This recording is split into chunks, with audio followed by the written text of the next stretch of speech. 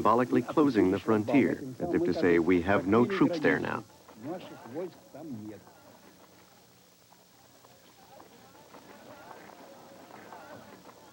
We assume that in the absence of major American forces in South Korea, no war could break out, because there was a united democratic front of 5 million in South Korea.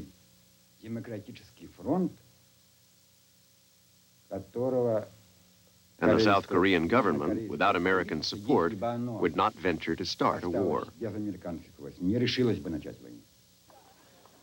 The South was in trouble. The economy was hurt by high inflation, and discontent was widespread. Order was maintained by the police. The police were very cruel. They descended where they would. They arrested frequently without warrants. The kind of justice that was dispensed relied very little on rules of evidence. It was not very just, and people were tortured to produce statements for the prosecutors. Rhee's police had to contend with many guerrillas bent on overthrowing his regime.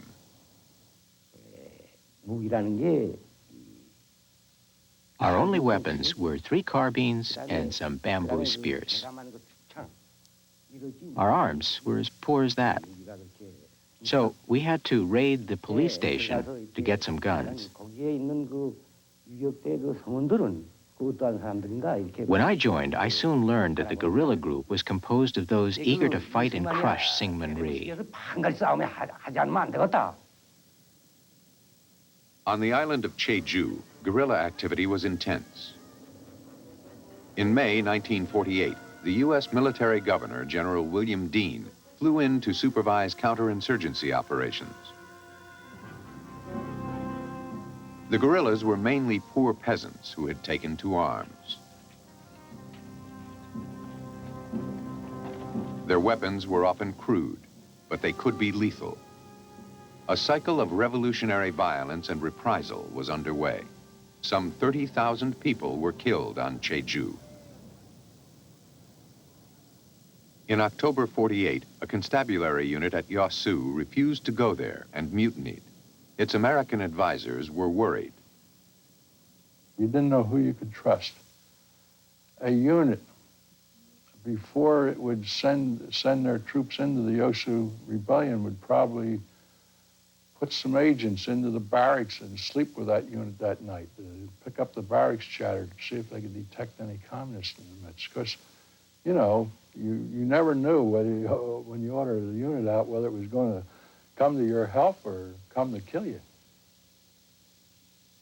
근데 그 반란 사건의 대대장 김지회는 Though Kim Ji-hui, the Yosu Rebels battalion commander, had been my student when I was principal of the military academy, I volunteered to command the expedition to suppress the guerrillas into the South Chiri Mountains. 전 대대의 부대를 총살할 때에 그 저의 가슴은 It hurt and broke my heart when I shot him and the whole battalion. 적은 적이요. 또 But they were enemies who wanted our country to become communist and were therefore unforgivable. 사람들 용서할 수가 없기 때문에 So I annihilated them before returning to Seoul. 저는 서울에 귀환을 했던 것입니다. Some troops in the South rebelled, others defected. In May 1949, 2 battalions of frontier troops defected north, including an officer whose doubts began 2 years earlier. 그리고선 1947년 3월이었는데 In March 1947, when I was company commander, I was ordered by the battalion commander, Sung Yo-chan, and our American advisor to suppress the riot in Ulchin and Gangwon province. As it was an order, I got my men into a truck and went to Ulchin. On arrival, I found some 40 peasants gathered there and an old woman with white hair whose face was swollen by malnutrition. She could not stand hunger any longer and had come to the country office, which had previously taken her grain away. and was entreating them in a pitiful voice to return her food. I asked myself, how can I call them rioters? Not all South Koreans who went north were army defectors. Some were guerrillas. A North Korean film shows some of them being surrounded and captured.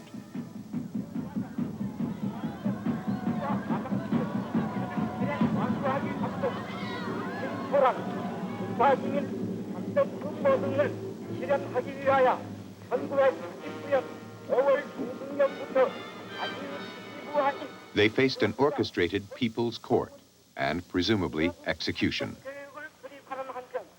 The North Koreans were early advocates of the power of film. The North gave close attention to its armed forces and their ability to strike hard in the heavy seesaw fighting across the 38th parallel, which increased sharply in the summer of 1949. While the propaganda units sometimes worked overtime, there was real fighting involving thousands of troops and artillery. Incidents increasingly broke out.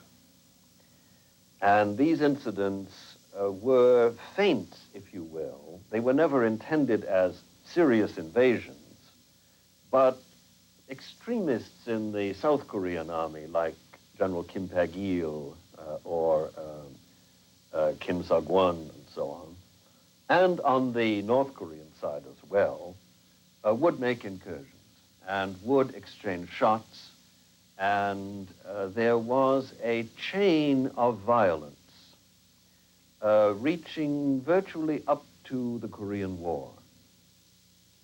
Rhee and his top officers, many of them Northern exiles, wanted to march north. This letter to his American advisor later fell into North Korean hands. What Rhee was saying to me, and he said it very explicitly and very clearly, is that North Korea should be recaptured by force of arms to fulfill the United Nations mandate that the Republic of Korea government was the only legitimate government on the Korean Peninsula, to fulfill the ancient nationality of Korea. And he went on to make it perfectly clear that it was impossible for him to do anything without the sanction of the American government. The U.S. kept Rhee in check by denying him offensive weapons. When the U.S. pulled its troops out of South Korea in June 1949, it left behind advisors and only defensive weapons. Washington planned to appeal to the United Nations if South Korea were attacked. But the world's attention at this time was focused on Europe. On Czechoslovakia, where in 1948, a Moscow-inspired coup solidified Soviet influence.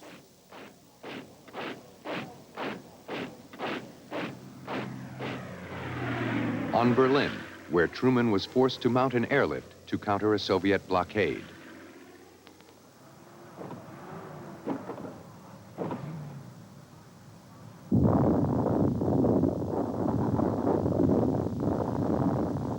And on the Soviet Union. In August 1949, it broke the U.S. monopoly on the A-bomb.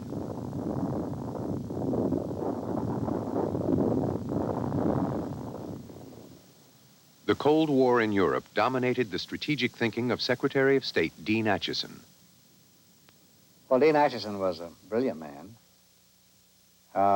His interests really were concentrated in the North Atlantic in terms of his own strong sense of personal commitment.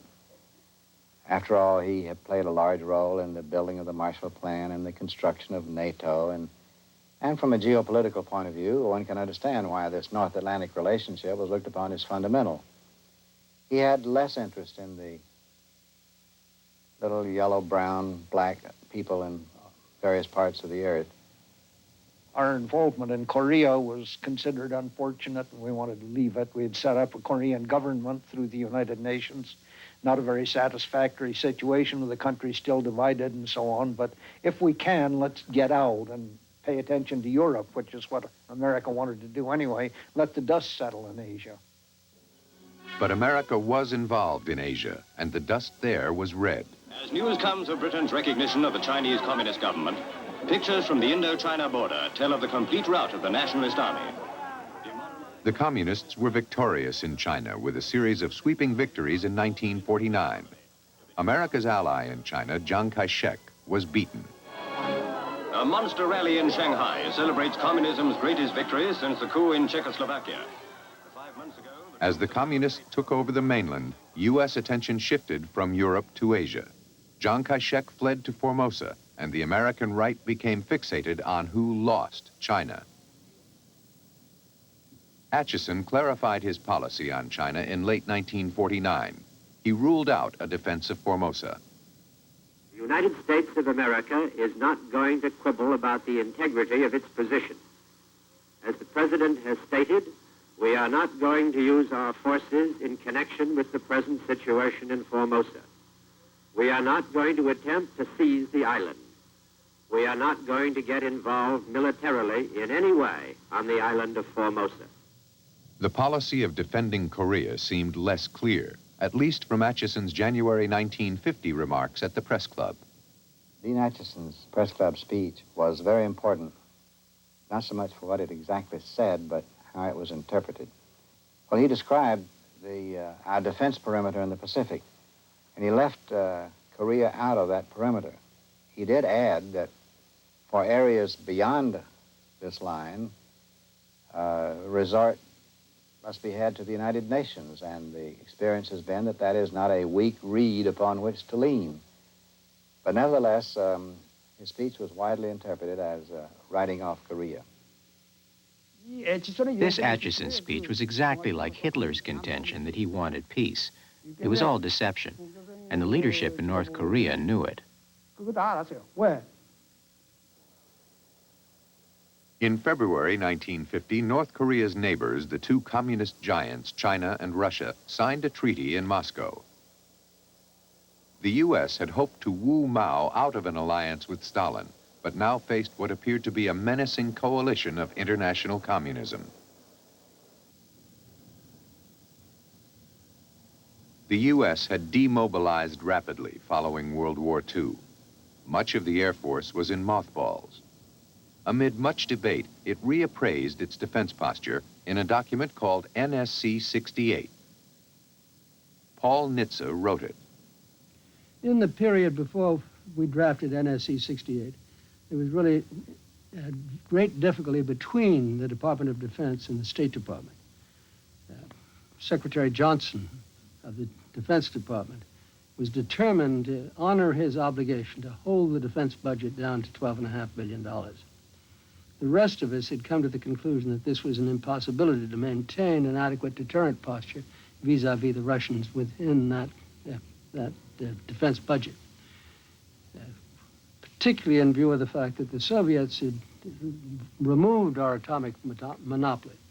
They just tested an atomic bomb, and the Chinese communists had consolidated their position on the mainland of China.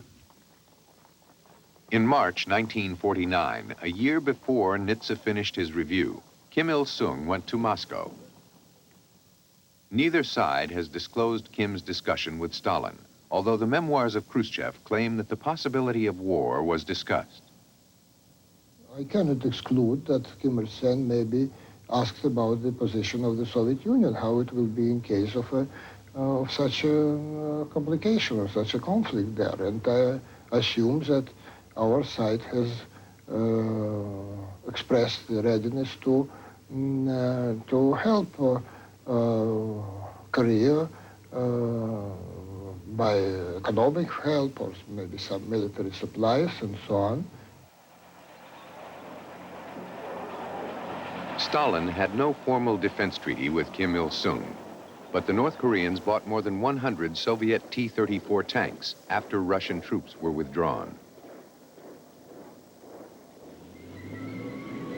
By 1950, the Soviet tanks had arrived in North Korea.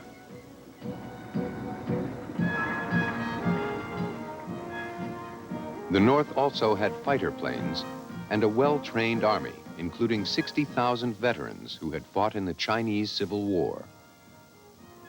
The Northern Army was larger than the South's, though the South had a larger population. But the South's forces had expanded rapidly with U.S. aid, though no tanks or combat aircraft. Military activity intensified on both sides of the 38th parallel. We in Pyongyang came to notice the possibility of war I cannot say exactly what time, but probably sometime late in 1949 or early 1950. And I happened to live in the neighborhood of one of those centers, therefore we could see that great deal of mobilization was going on. And these led us to believe that some great event was going to happen. Então, eu estou dizendo, repetindo novamente, 48 já começava transporte de canhões, armas. The North was prepared, as I said, from 1948 onwards. There were trucks with big guns moving about, arms, everything. Anyone could understand what was going on. Ninguém percebeu. Talvez Maybe the South Korean military knew what was happening in the North, but the people of South Korea were caught by surprise. In Japan, General MacArthur argued, like the American right, that the focus of the struggle between East and West was in Asia, not Europe, and that the time had come to contain and maybe roll back the tide, including rehabilitating Japan.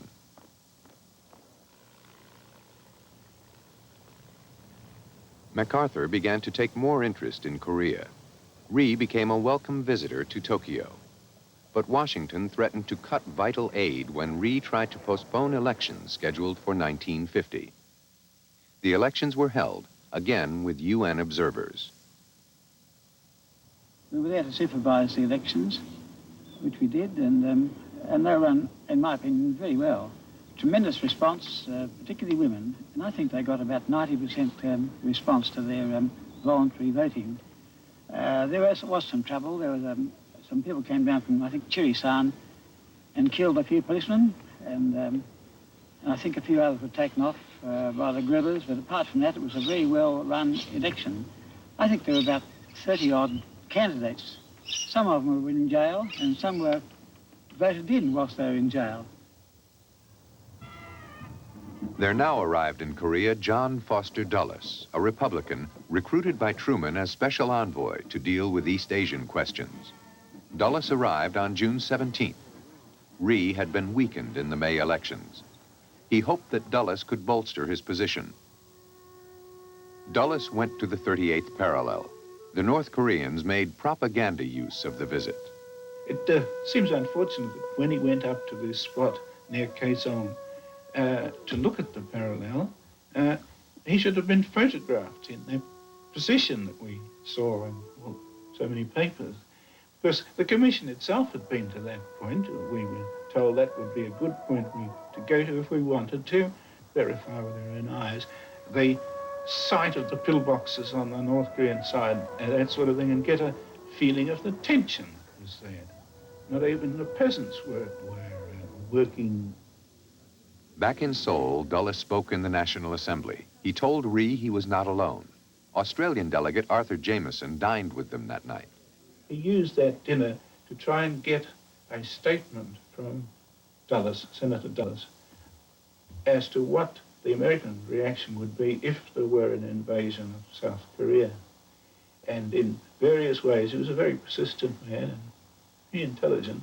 He came at this question from various angles throughout the course of the evening, trying to get Dulles to say something that could be regarded, obviously, as a commitment. And he didn't get it. Dulles went on to Tokyo to confer with MacArthur about a Japanese peace treaty. Reports on what he agreed to in Korea conflict. He did not seem unduly alarmed. In June, 2 Australian UN field observers inspected the 38th parallel on the southern side to check on any preparations for war. They made a 9-day tour in the company of South Korean officials. There was talk amongst some junior officers that they wanted to go belting north to get this thing over, but we could find nothing more than just that attitude. We didn't see any concentration of troops anywhere. We didn't see any concentration of stores, equipment, guns, ammunition, food. Nothing was stored forward. And they were very limited in the guns. They didn't have any heavy artillery. The Americans had kept them well under control, and they weren't armed for an invasion.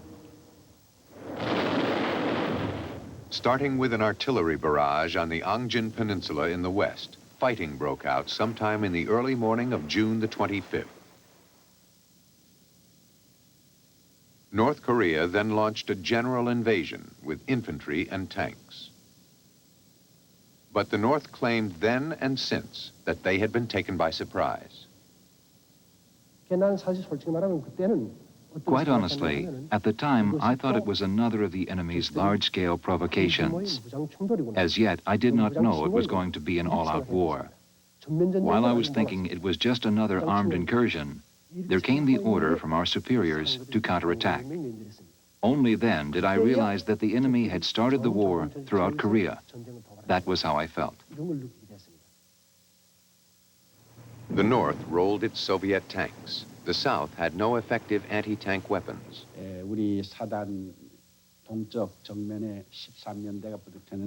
On the east side of our division, the 13th Regiment was challenged.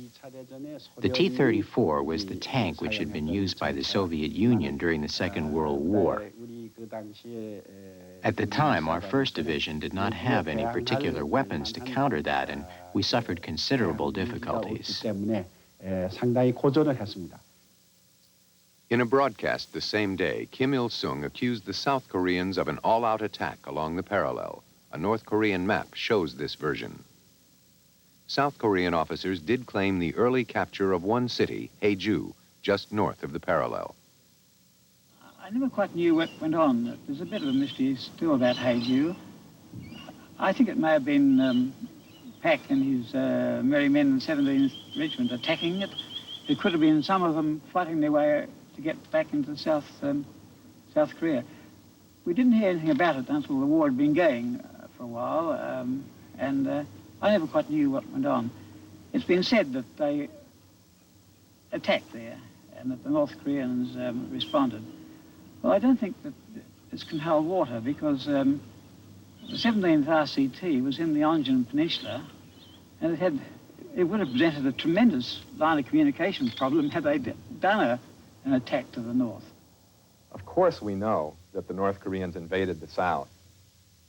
The question is, what's the meaning of that invasion? In my view, the North Koreans had their tanks greased up, their artillery fused, and their planes ready long before the Korean War began in June 1950. I think what happened, in fact, was that in the summer of 1949, the North Koreans were confronted with a situation where they might well have to fight. In my view, the North Koreans are not ready to fight in the summer of 1949. And I think what they did was to develop a strategy to launch a preemptive assault, or perhaps an assault that came with a minor provocation. Maybe they were waiting for the first southern provocation of the summer of 1950. But in any case, their strategy was a blitzkrieg. As people fled from the fighting, North Korean tanks thrust toward Seoul. News of the fighting reached Washington on a Saturday evening. Truman was at home in Independence, Missouri.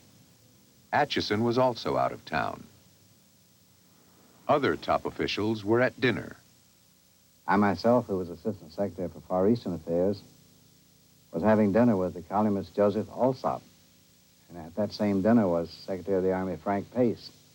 An officer came in and conferred with Dean Rusk and myself, advised of what had happened.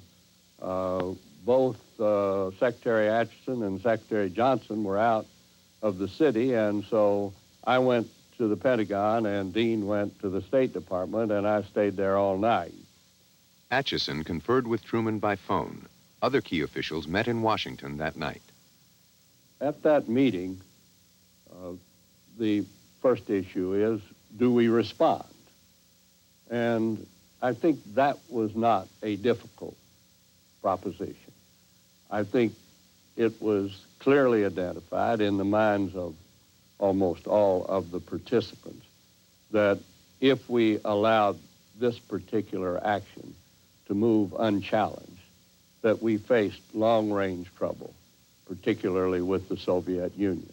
That was the evening in which we decided that the first thing we should do is to take this matter to the United Nations.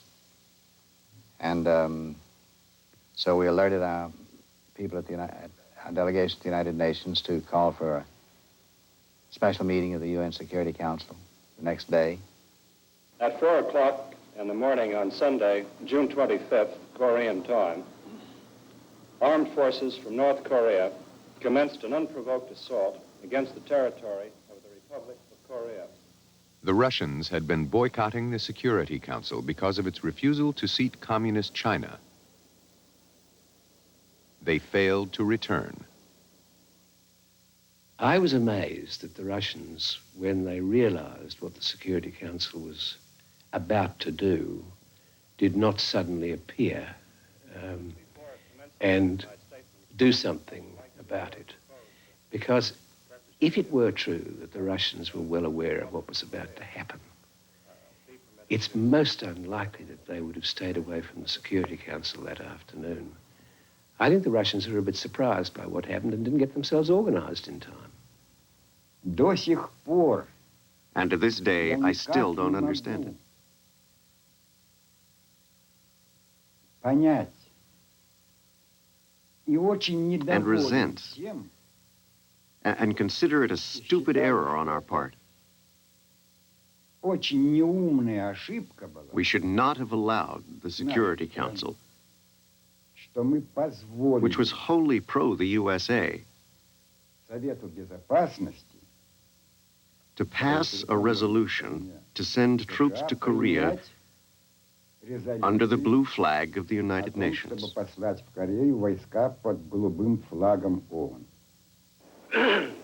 At midnight yesterday, I was informed that the conflict appeared to have broken out in Korea.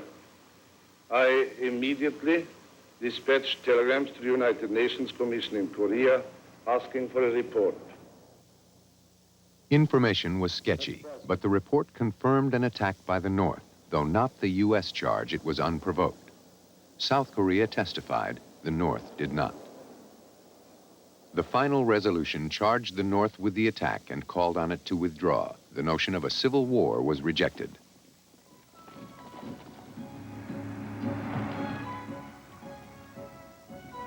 In the areas the North Koreans occupied, sympathizers emerged to join them, and people's committees were set up.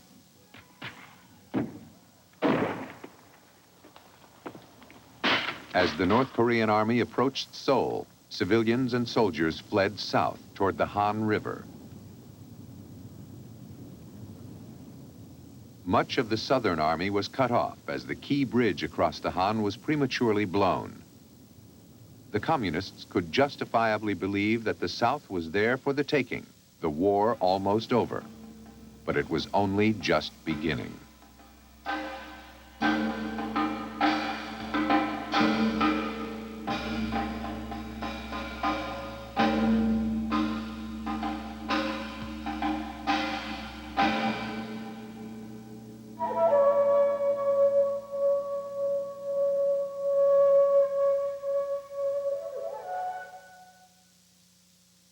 Next, on Korea, the unknown war. June 1950, Seoul falls to communist North Korean forces. The fact that communist forces have invaded Korea is a warning that there may be similar acts of aggression in other parts of the world. The United Nations acts quickly, committing forces to Korea. The United States sends General Douglas MacArthur. His strategy was simple. An arrogant display of strength, which would cause the North Koreans to immediately recoil. And we all thought, now the Americans are in, it'll be over. We didn't have the whole story, at least at my level, and from that moment on, we were fighting for our lives. Just 5 years after World War II, were American forces capable of winning a war on the Asian continent? Next, on Korea, the unknown war. Korea, the unknown war, will continue in a moment. Please stay with us.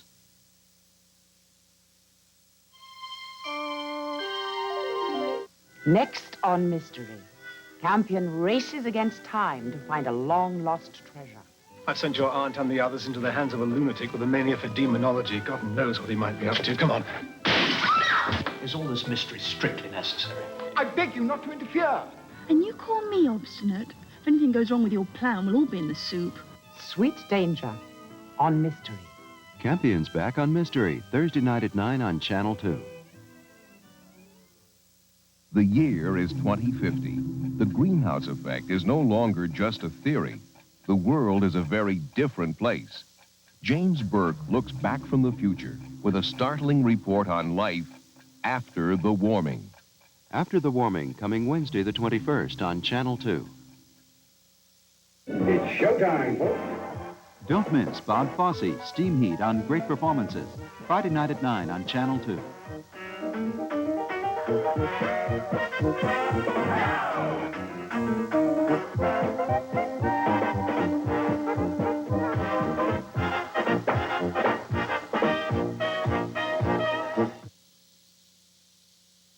The following program was made possible by the financial support of viewers like you. June 29th, 1950. Seoul, the capital of South Korea, had fallen to the North Koreans. Half the Southern Army had been destroyed or trapped by the blowing of the bridges across the Han River. The bridge, of course, was blown too early. Our troops should have had a chance to get across it with their equipment, especially their transport, their artillery. And the best accounts that I got later is that approximately 1,000 people were killed on that bridge. I know I looked at the steel beams and could see the pattern of a body, which is the same as in the atomic blast, how you can see the patterns of objects and all after the blast. With the South Korean army disintegrating, the Far Eastern commander, General Douglas MacArthur, flew to Korea. He was met by U.S. officials and by the elderly president, Syngman Rhee. Rhee knew how to appeal to American emotions. "We are in a hell of a fix," he told MacArthur. MacArthur decided to see for himself. What he saw made him contemplate defeat in Korea and in all of Asia. He later wrote, "I watched for an hour the pitiful evidence of the disaster I'd inherited. In that brief interval on the blood-soaked hill, I formulated my plans. They were desperate plans indeed, but I could see no other way except to accept a defeat which would include not only Korea, but all of continental Asia. I hoped by an arrogant display of strength to fool the enemy into a belief that I had greater resources at my disposal than I did. Less than a year after the army had left, Americans were coming back.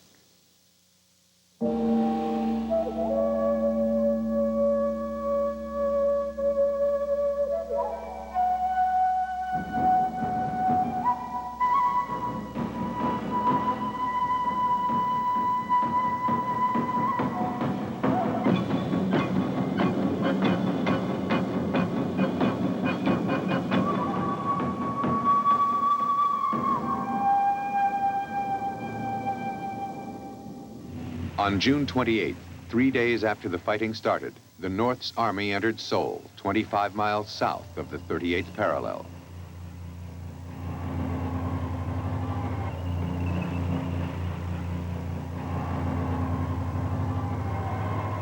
칼 들고 정말 이 날색에 내려가서 국기계인데 하늘 높이 공화국 깃발을 휘날리게 됐습니다. Our gunner sprang off the tank and hoisted the flag of the People's Republic of Korea to the top of the pole.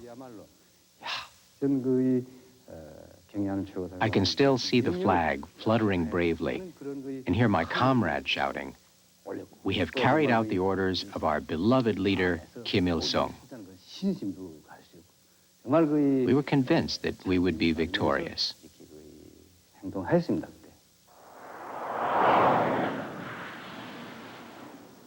2 days after the attack, President Truman committed the Air Force and the Navy to Korea. The U.S. feared this was a prelude to Soviet attacks elsewhere, and Secretary of State Dean Acheson was determined to confront any aggression. It is now clear to all, if indeed it was not clear before, that free nations must be united. They must be determined, and they must be strong if they are to preserve their freedom and maintain a righteous peace. There is no other way. There was no declaration of war in Korea. Congressional leaders urged Truman to act on the basis of his presidential powers. He did. It was called a police action. Truman said he was acting in support of UN resolutions. The first, on June 25th, accused the North of an armed attack on the South and called on it to withdraw to the 38th parallel. U.S. influence in the UN and the continued absence of the Soviet delegate enabled the passing of a second, tougher resolution on June 27th, which recommended the members of the United Nations furnish such assistance to the Republic of Korea as may be necessary to repel the armed attack and to restore international peace and security in the area. The Security Council voted 7-1 for the resolution with 2 abstentions. The resolution of the June 27th was very important indeed, because it really was the basic operative resolution upon which the UN, from that point of view, carried on a collective action, the first in history by an international organization. Although their troops came later, Canada, Britain, Australia, and New Zealand offered help within days of the UN resolution.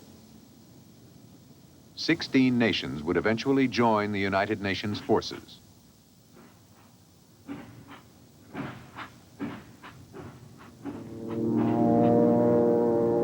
U.S. aircraft were the first to arrive. They were restricted to the area south of the 38th parallel, but Truman lifted this ban after a day. The Air Force could then roam virtually at will.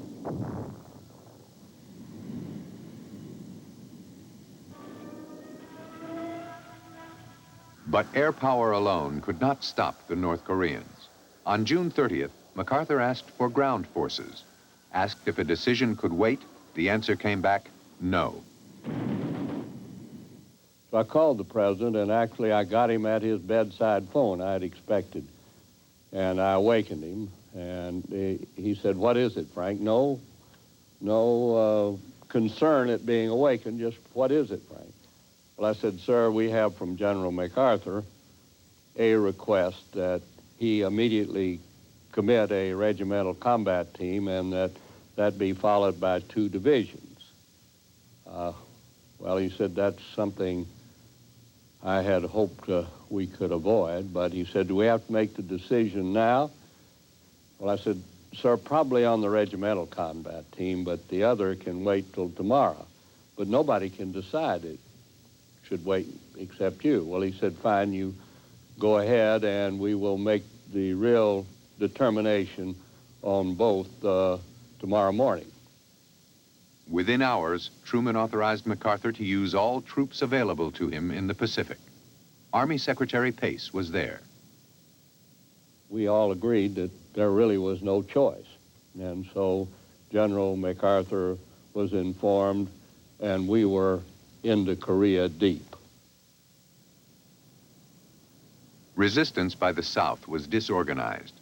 The North had moved with less than half its army mobilized. Heavy summer rains hampered tank movements. Although advancing in the east, it had to halt in the west. Southern Army headquarters at Suwon had no real idea where the North Koreans were. The South Koreans had a chance to catch their breath. President Rhee abandoned Seoul and escaped south, with barely a government for the UN to defend. Rhee took out his frustration on Americans. But he was angry, and he shook that finger at me, and he said, "Where is the weapons that your Congress has authorized for me?" And of course, I had explained to him all about lead times and so forth. But he said, "I'll never forgive you Americans," as he shook his finger in my face. Some of Rhee's troops fled, some stayed and fought, but the North's tanks were daunting. 소리만 들리면 이건 뭐 대항할 길이 없으니까. We were really frightened by the North Korean tanks, even the sound of them. Whenever we heard them, there was nothing we could do, except in desperation, some of our soldiers grabbed hand grenades and explosive charges and threw themselves at the tanks in a suicide attack. It was like a fight between an adult and a child, just like throwing eggs at a rock.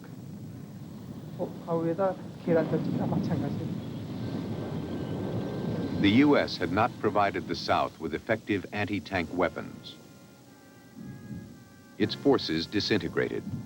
At least 2 divisions threw away their arms and joined the stream of refugees heading south.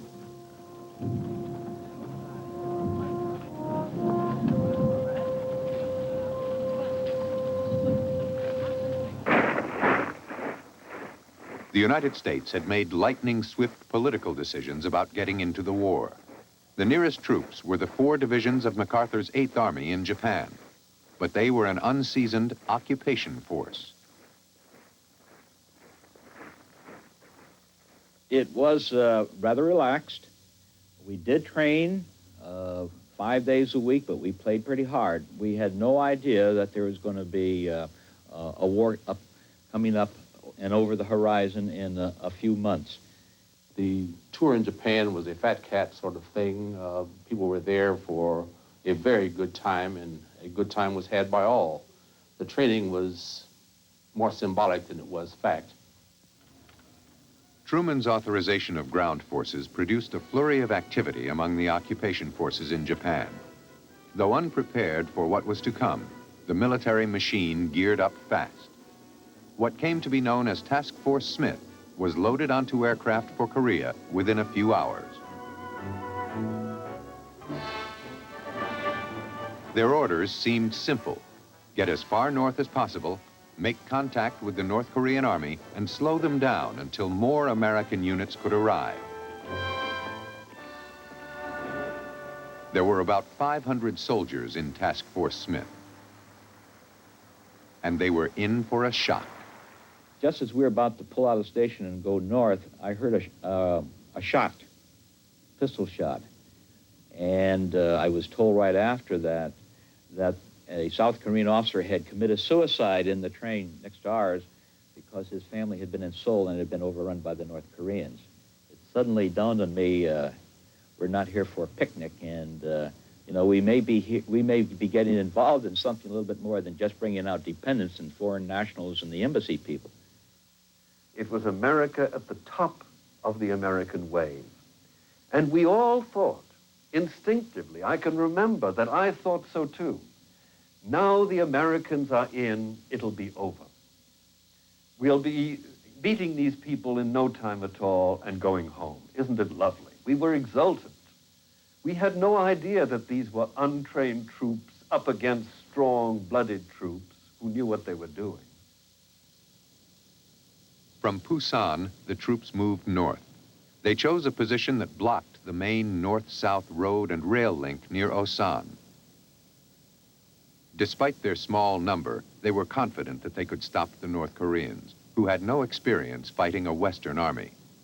On July 5th, Task Force Smith dug in.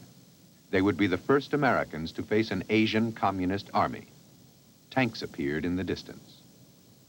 Task Force Smith was supposed to be an arrogant display of strength, which would cause the North Koreans to immediately recoil when they saw who they were facing. We thought that we could certainly stop the tanks. Their anti-tank weapons could not stop the North Koreans. The T-34 tanks simply drove through their positions.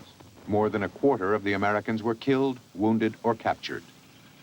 The North Korean infantry then started to come up. Some started coming up the front of us, and it was raining, drizzling, cold, and we started taking casualties, and then we knew we were in trouble. 놈들은 겁에 질려서 우리하고 맞설력을 하지 못하고 When we charged the Americans, they were too frightened to resist. They threw away their guns, held up their hands, and begged for mercy. We didn't shoot those who were begging for their lives, but ruthlessly shot those who were resisting. and people started getting killed, you know, terrible emotional situation for every man there, 300 to 400 of us. So I, you know, my God, we're going to miss the regimental party next Saturday night. We're not going back to Japan, you know. We didn't have the whole story, at least at my level, and from that moment on, we were fighting for our lives. By late morning, the battle was over. North Korea had scored its first victory against the U.S. Army. After the battle, we rested and had a meal. Dead Americans were lying all over the place with their mouths open.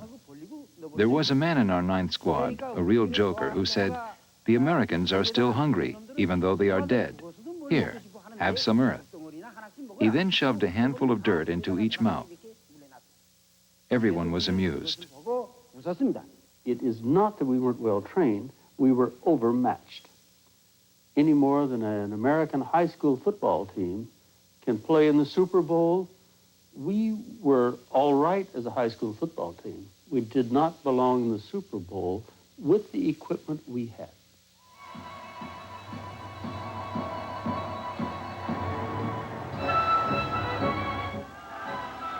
The Northern Army's first act was to release political prisoners.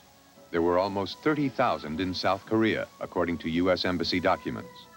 In Seoul, the new administration was based upon a People's Committee made up of Southern communists who had taken refuge in the North and National Assemblymen who had remained in Seoul. It was okay during the initial period, from a week or two, nothing happened. We even approached to them and talked with them. There were all kinds of communist cadres, members with their red armband on the street, trying to explain how South Korea started war, and here was, after all, the North Korean army trying to liberate the motherland of southern part. It's to be accomplished in 3-4 days.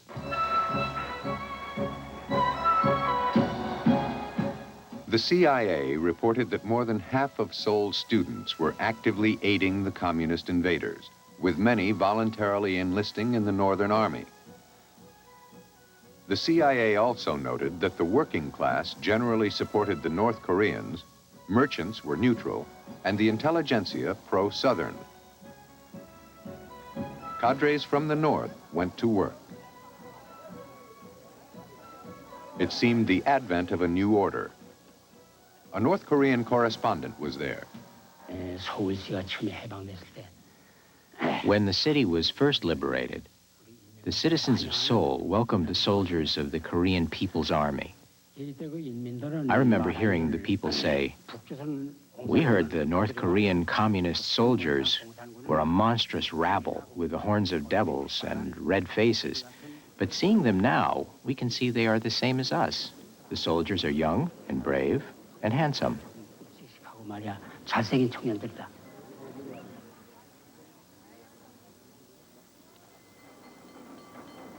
In the rush to leave Seoul, American diplomats had failed to destroy some sensitive documents. In those days, nobody had invented a shredder. They all had to be burned on the roof. The only unfortunate omission that we made was that we failed to burn the personnel records, which were not classified. But the North Koreans got hold of those and made great use of them in going after the people who had worked for us. They have a so-called People's Code.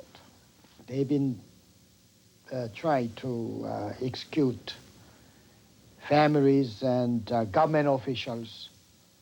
They bring them out, and a lot of communist sympathizers or communists right on the street. They sit on, and they start, "This is government official so-and-so, or government families of government official so-and-sos, and ladies and gentlemen, what are you going to do with this Mr. Kim so-and-so?"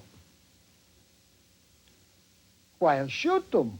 Well, what are you waiting for? You shoot them. Any objection? There is not a single objection. Who has courageous enough to raise voice and no, he's a good man, don't shoot type. There's not a single one, because he will eventually get shot at if he behave and talk like that. So they shoot, they killed hundreds and hundreds of innocent people through the People's Code. The North imprisoned many. Thousands more fled the terrors of revolutionary justice and the fighting. On July 7th, the Security Council asked the U.S. to appoint a commander for the United Nations forces in Korea. Truman chose MacArthur. A few days later, Syngman Rhee placed South Korean forces under UN command. The Australian Air Force was already in action. From our high perch, it's not easy to sight objectives, but the Aussie pilots seek out the gooks like hounds on the scent. People have forgotten that in those days, before and for a while after, the United Nations really mattered in this world, and that it did have considerable authority in various areas. And our commitment to Korea, partly because the Americans were involved, yes, let's not be silly about that, but it was, I believe, just as much a feeling that we should get into the business of collective security in the United Nations. Collective security was a phrase which also appealed to the British Labour government, but Britain was short of troops and money. We were committed to 7 divisions in Germany, and the chiefs of staff were at their wits' end to know how we were ever going to find that number. So their first advice was that we could not send any forces but one, and that was the ships on the Far East Station of the Royal Navy, that is, those based in Singapore and the advanced base in Hong Kong. The UN forces were eventually bolstered by contingents from all 5 continents. English-speaking nations rallied quickly, and Syngman Rhee was grateful. On behalf of every Korean man, woman, and child, I want especially to thank American, Australian, and British soldiers, sailors, and airmen who daily and nightly risk and give their lives in this distant land so that liberty and freedom shall not perish from the earth.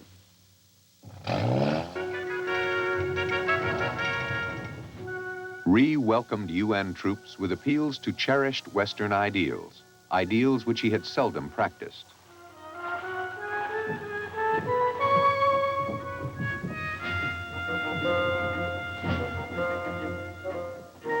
The mobilization of the West was inspired by a fear of communist aggression in the 50s, and the unopposed aggression that brought on World War II.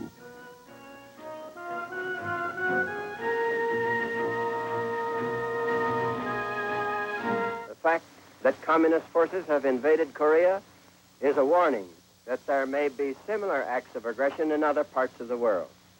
Free nations must be on their guard, more than ever before, against this kind of sneak attack. The free nations have learned the fateful lesson of the 1930s. That lesson is that aggression must be met firmly. Appeasement leads only to further aggression and ultimately to war.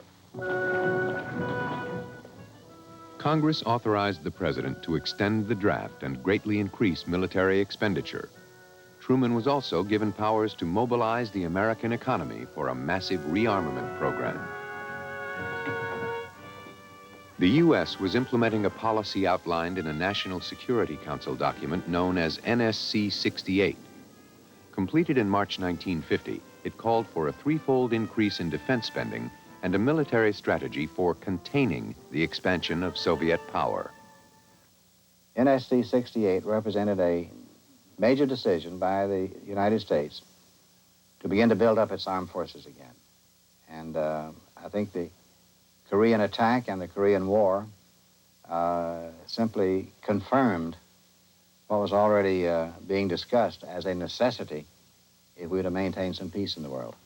And Mr. Truman, when he approved NSC 68, did not approve anything having to do with the budget, but he approved the conclusions, but he directed that the various agencies involved should do a detailed budgetary estimate. And that estimate had not been completed at the time that the North Koreans attacked on a Sunday into South Korea in surprise. And it was only after that attack from North Korea that really people proved that we go forward with a real program. The Americans and South Koreans had been pushed back about halfway down the southern part of the peninsula. Arriving American units were moved up in an effort to delay the North Koreans and to counter increasing guerrilla attacks and infiltration. American forces were now commanded by Major General William Dean, the military governor during the U.S. occupation of Korea. For North Koreans, Dean's return symbolized America's re-intervention in their civil struggle. The Americans came before, after the defeat of the Japanese.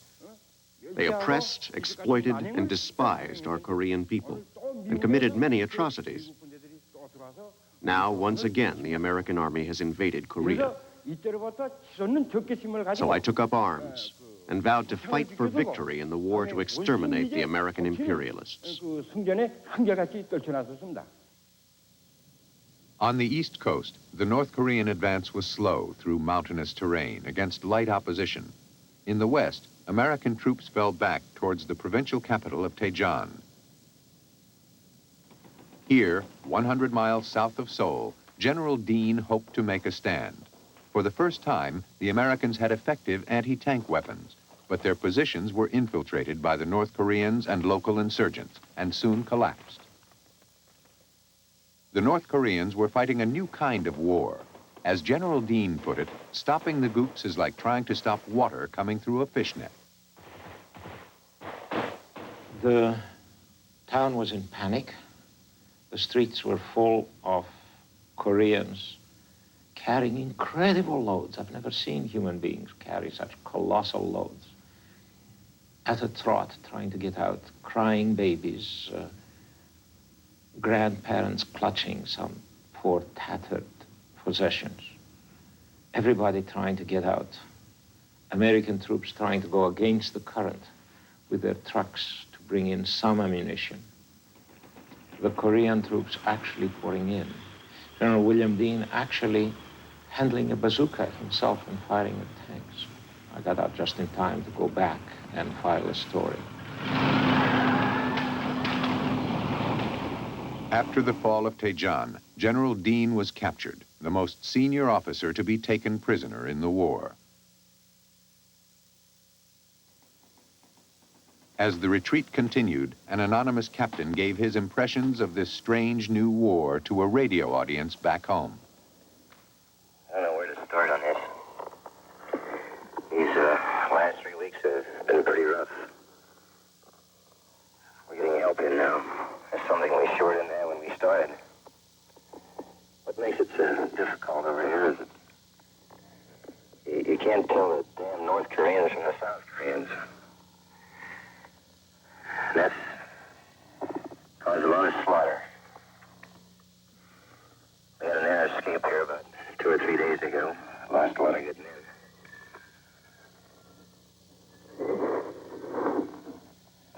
I hope we never get into a scrape like that again. This affair is more than a police action. It's something gigantic. By now, it was a full-scale war. The North Korean 6th Division swept through the southwestern provinces, where there had traditionally been the greatest resistance to the re-government. The speed of their advance was helped by the lack of opposition. People's committees were established, and land reforms, similar to those in the north, undertaken. This was supported by the peasantry. Many people rallied to the new regime. Opponents were purged or killed.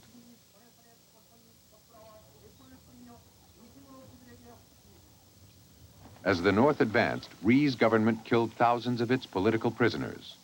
I saw the South Korean police escort out men and women who were tied together and then forced into trucks pretty brutally. And we evacuated the town, and since the road was being mortared and shelled, we elected to go through the paddy fields, and there were these people that I'd seen that morning, plus another 70. They might have been brought out the previous day, for all I know, who had been killed. Another incident was witnessed by British photojournalist Bert Hardy.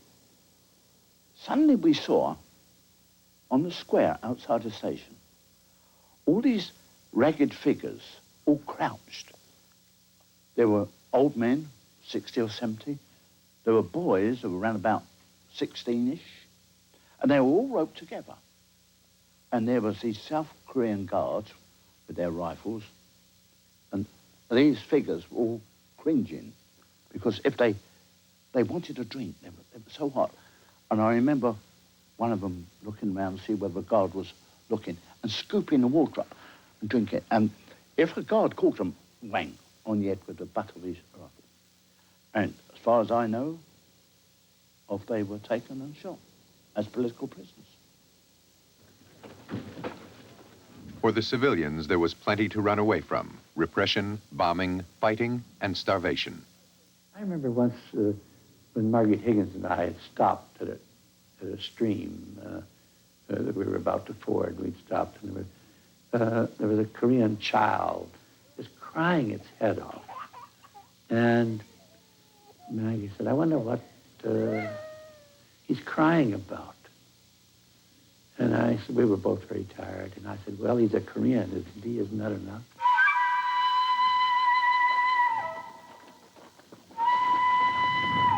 American troops found it difficult to distinguish friend from foe. The North Koreans had infiltrated refugee columns, and in the ensuing confusion, innocent civilians became casualties. One American general commented, "If they look organized, shoot at them. It can't be us." When we arrived there, it was a country, or at least Busan, where we arrived, was a situation of shambles. We arrived there into a dock strike, and we overcame that, of course, by commandeering the equipment and unloading our equipment onto a commandeered train, and we went to the war zone with commandeered engineers who took the train north. Lieutenant Bussey entered the war zone in a segregated unit, soon encountering several hundred enemy troops. He manned 2 machine guns himself and later helped bury 258 North Korean soldiers. He was promoted to captain and awarded a Purple Heart and a Silver Star. Some feel a recommendation for a Medal of Honor was denied because of racism in the Army. President Truman had encouraged desegregation in 1948, but the Army in 1950 still contained segregated units. Generally speaking, I feel that the Army had made no moves toward desegregation. The Air Force had, and they'd done a very effective job at it. But the Army had done nothing. And we went to Korea, we went there as second-class citizens. Second-class leadership, third-class training, fourth-class morale. All units available in the Far East were rushed to Korea. One was the 29th Regiment, shipped from nearby Okinawa. 3 days after it arrived, its 3rd Battalion was ambushed. Private James Yeager was taken prisoner. The first man they interrogated was a master sergeant, and he abided by the Geneva Convention, and he just gave him rank, name, and serial number. And this Gook slapped the table and screamed at him and threatened him with American 45 and told him he wanted to know about the artillery. And the master sergeant told him again his rank, name, and serial number. So he says, you lie, you die. And he asked him again. And the sergeant repeated his rank, name, and serial number again. They proceeded to take him outside this building that they had us quartered in, which was a little church. There was no furnishings in it at all. And they blew his brains out with an American 45. He come back in, and then he asked the next man about artillery. He says, hell, we got a whole goddamn division of artillery back down there. And he seemed to be pacified with that. Almost half of Yeager's unit of 945 men had been killed or wounded in the ambush. They only took about 80 prisoners. And with talking to some of the guys that come in the next day or that had been captured at different locations that day, the North Koreans were playing Bob the Apple with some of them over on the river. The guys got into the river and they were pushing them with sticks, and then they'd come up and they'd push them with sticks again. They were shooting them. They had guys out in the fields that they were shooting. Some of them, they tied ropes around and run them up and down the road behind the Jeep, drug them up and down the road. They buried a bunch of Americans that were wounded alive. Real humanitarians. Real humanitarians. The Nakdong River formed the western boundary of the area to which the UN forces had retreated. The North Koreans pressed in on them from the north and the west through Taejon and Chinju. Guerrillas infiltrated through the lines. At the end of July, UN forces retreated across the Nakdong River and destroyed the bridges. They were now hemmed in what became known as the Pusan Perimeter. If the UN didn't hold the line, its troops faced evacuation.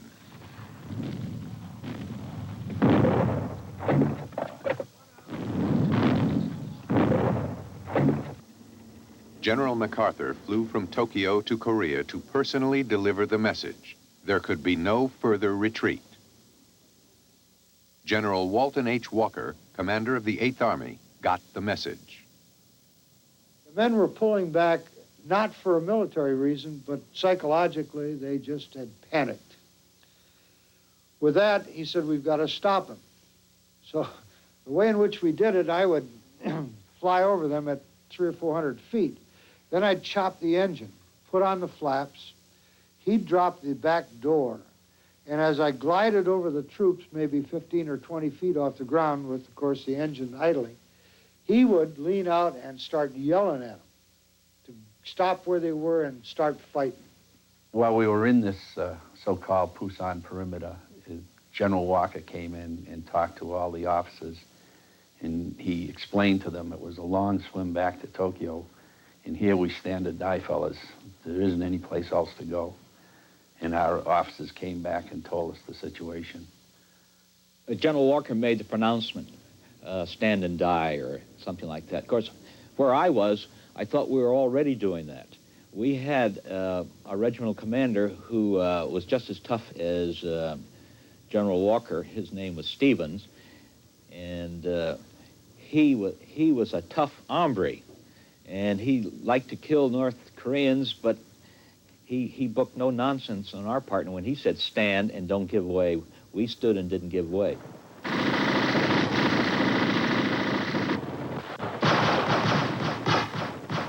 At the end of July 1950, UN forces desperately defended the Pusan Perimeter in Southeast Korea. There was a risk of losing it. There was also a risk of a wider war in Asia. Before the war, Secretary of State Acheson had set a U.S. defense perimeter that included Japan. It was now extended to include not only Korea, but Formosa, today known as Taiwan. Mao's communists had taken the mainland the year before. Chiang Kai-shek and the nationalists had retreated to Formosa. As the Korean War began, Truman ordered the 7th Fleet into the Straits. He hoped this show of force would prevent either side from launching attacks and possibly drawing the U.S. into a wider war in Asia. The government on the mainland saw this as aggression, the nationalists as a sign of support.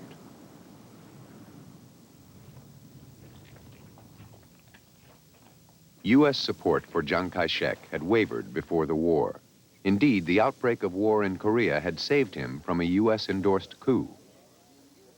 In the week preceding the North Korean attack, we had some reason to think that there might be an effort in Taiwan to take over the government by some of those in the military forces.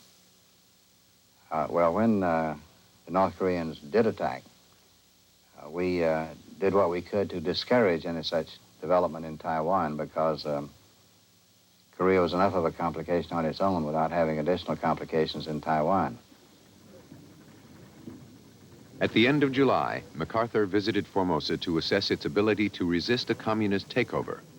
MacArthur supported the Joint Chiefs, who had recommended using nationalist forces to break up hostile communist forces now concentrating on the mainland.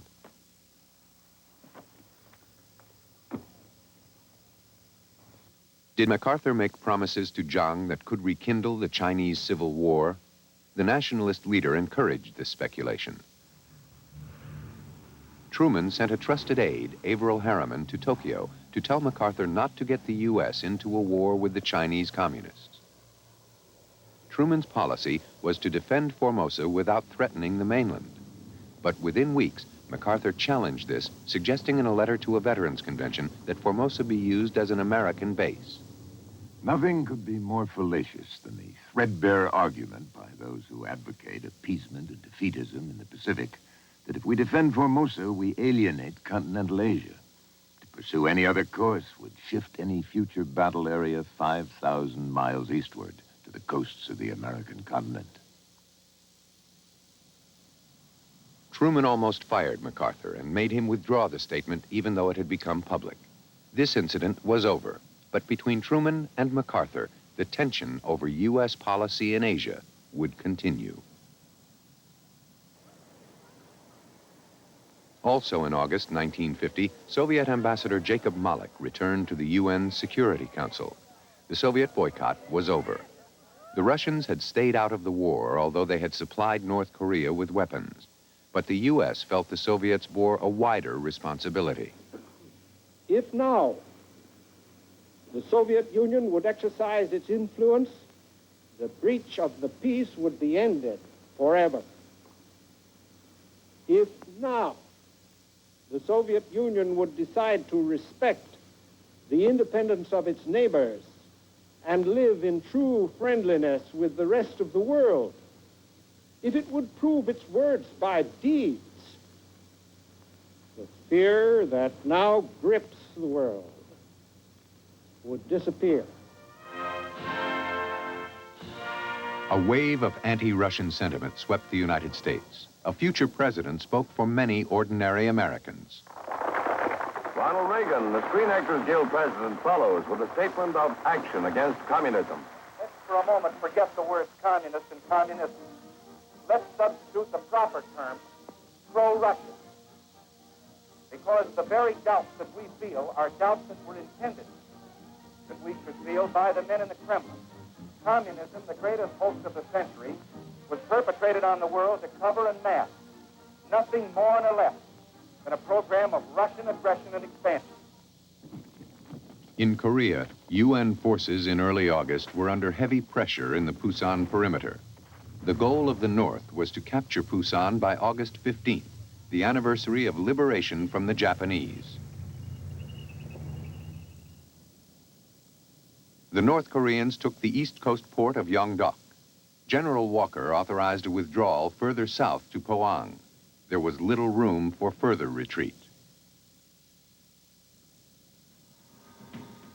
Americans had developed a respect for the North Korean soldiers. North Koreans were extremely well trained. They were extremely well organized, and they were tremendously motivated. They were there to make the fatherland look better, and they did. They had determination. They had everything that a soldier needs to acquit himself well. America's answer to North Korean determination was firepower, and the pipeline, as the logistics support system became known, delivered increasing amounts of equipment.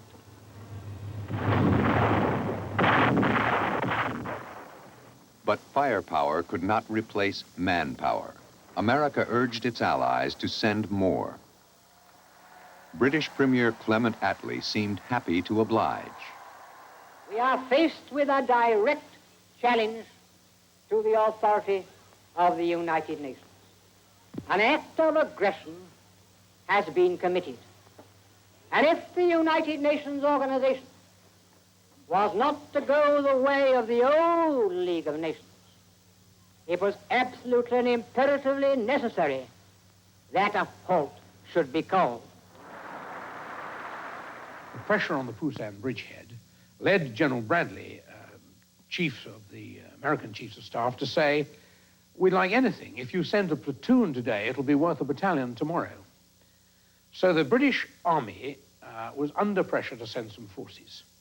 They said, very well, we will send the British 29th Brigade, which is the Imperial Strategic Reserve. And they began to get them together, which meant calling up reservists and possibly extending national servicemen. And then they said, how long will they take? This was in August. Oh, they said, we think they'll be ready by November. Well, an exclamation mark was the response to that in Washington. Britain bowed to the pressure and sent troops from Hong Kong to Korea at the end of August. We heard the skirl of bagpipes. Of course, we hurried up onto the pier. And the British had formed up and were just beginning to march up to the train to take them to the front. They had on their hobnail boots. It was a cobblestone road at the head of the pier.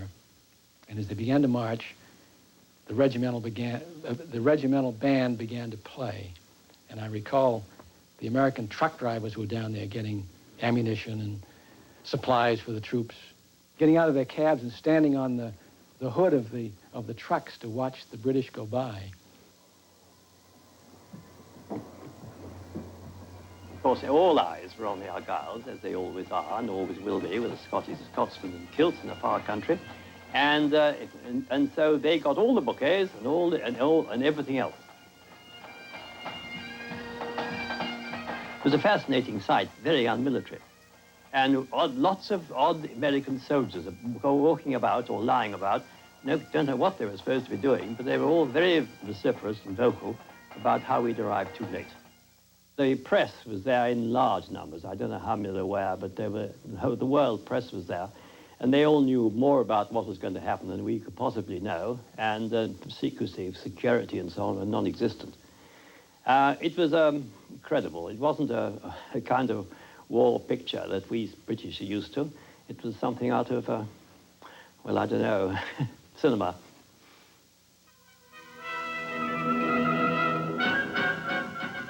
It was easier to get planes into action than ground troops. The UN continued to exploit its dominance of the air. The power of its strategic bomber force was formidable against a small country without an effective air force. All of North Korea and the occupied South was at the mercy of the B-29s flying from island bases in the Pacific. The effects were devastating. Almost every day they came and attacked some of the military installations and some of the places that they thought important for the war. And then later on, they started bombing the whole city.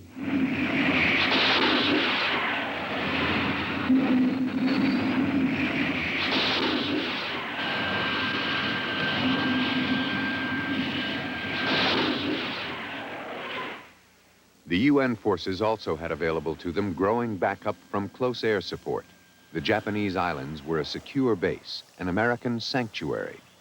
Aircraft operated both from there and from carrier groups around the Korean coast, day and night, attacking supply lines, factories, towns, and villages.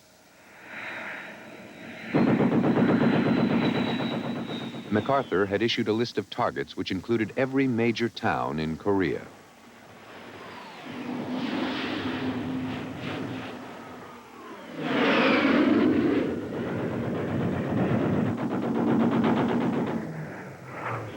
There was a clear policy to stay well clear of Korea's northern border. But some pilots violated their orders and strafed an airfield inside China and another inside the Soviet Union.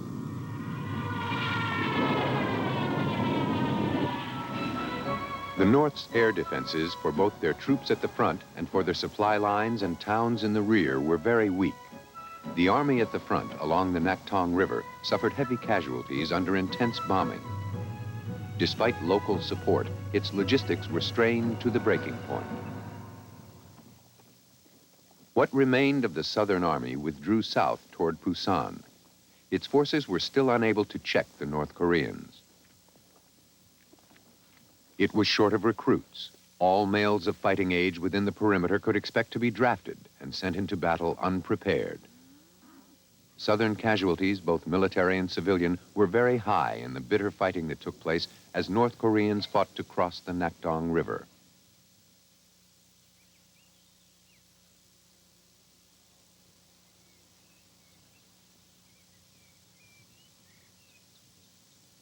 이 The battles of the Nakdong River were fierce. The river was running fast and deep because of the heavy rain, and this made the crossing difficult. In order to cross the river, we collected wood, bamboo poles, and other materials. I myself used 2 wooden poles about 6 feet long. I tied these together with straw rope. Then, with my chest resting on the connecting straw rope, I swam across the river.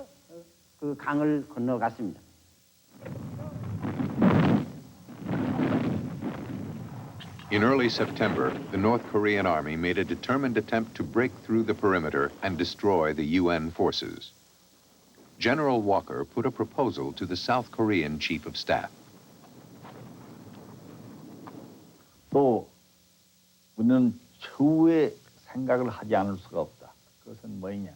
If we are unable to hold Busan, we will have to consider a plan for the evacuation of South Korea. We will take 2 divisions of the Korean Army and about 100,000 civilian refugees to a U.S. territory. 갖고 있는 영토에 후송도 해야 되겠고 교육도 해야 되겠다. I was stunned by this and immediately reported the conversation to President Ri, who was visiting the front. 이 사실대로 보고를 드렸더니 이승만 대통령께서 President Ri said, no, I will not allow even a single Korean to be evacuated from our homeland. 또 It is simply inconceivable for us to leave. General Walker can evacuate all the American soldiers he likes, but the Korean Army and people will fight to the last man, to the end. 마지막 일순까지 싸워야 된다. North Korean propaganda film maintained that morale was high, but their momentum had been halted. The North Korean leader, Kim Il-sung, must have known that time was running out. Southern civilians were enrolled by the North to move supplies over a transport system under constant attack. Some resisted. Usually it happened at night. And what my mother did was, is when they rush into the house, they count the number of the mattresses. And they say, well, there's 5 mattresses, why there are only 4? One must be hiding somewhere. So my mother did not sleep with mattress because I would use it, and she would sleep on the floor without it. And I would either run or go back to the hall, or they disappear to neighbors. Then they would count, and there were only 4, and there were 4 are countable, you see. This happened.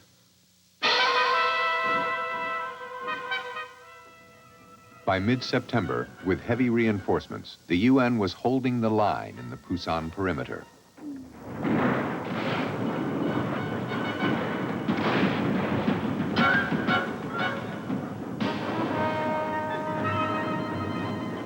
But after almost 3 months of fighting, the war had taken a terrible toll.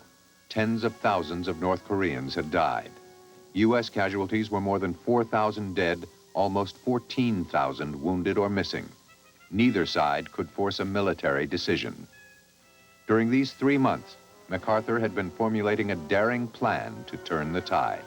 MacArthur had gone to Korea within days of our involvement, but he came back with the firm impression that to turn this thing around, it would be necessary to land in the rear of the North Korean army in what is literally called a turning movement, and force the North Korean army to fight on a new front. At a meeting back in early July, MacArthur had outlined his plan. Arthur went to a wall map of Korea. He tapped it with his stem of his corncob pipe. He said, if I once again had the 1st Marine Division, I would land them here. And he tapped the port of Incheon. Incheon was the main port on the west coast, only 20 miles from the capital, Seoul. North Korean supply lines could be cut by a seaborne landing, which would recover the nation's capital. But first, he'd have to convince the Joint Chiefs of Staff. MacArthur had difficulty selling the whole Incheon invasion to the chiefs, and the chiefs came out to be briefed by MacArthur on his plans for an invasion. They didn't know where he wanted to go at that time, and I think they were rather surprised at his bold moves. Their initial reaction was dead set against such an invasion. I sat the back and listen. And I was surprised and charmed, as I think the chiefs were.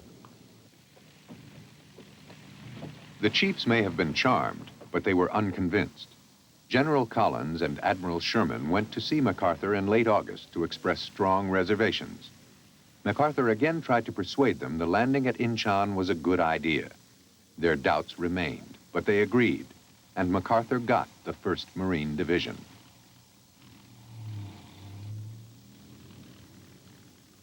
The North Koreans could do little about these plans, but they could do something with their prisoners.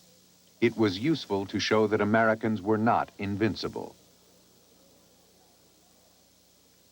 From that, they filed us out, made us march all the way downtown in Seoul on this propaganda parade. We call it a hate march, with banners about peace-loving North Korean people and all this other stuff. I refused to carry their signs. Some of the men were so sick that they were carried downtown, and one of them died on the way back. Shortly after this, we started hearing noises that we thought they were playing basketball in the gymnasium. And then it dawned on us it was heavy artillery fire. What it was the artillery bombardment of Incheon prior to the invasion.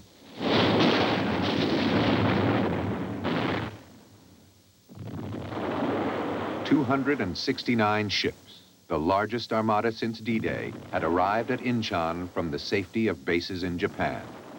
How did MacArthur and the UN intend to use this power?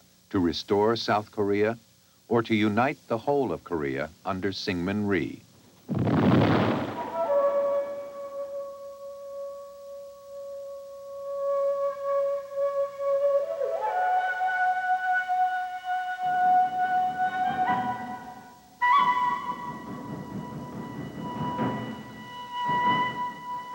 We urge you to call 492-1111 now to tell us what you thought about Korea, the unknown war, and to make your membership contribution. Just dial 492-1111. It's a Boston number. Leave your name, your address, and the amount of your pledge, and your comments. If our volunteers are busy, an answering machine will take your call. Whether our programs are about science, the Civil War, nature, or whether they're educational programs like Sesame Street for your children, they consistently win the highest awards of any on television. We hope this extraordinary 6-part series on Korea has been of interest to you. Thank you for sharing your opinions about it and your financial support. Our address for your check or comments is WGBH Box 200, Boston 02134. Our telephone number for your pledge now is 492-1111. Thank you for calling.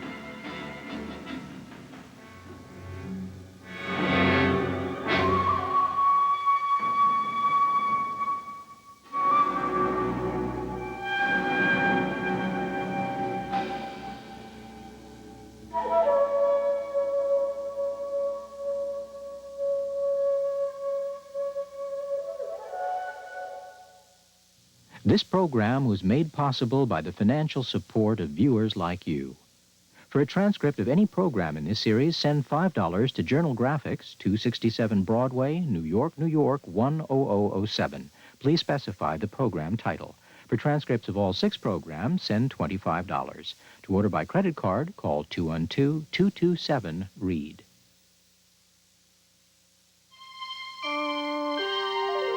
This is PBS. Tomorrow, on Korea, the unknown war, General MacArthur launches a desperate and daring invasion deep inside enemy lines at the port of Incheon. His plan, to lead U.S. and United Nations troops on an all-out push to vanquish the North Koreans. When it succeeds, he promises the troops will be home for Christmas, a promise shattered at the Yalu River. Stunned and outnumbered, United Nations troops are thrown into headlong retreat by advancing Red Chinese. Now, President Truman hints at playing the final deadly card and must decide how to handle his growing rift with General MacArthur. That old soldiers never die. They just fade away. Tomorrow, on Korea, the unknown war.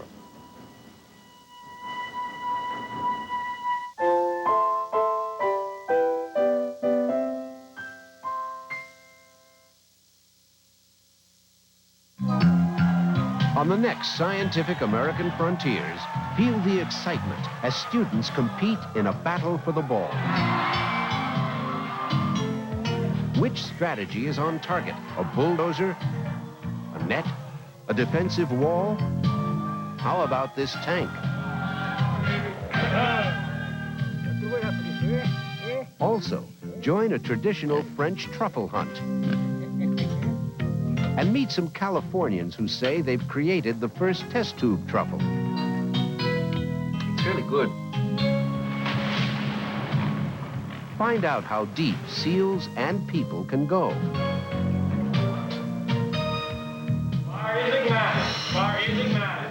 And witness a unique experiment. Can fans help keep firefighters alive?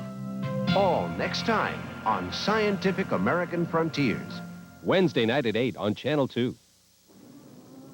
In our busy lives, we can always tell what time it is just by checking a clock.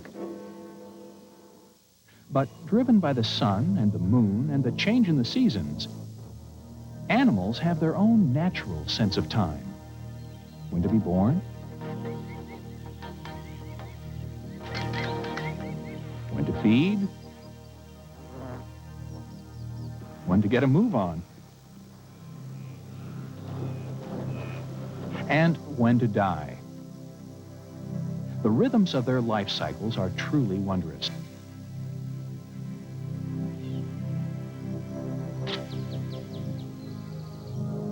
And we'll see some pretty amazing transformations as a variety of beasts, bugs, and birds make sense of the world around them with their own super sense. Next time on Nature. Nature, Super Sense, Sunday night at 8 on Channel 2. It's showtime, folks. Don't miss Bob Fosse, Steam Heat on Great Performances, Friday night at 9 on Channel 2.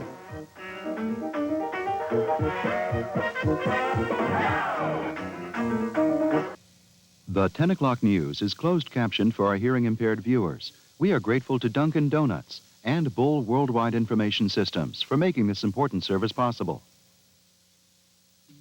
I'm Carmen Fields. Christopher Lydon is in Germany. Tonight on the 10 o'clock news, a Korean War veteran remembers the last time the United Nations sanctioned a United States conflict. Our guests tonight are veterans too. One supports President Bush's policy in the Persian Gulf. The other is against it. Also tonight, rescue plans are afoot at the Stone Zoo. And we'll hear the latest thoughts from one survivor of China's student revolt. The 10 o'clock news is made possible by your contribution and by grants from Nimrod Press, printers and engravers. From New England Telephone, 30,000 people serving New England's communications needs for more than 100 years. And from Shawmut, providers of financial services at more than 200 locations across Massachusetts.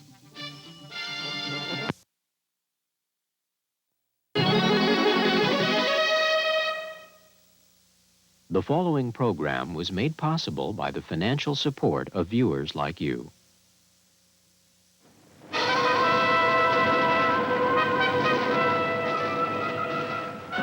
On September 15th, 1950, American and South Korean Marines landed at Incheon, deep into territory held by North Korea.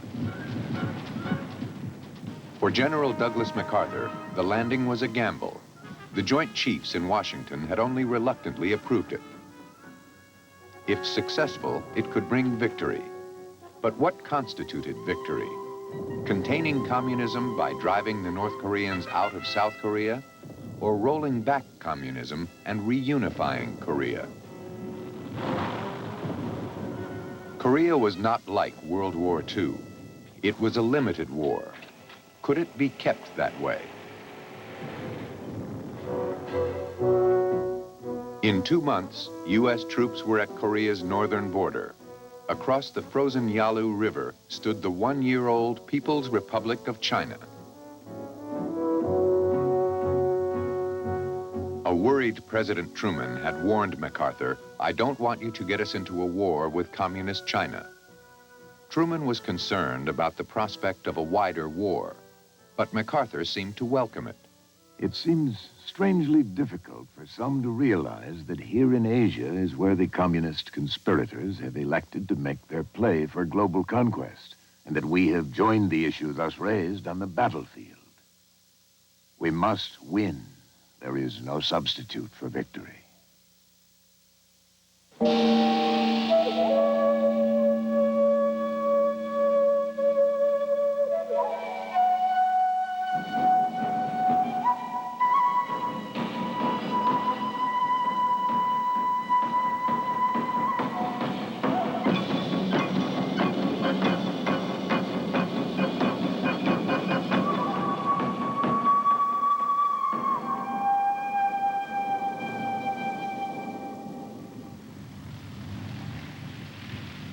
MacArthur wrote that during his first visit to Korea on June 29th, he decided on a plan to win the war. It was the same as a Pentagon contingency plan formulated a few days before the war began. The plan envisioned a retreat to a defensible perimeter around the port of Pusan. The North had pushed UN forces there during the summer of 1950. The plan then called for an amphibious landing at the port of Incheon, 20 miles from Seoul. A successful assault would sever North Korea's supply lines and trap the North Korean army. There were risks, but MacArthur was willing to take them. The hydrography was all wrong. You had these fantastic tides of 32 feet to contend with, these exposed mudflats that amphibian tractors could not cross, and which landing craft could only cross at high tide. You had the unknown nature of the beach defenses. You had the situation where the 8th Army had essentially been defeated. Now, what were you going to do? You were going to land a new corps behind the successful North Korean army. Very bold. As I say, it was MacArthur's intuition more than logic. The Joint Chiefs of Staff were nervous about Incheon. The location was difficult. Many of the landing force would be green. Others, moved from the Pusan perimeter, would be weary, and the perimeter weakened. Yet in late August, the chiefs signed on. Why did they not stop General MacArthur? And the answer is because he was Douglas MacArthur. He was Douglas MacArthur, almost a myth in the minds of the American people. A magnificent showman, a highly successful general, for whom a sense of hero worship existed not only in the public, but to a certain extent in many areas of the military itself. I would say to you that if that had been recommended by anyone other than General Douglas MacArthur, I believe it would have been stopped. The chairman of the Joint Chiefs made one last effort to preach caution to MacArthur. General Bradley sent a cable to MacArthur, and it said, "In case the invasion fails at Incheon, what are your withdrawal plans?" Signed, Bradley. And MacArthur sent a three-part message back, again in the open. And the first paragraph said, to General Bradley, said, "Don't take counsel of your fears." The second paragraph said, "We have no withdrawal plans." The third paragraph said that the invasion will not fail. Signed, MacArthur.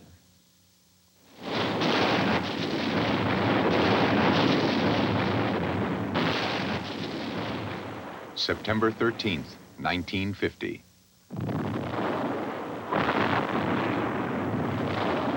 In preparation for the landing, the Navy began bombarding Incheon. We spent the whole night awake in the school playground, and in the early morning heard the artillery firing prior to the landing. And there were flashes of very bright light, so that one could see insects crawling about in front of the school. They continued to bomb heavily. When one looked over Incheon city, the whole city was glowing red like a sea of flames. It was like this the whole night. When I woke up in the morning, I heard people say that the United Nations Army was coming. It's D-Day. Target Incheon, harbor for Seoul, the communications hub of Korea. Navy guns and rockets set up a fiery umbrella for the assault forces.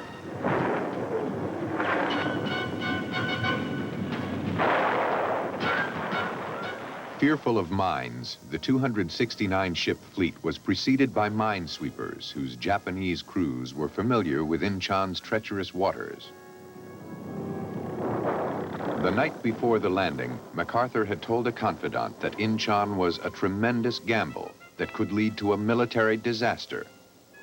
But again, he concluded it was worth the risk.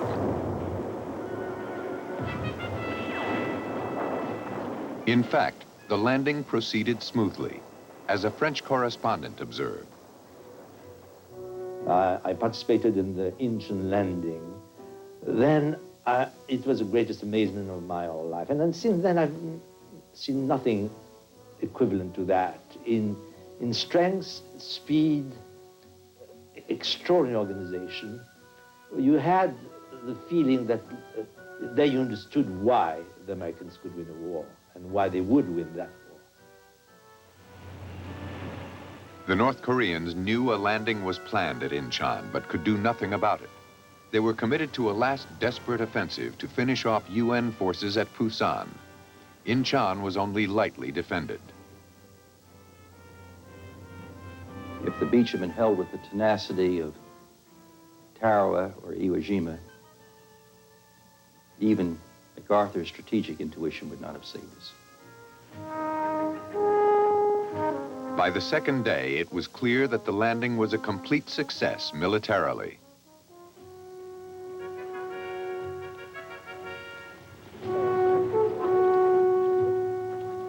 Followed by the world's press, MacArthur set off to tour the front.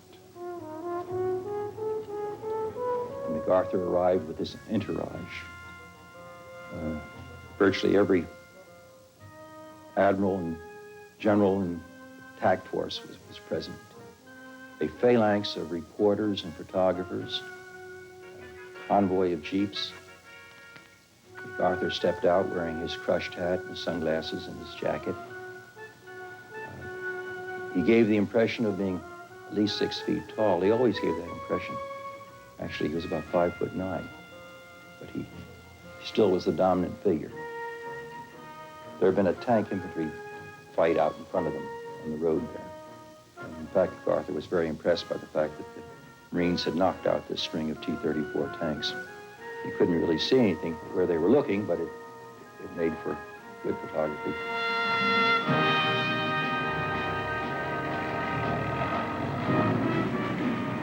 The port of Incheon, through which reinforcements and supplies were now flowing, had been devastated by the assault.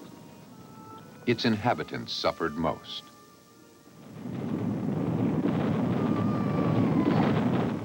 Incheon, what I remember of it was just a sea of rubble. I can't remember one stable building. It was just rubble, rubble everywhere. And how so many of the people survived, I will never know.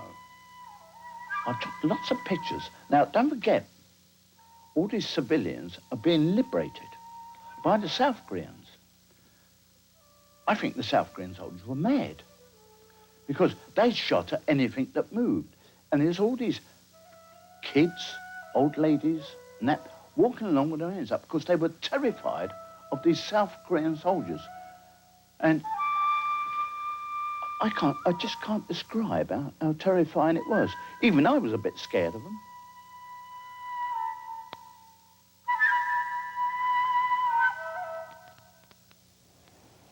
As the Marines set off inland towards Seoul, the United Nations Command awaited the effect of the landing on the deadlock further south. Incheon's strategic success became evident as the North Koreans wilted around the Pusan perimeter.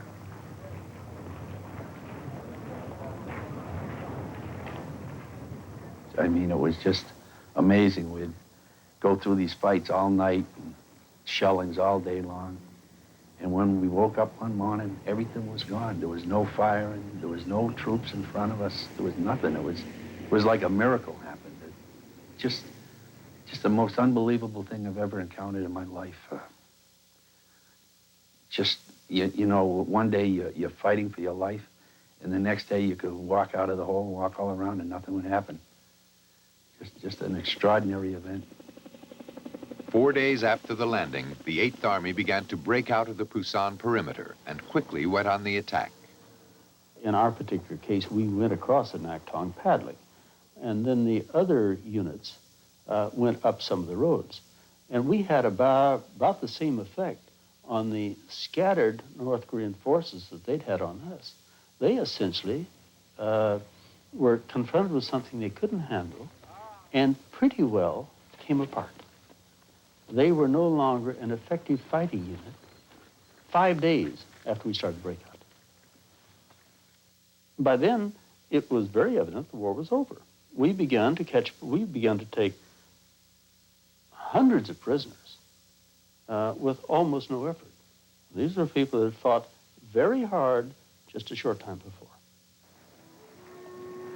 In the brutal summer of war, attitudes toward the enemy had hardened. The Americans behaved in a way which I think is very typical, and I've seen them behaving the same way in Vietnam. First of all, you can't understand the Korean War if you don't use the word gooks. The gooks were the gooks. The gooks were not human beings. They were not even communists. They were gooks. And that, I think, is essential in the behavior of the Americans. They had to dehumanize the enemy, and they succeeded by calling them gooks and by putting them in a category of its own, which didn't belong to anything. Then they could forget the harm they might be doing. As UN forces advanced, North Koreans began to retreat. Some escaped north through the mountains, bypassing the main roads patrolled by UN units. Others stayed behind to form guerrilla bands.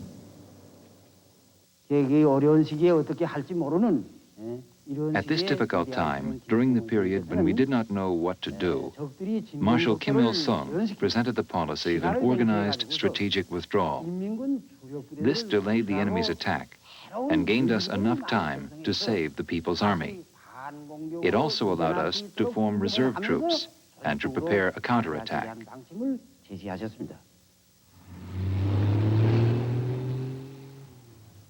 12 days after the Incheon landing, UN forces linked up. In freeing the forces trapped around Pusan, the landing had been a success.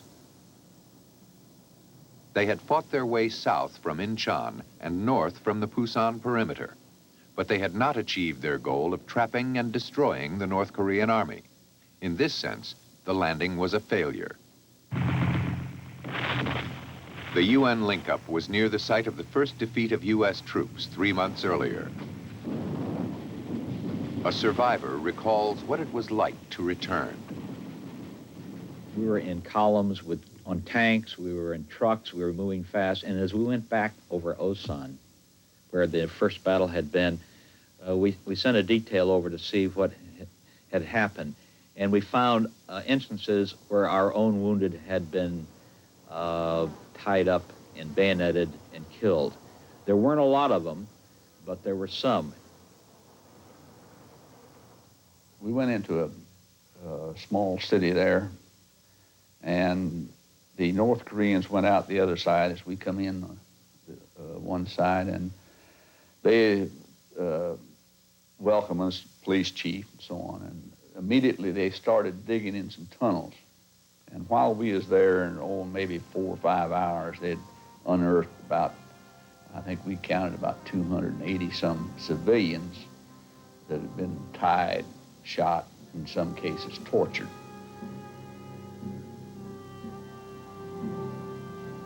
Retreating North Koreans liquidated many hundreds of civilians who were associated with the Rhee regime, especially the police, members of rightist youth groups, and those who might assist the re-establishment of the Southern government.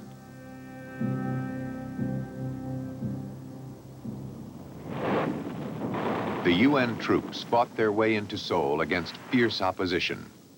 Many residents fled. Perhaps thousands of civilians were killed in the crossfire and destruction.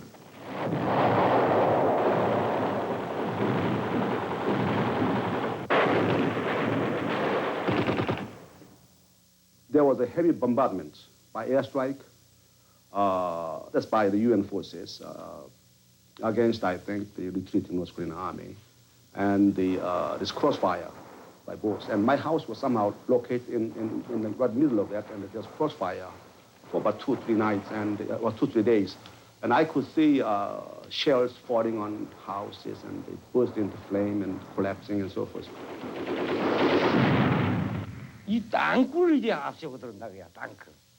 The Americans came with their tanks in front of them. In the sky were planes, and then artillery. On the slope where we were positioned, there had been trees. But after the first day, it all became a sea of fire.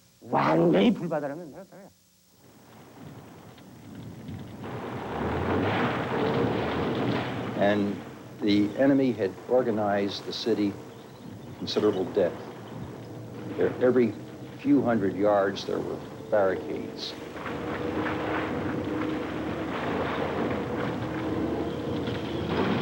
The use of tanks was very restricted, channelized. Therefore, the tanks really couldn't spearhead our advance. So it was a matter of moving down the boulevard and taking these barricades one by one.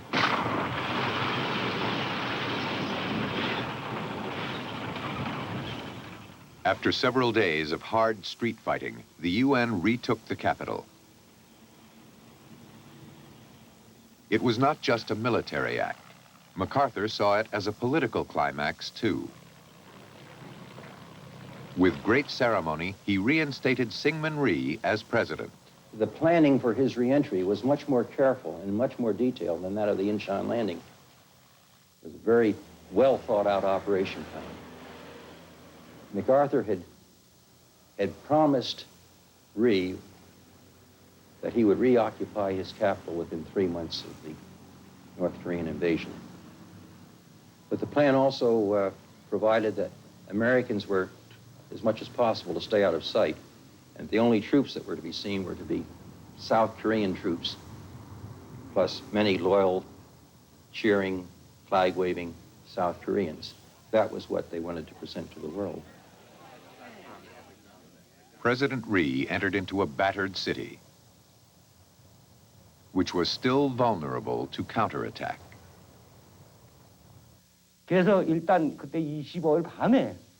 So we retreated slowly to Uidong on the night of the 25th, and then checked out all the streets. After our reconnaissance, we learned that the Americans were already nearby. So we formed a death squad there, a death squad which I led.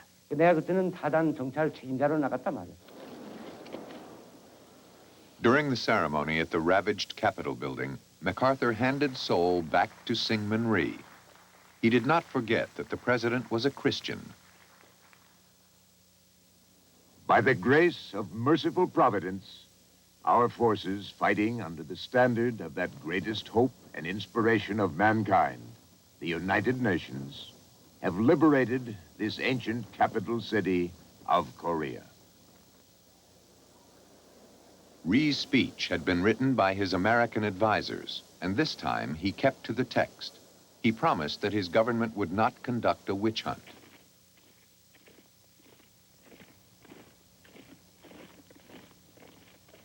I walked into this police station outside Seoul, and, with the blue-white flag of international conscience flying on top. And then I met a woman, I suppose she was in her middle 20s. One of them, she had a baby, and they put wood splinters under her fingernails, all because they were alleged to be collaborators. There was no evidence. They were just poor peasants who happened to be there when the North Koreans came in. On the day that Rhee regained his capital, South Korean troops reached the 38th parallel. MacArthur wanted to move north only when he was ready. Syngman Rhee had other ideas.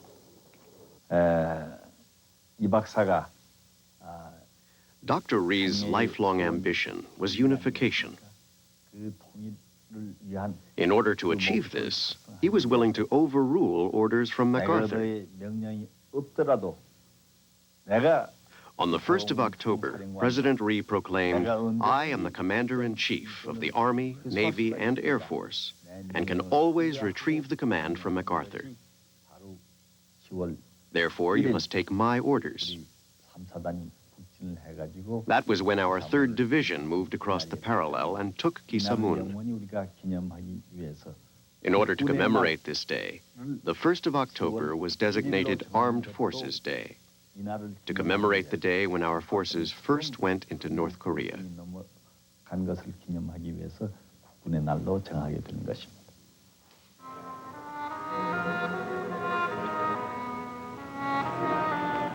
South Korean forces went north.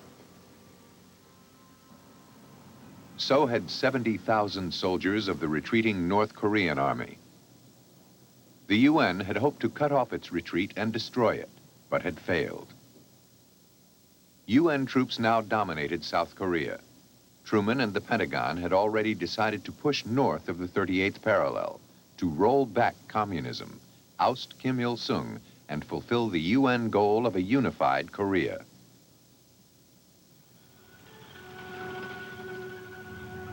As U.S. forces approached the 38th parallel, Defense Secretary Marshall wired MacArthur, "We want you to feel unhampered tactically and strategically to proceed north of the 38th parallel."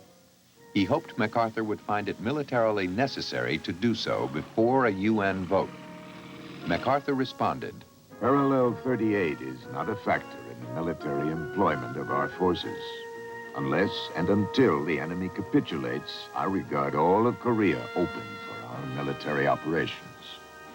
The question was, having achieved victories at the time, do you drive up to the 38th parallel and do you skid to a stop there and let the North Koreans reform and regroup and come back down to attack you again, or do you try to destroy their capability? Politically, there was something to be said for having driven them back to the 38th parallel, stopping at the 38th parallel. Quite clearly, militarily, from any reasonable point of view, it would be a very foolish thing to do, because it would merely restore the status quo ante with the possibility of their coming back again. And there was an enemy in the field that had not declared that it was ready to quit, and apparently was getting set to attack you again. So from a military point of view, it made no sense to give them all the time they needed to do that. And then there was a great temptation to take this opportunity to give effect to the UN resolution for the unification of Korea. And so these two elements combined to authorize General MacArthur to cross the 38th parallel. As UN troops massed at the North Korean border, Washington sought UN endorsement for its decision to cross it. On October 7th, the General Assembly passed a resolution proposed by Britain which sanctioned the crossing of the parallel. Some U.S. patrols had already done so. The UN had been fighting under a June 27th resolution that recommended assistance to South Korea to resist aggression. The wording in October called for unification and UN-sponsored elections. This meant overthrowing the North Korean regime. China had close ties with the Korean communists and viewed developments with concern. Mao had put a special army on standby. One of the volunteers in China's People's Army remembers the mood. It was in September 1950. I remember we had a meeting one day in a church. Our political commissar spoke to us. He said, "If your neighbor's house caught fire, would you go and help put the fire out?" We all answered, yes. So we all thought that to resist American aggression in Korea was to defend our own country. China had good relations with India, and on October 2nd summoned the Indian ambassador to a meeting with Zhou Enlai. Zhou told him, "Tell your friends that we will intervene in Korea if U.S. forces cross the 38th parallel." Ambassador Panikar, as intended, reported the warning to the U.S. Very simply stated, we didn't trust Panikar. We thought of Panikar as a pro-communist Indian, fairly or unfairly. That was a widely prevalent view in our government. I had no basis for an independent judgment. The Indian representative in New York with whom I had constant dealings was named Krishna Menon, M-E-N-O-N. He was very seriously affected by the information from Panikar, but alas, we didn't have much more confidence in Menon at that point than we had in Brother Panikar. The warning went unheeded. 2 days after the UN authorized operations in the north, UN troops advanced in force across the 38th parallel. Rollback was underway. The attempt to reunify Korea had begun. Well, it was no big deal crossing the 38th parallel. We were moving fast. We always found the faster you moved, the less resistance you ran into. Our regimental commander and the American commanders there pushed us, much like Patton did in World War II. And we drove, and we'd go at night. It was all a sort of armored gung-ho, barreling along the road, going flat out. And of course, no one was worrying at all about what you were passing, what you were leaving behind, or occupying the hills. We were always brought up in this business of going for the high ground, picketing the heights, never moving up a road unless you were absolutely certain that on both sides you were safe. Well, of course, this was completely alien to American armored experience, which was just woof up the road. Some of the bypassed North Koreans took on a new role as guerrillas. On October 14th, North Korean leader Kim Il-sung broadcast an appeal to the defenders of the northern capital, Pyongyang. Do not retreat one step further. Now we have no space in which to fall back. This was designed for consumption by MacArthur and the UN command. There was room to retreat further, into the mountain fastness along the northern border. Kim ordered a withdrawal from Pyongyang.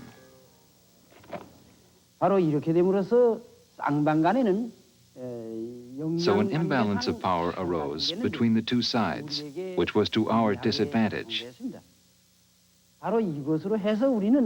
This forced us to make a temporary strategic retreat.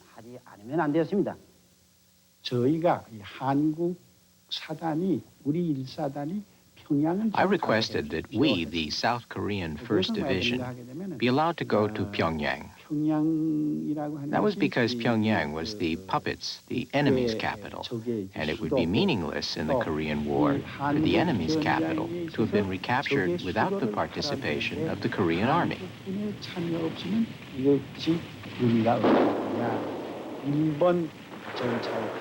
So, on the 19th of October, I was on board tank number 1, and we occupied Pyongyang.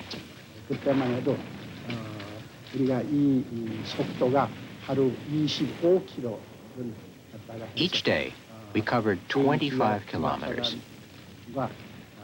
And there was a friendly competition between the American 1st Cavalry Division and our 1st Division to reach Pyongyang.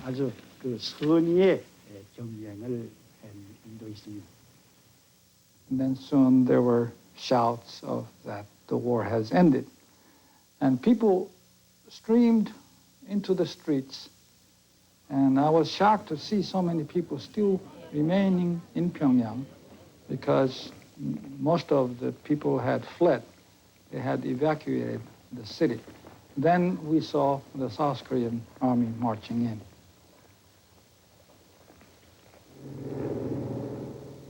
In an effort to trap North Korean army and party leaders in Pyongyang, MacArthur mounted an airborne operation. The UN command, however, had very poor intelligence, and the planners of the drop were unaware most North Koreans had withdrawn.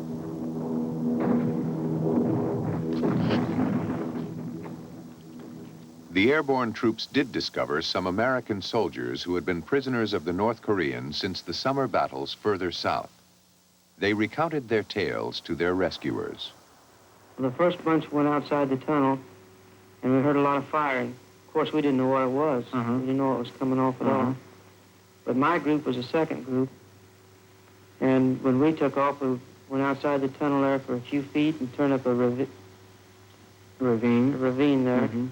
And we went up there for about 10 feet, and they told us to sit down. Mm-hmm. Well, we sit down, and then they opened fire on us. There were about And 30 of you. I didn't even know what was coming off there at first until I heard someone say, "Oh, my God." Mm-hmm. And then all I could do was just lay down and pray. Mm-hmm. You had not been hit yet? I hadn't been hit right then. Mm-hmm. Then I just laid there, and I felt the first bullet. Mm-hmm. And then I thought I might be hit again, and I just had to lay there and wait. Mm-hmm. Where were you hit? Through the thighs, sir. Mm-hmm. Were all those around you killed, as far as you know? Well, I could hear them moaning, sir.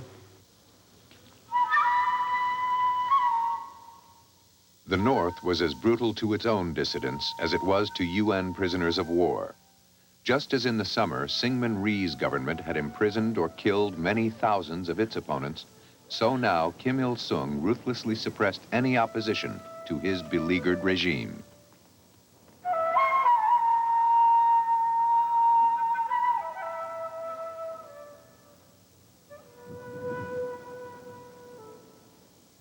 Então, comandante falando assim.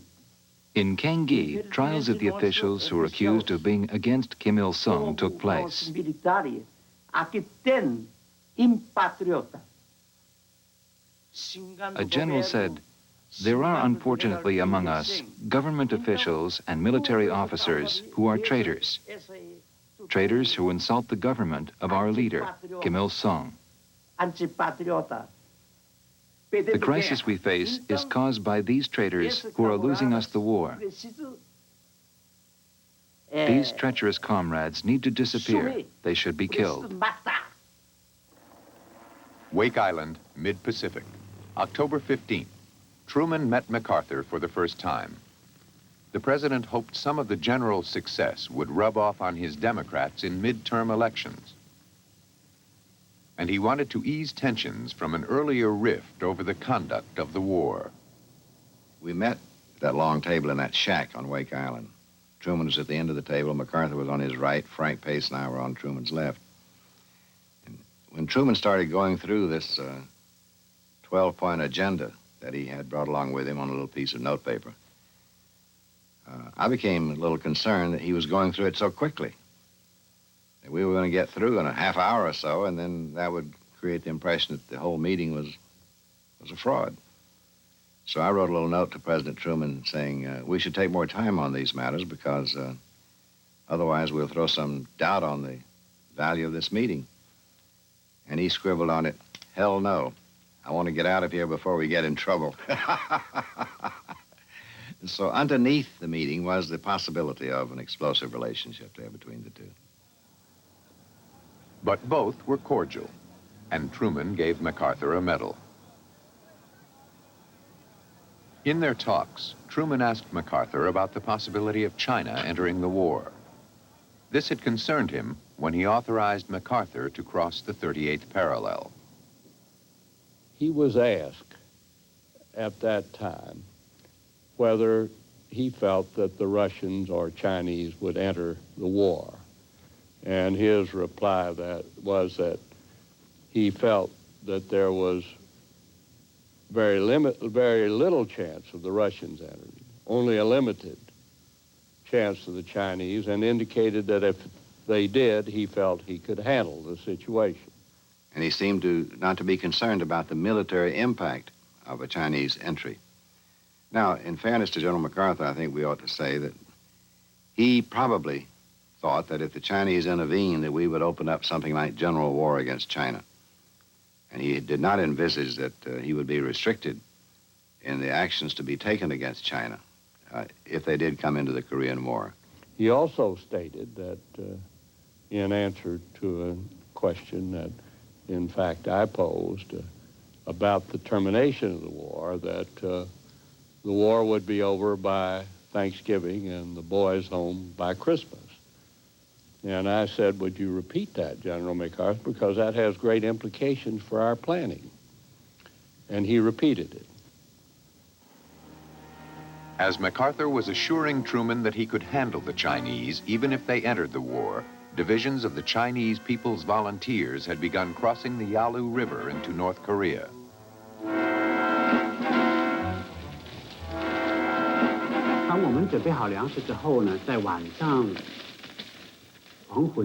We started off in the evening after preparing our rations. It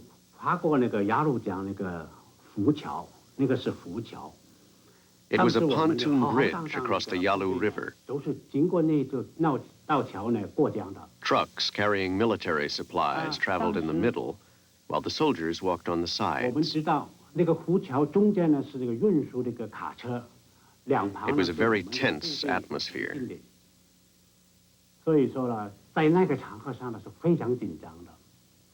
Afterwards, a song was written for this. It goes like this. 星宿宿，喜昂昂，跨过鸭绿江，为祖国，为和平，就是保家乡。祖国好儿女，齐心团结劲，抗美援朝，打败敌美的野心狼。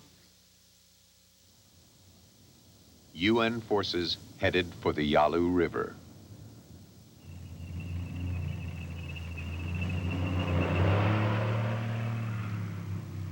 U.S. intelligence, both the CIA in Washington and MacArthur's intelligence in Tokyo, knew China had the capability to intervene, but both doubted China's intention to do so. The position in Tokyo, General Willoughby's estimates and so forth, and General MacArthur's thoughts, they were well aware of the Chinese communist capabilities. In fact, they carried about 38 Chinese armies in the Manchurian area, of which approximately 28 logistically could be supported for immediate commitment into Korea. But the estimates, General MacArthur's feelings, and one may have influenced the other, remember, was that the Chinese would not intervene. Weeks earlier, MacArthur had divided the UN Army. He pulled much of the Incheon landing force out of the west and sent them around Korea to storm the east coast port of Wonsan and cut off the North Korean retreat. It was to be another dramatic landing like Incheon. But it fizzled. The Marines were late, delayed 3 weeks by mines. South Korean forces had already taken Wonsan, and the North Koreans had escaped north. 10th Corps was given a new objective, advance north toward the Chinese and Soviet borders. MacArthur now had 2 separate thrusts heading north. This separation was to prove a tactical blunder. He divided his forces into 2 or 3 different prongs. They were not in a position to give each other mutual support. Well, the Joint Chiefs were concerned about this deployment of his forces, but were reluctant to take it up with MacArthur because the Joint Chiefs had not been enthusiastic about the Incheon landing, and that had been a brilliant success. And so they were reluctant to do backseat driving from Washington on tactical matters. Remember when I first arrived at 10th Corps headquarters, I said, how do I call my colleagues back in Seoul? And they said, there's no way, you have to go through Tokyo. And I said, how can that be? This is a war, this is a front. There was never physical contact made, as far as I know, between those 2 armies, between the 8th Army and the 10th Corps. I know that the day they were supposed to have a rendezvous somewhere in the middle, I think one side got there first and the other one never met them. By late October, MacArthur was so sure of victory that some units were ordered to turn in ammunition and prepare to return to Japan. There had even been rumors of a victory parade through Tokyo.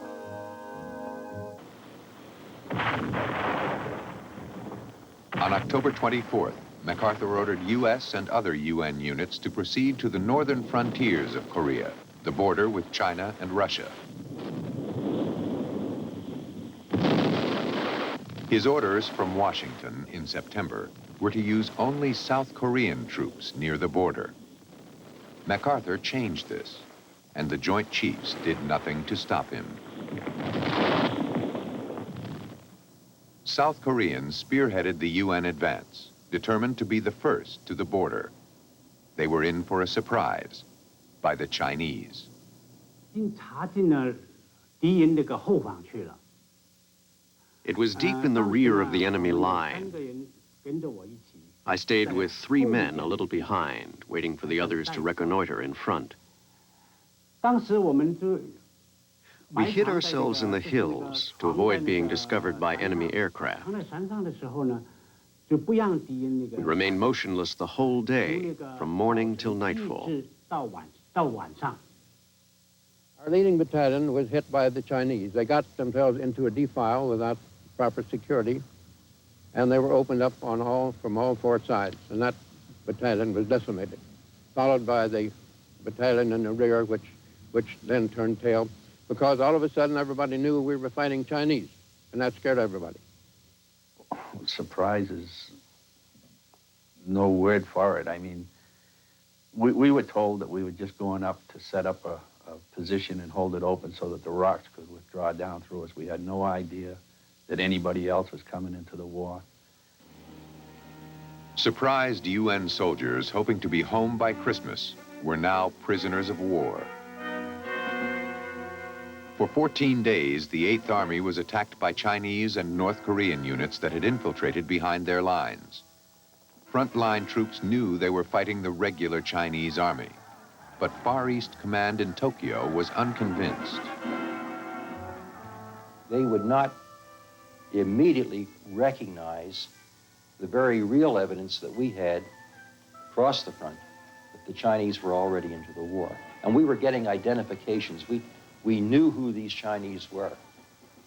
We knew what army they belonged to, what division they belonged to. And it was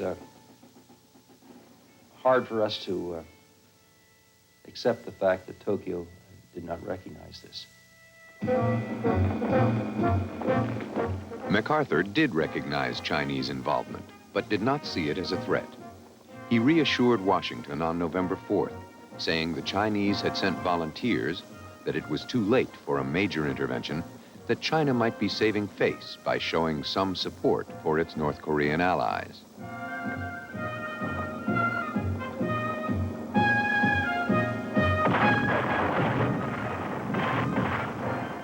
But the next day, MacArthur acted as if the Chinese were a threat. He ordered an air campaign to lay waste the Korean side of the border and the bridges the Chinese were crossing. Truman saw this as a clear violation of the orders to stay well clear of the border, and he prohibited airstrikes within 5 miles unless MacArthur's forces were in immediate danger.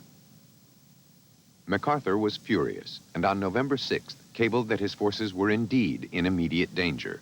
It had been only 2 days since his reassuring cable downplaying the threat. Washington relented and authorized bombing the Korean ends of the Yalu bridges.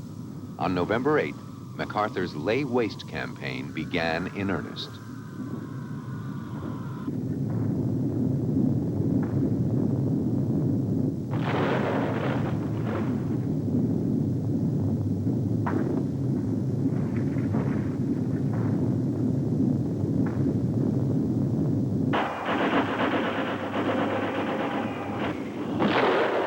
The air war escalated in November. Sophisticated Soviet-made MiG fighters began crossing over from China to intercept bombers attacking the Yalu bridges.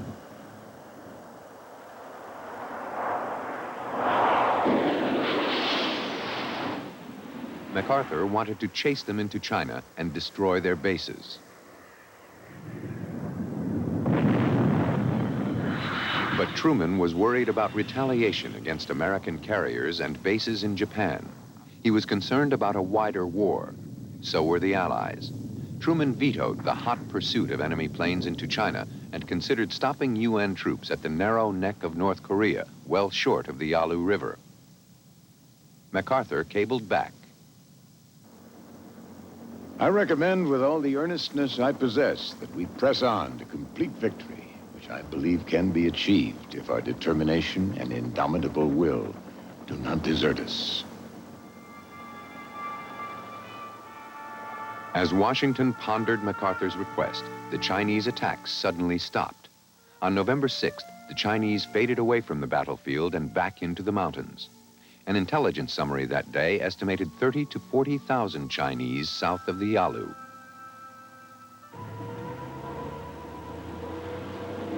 Washington did not change MacArthur's orders, and UN forces continued north.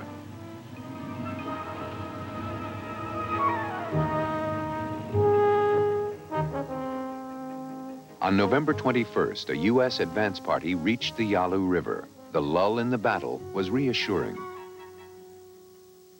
I was very optimistic about the war at that point because we had been notified that we would be home for Christmas. It was the promise made to us by General MacArthur.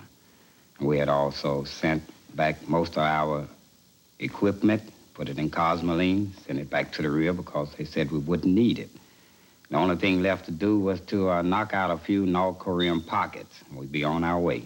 So everybody was pretty happy at that point. And we just knew, hey, home by Christmas, you know, so we was anxious to get it over with. MacArthur's End the War offensive was scheduled to begin November 24th, the day after Thanksgiving. U.S. troops celebrated in style.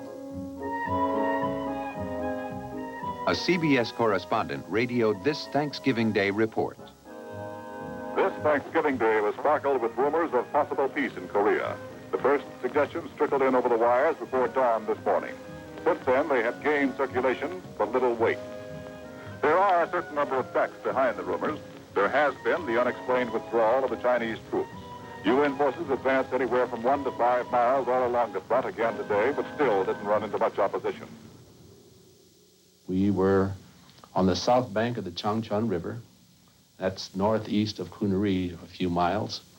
We had turkey and all the trimmings. It was a very pleasant day, a very pleasant autumn afternoon day, the kind of day that you think of at home with football and the turkey and whatnot.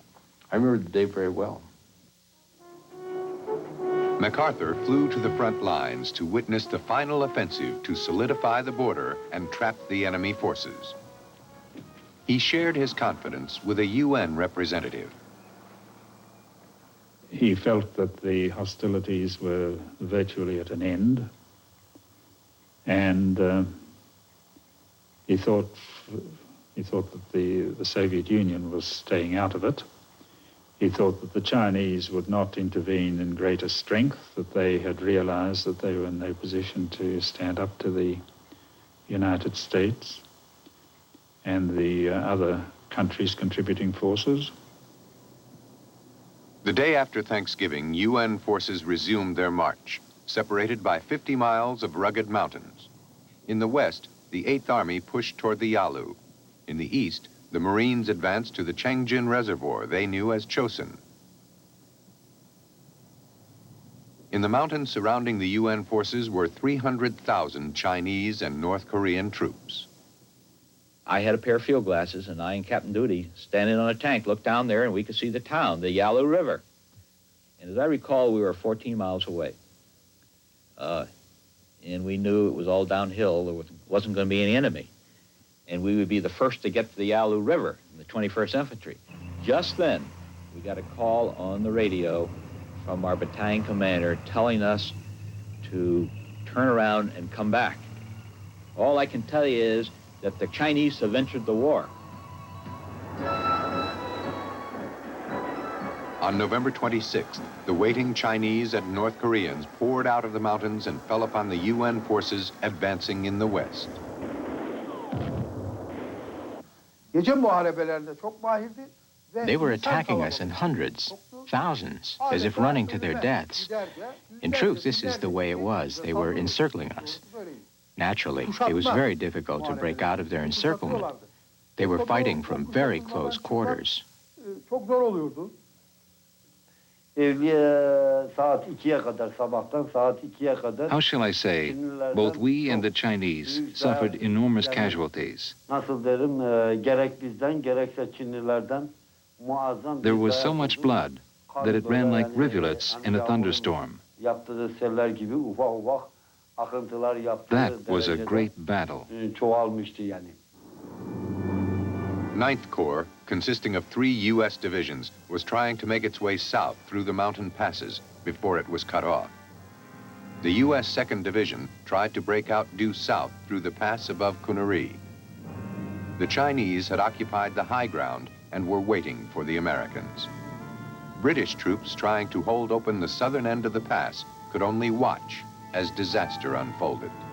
These vehicles were on this very narrow road, I mean, a marvelous trap, really, with high hills on one side and a sort of falling away escarpment on the other. The enemy had clearly through that night infiltrated these hills and had set up roadblocks and everything. And as the trucks came forward, the firing increased until it brought it to a halt. And at that point, we got to the roadblock behind us.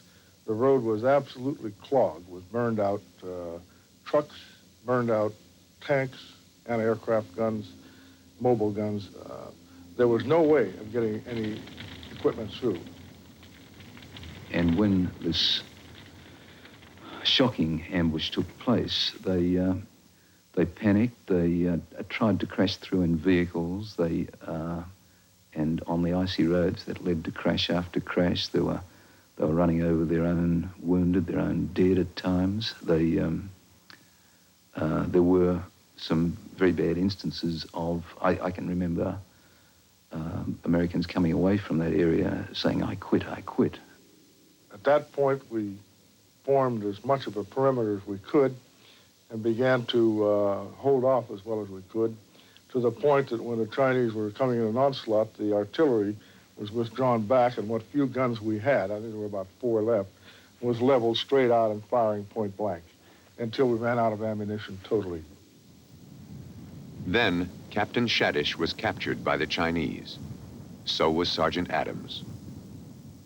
During the capture, when I was first face-to-face with the Chinese, there was really no fear, no deep fear.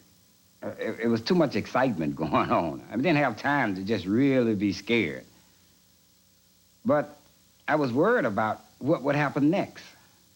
I think those sort of things. And like, I got the feeling at one point, if this is it, this is it. If I'm gonna die here, I guess I'll have to die here. I don't want to, but if this is it, this is it. And you also be thinking like, the sooner I'm dead, the sooner I'll be out of this mess. The retreat which ensued was a terrible reflection on the American troops, mainly because it was their war, and they used the bug-out system of retreat, where they simply abandoned all of the food, the fuel, the vehicles that they couldn't take with them, and they tried to hit the roads as hard as they could and crash through. 10th Corps in the east was ordered to help the beleaguered 8th Army in the west, where MacArthur believed the Chinese were concentrated. He was right. But there were still 100,000 Chinese in the east. They surrounded and attacked 10th Corps.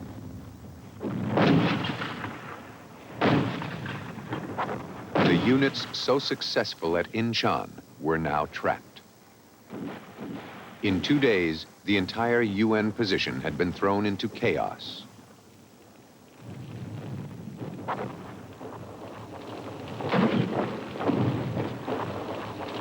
The UN had tried to roll back communism.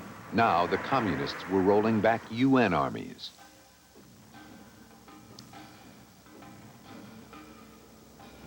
MacArthur cabled Washington. We face an entirely new war.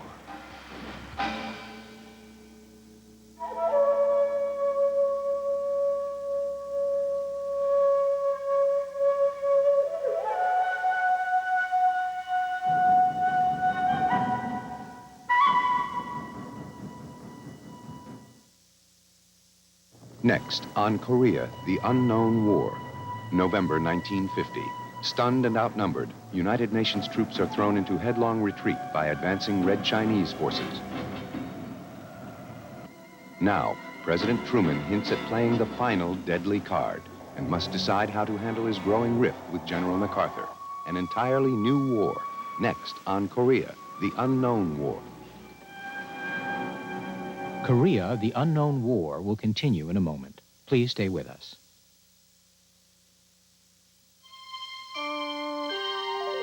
This is PBS.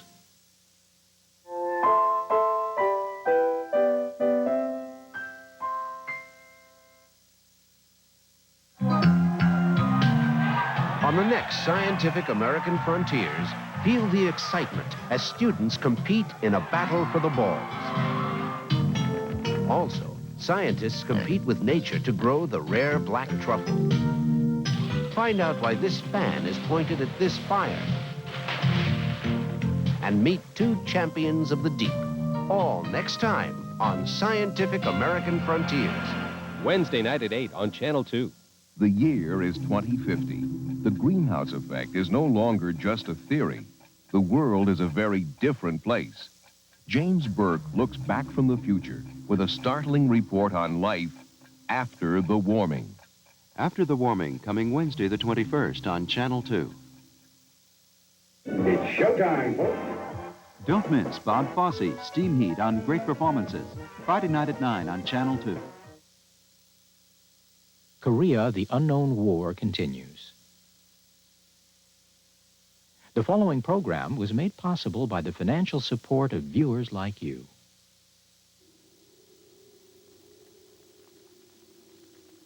Good morning, everybody, although it's not a good morning for the United Nations Army in Korea or the cause of democracy throughout the world. General MacArthur has announced a brand new war against 200,000 Chinese communist troops who right now are rolling back American, British, Turkish, and South Korean forces in the most serious UN retreat of the war. These developments have come with stunning suddenness in the past few hours, resulting in a communique from MacArthur's headquarters, which is perhaps the gravest document of its kind since World War II. It makes news so serious that all other developments this morning, storms, domestic politics, seem minor indeed by comparison.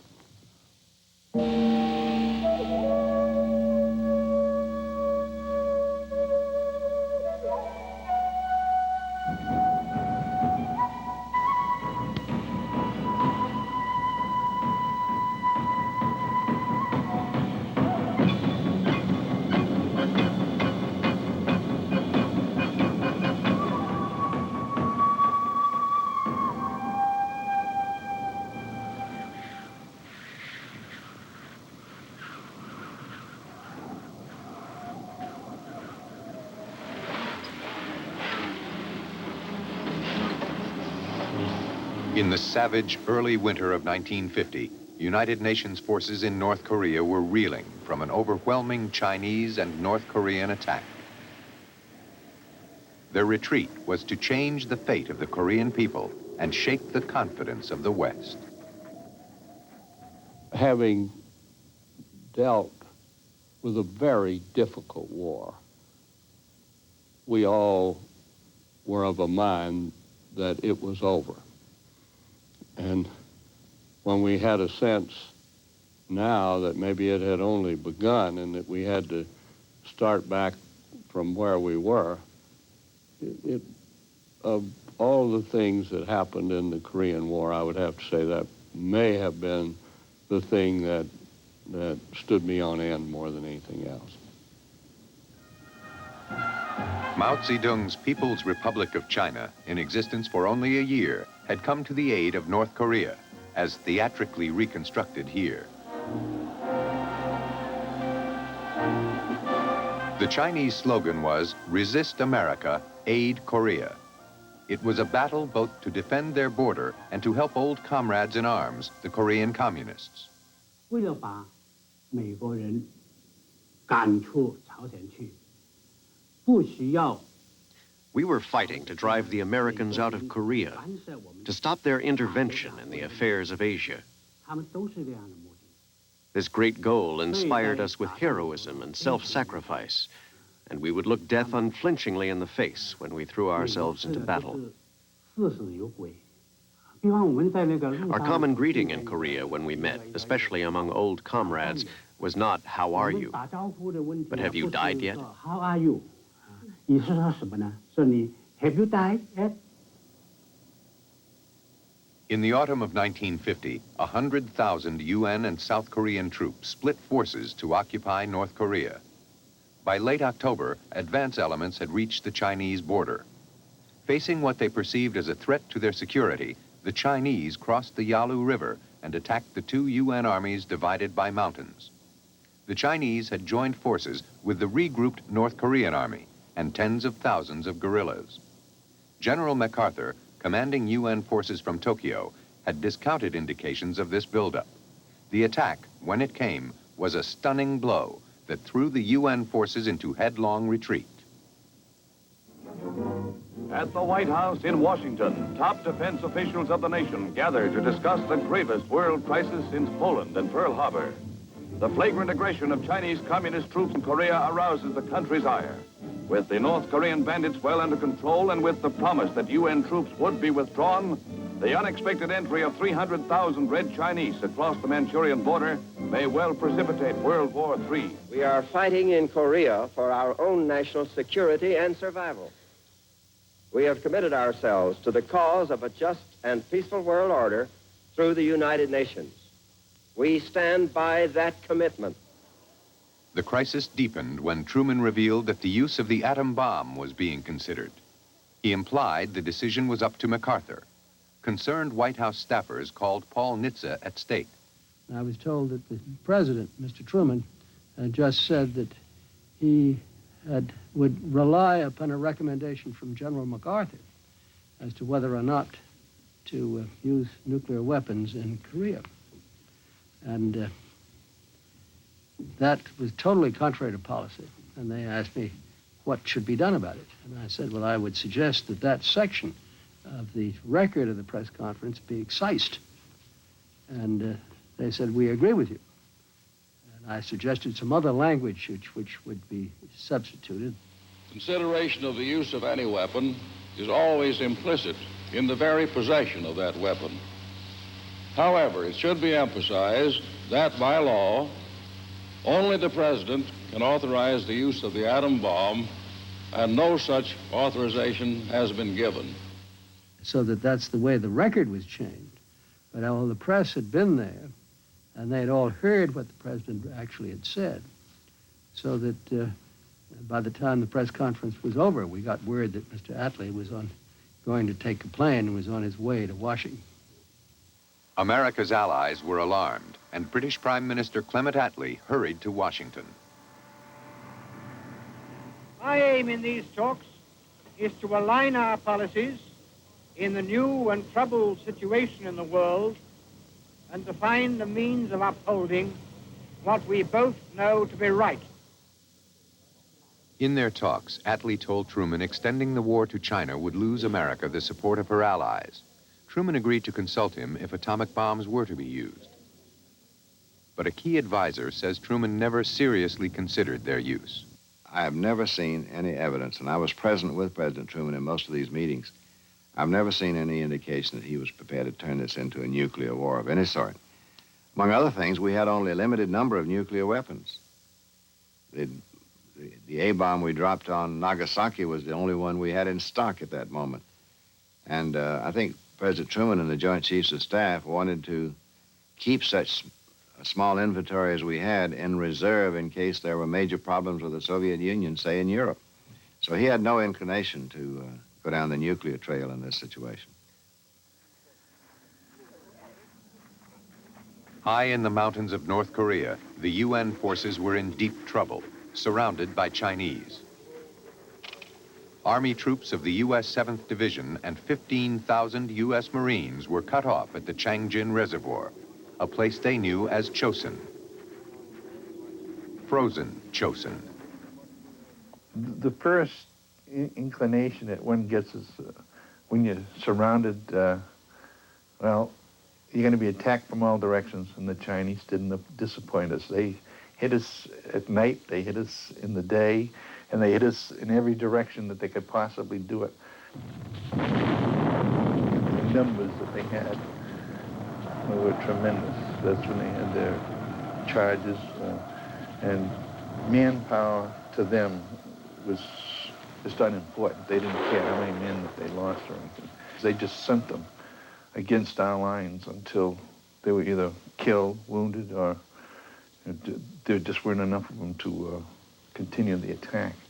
When I was in the Chinese army, the communists told us that the Americans could not fight. They were soft, wealthy boy soldiers, and when they marched, they needed quilts on the ground. We outnumbered them 10 to 1. The American bullets were not as numerous as our Chinese men.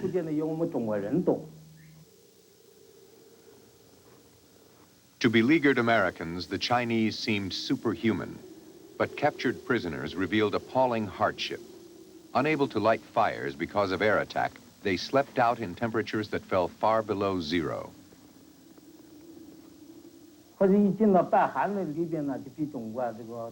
When we reached North Korea, it was much, much colder than mainland China. A lot of people I knew lost their hands, some lost their ears, and even their feet because of the cold.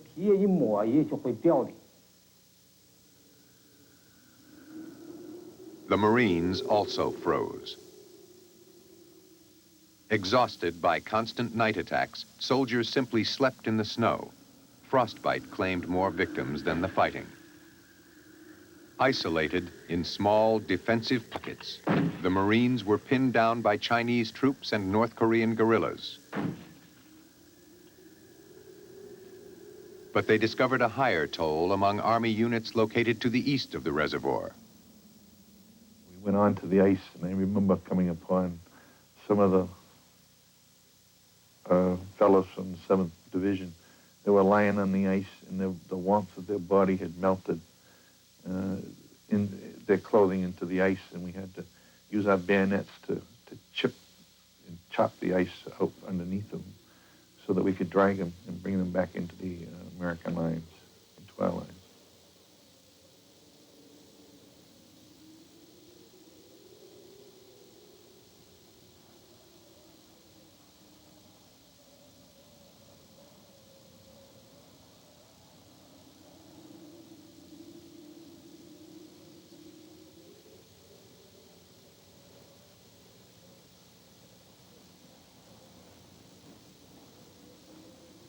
In 33 years in Asia, and having attended or participated in 4 wars, I can't recall anything as searing as this experience was. And there were times when I felt more like a Marine than I did a correspondent. All of my instincts wanted me to get out of there, told me to get the hell out of there, fly out. At Hagaru-ri, the Marines blasted out an emergency airstrip. The most seriously wounded were airlifted to South Korea and Japan. The Air Force offered to evacuate all personnel, but this would have meant abandoning equipment, and the Marines decided to fight their way out overland.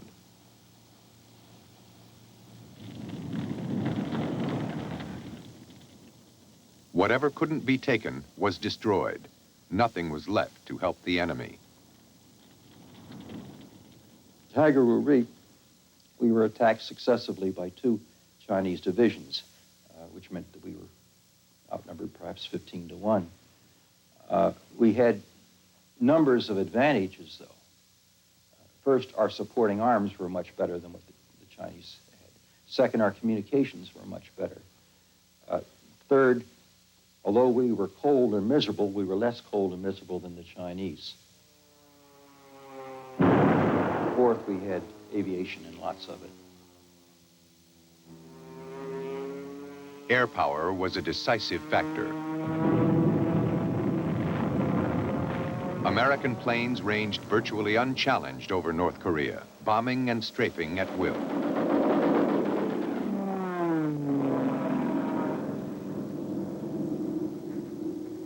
The air cover, along with help from the Army's 7th and 3rd Divisions, enabled the Marines to break out. They escaped south toward the coast in an orderly retreat. The discipline of the Marine officers made an impression on their troops. They were inspirational. You never wondered where your CO was. You never wondered where the leadership was. It was there. They were confident. They did not panic. By mid-December, the relieved survivors had reached the relative safety of the coast. Of 15,000 Marines, some 3,000 were dead and 7,000 wounded. But their ordeal was over. Meanwhile, across the mountains in the west, shaken UN forces beat a hasty retreat in what became known as bug-out fever. Some units panicked, but all hurried south as fast as their vehicles could carry them, faster than the Chinese and North Korean forces could pursue. There was no doubt that the general view of the people in the Argylls who knew about strategy, etc., was that the whole army was retreating unnecessarily fast. And they felt, and this was just their opinion, that when the main bulk of the American army had come in, they'd all gone absolutely gung-ho for the north, and you couldn't see them for dust. They swept past the battalion, waving cheerfully, and wondering why the poor old Argylls were plodding along with their pipers as they went past. And after a few weeks, I think it was, the same Argylls were still plodding northwards when the whole caravan came from the north, going equally fast to the south, and passed by as if all the devils in hell were behind them. On December the 5th, the U.S. 8th Army abandoned Pyongyang, the capital of North Korea, to the communists.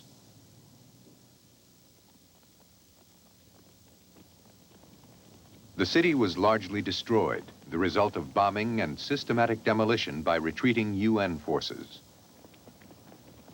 Their 7-week occupation was over, the only occasion a communist capital has ever been held by the West. North Korean newsreel film shows the returning People's Army receiving a warm welcome from the population. But not everyone chose to remain under the rule of Kim Il-sung. Many residents left with the retreating UN army and have been separated from their families to this day. One morning we found out that they all retreated to the other side of the river, which flows in the middle of the Pyongyang city. So we started coming out, and lots of people crossed the river with some kind of a boat made with the empty drums, and they came down to South Korea.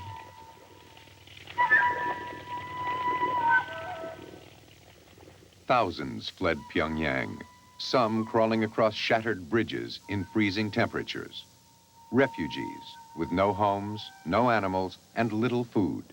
Some say they simply feared for their survival, others that they left to escape communism. My sense is that this was, in fact, an act of voting by feet. The Communist Party in North Korea had made a great number of mistakes. In some ways, they were very radical in instituting reforms of communist variety. They had persecuted Christianity and other forms of religion. And people simply did not find the Communist Party to their liking, and they therefore fled the scene. It could hardly be said that the South, under the government of Syngman Rhee, was a haven of democracy and civil rights. As the UN fell back, anti-communist vigilantes and the Korean National Police rounded up anyone suspected of holding left-wing sympathies.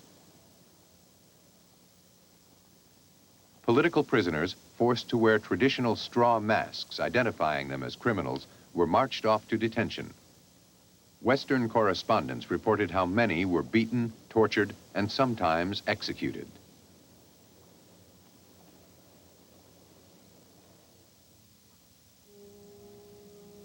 In North Korea today, in Sinchon County near the border, there is a memorial to atrocities against civilians. North Korea claims that here, as UN forces pulled out in early December 1950, 102 small children were incarcerated in an unused ammunition store. They were separated from their mothers, who refused to reveal the whereabouts of men from the village. The memorial says 2 children survived. One is Kim Young-ja. After a while, I heard a lot of talking outside. Then some black objects flew in through the ventilation hole and started to explode with loud bangs. They were hand grenades. The children who were sitting on the floor, pleading for their mothers and for water, disappeared altogether. And on the floor, their heads, arms, legs, and torsos were rolling about. The walls were splattered with children's flesh and blood. North Korea provides this wartime film of Shincheon, and it's evidence of the massacre of children there.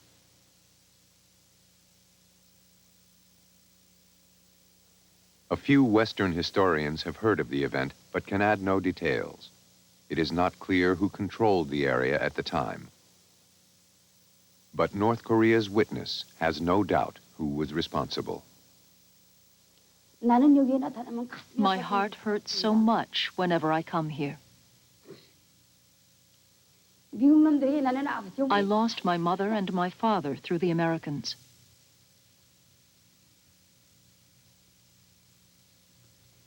I can never forget.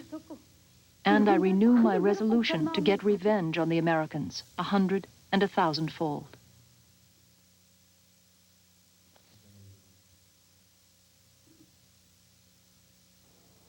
The murder of innocent civilians by both sides was a tragic theme that recurred throughout the Korean War.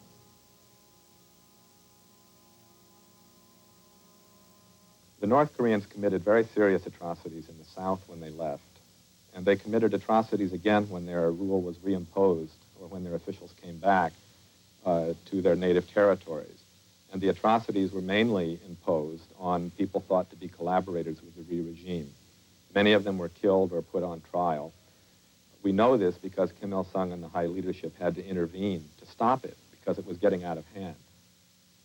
One can imagine in a civil war these things happening. They happened in the American Civil War time and time again.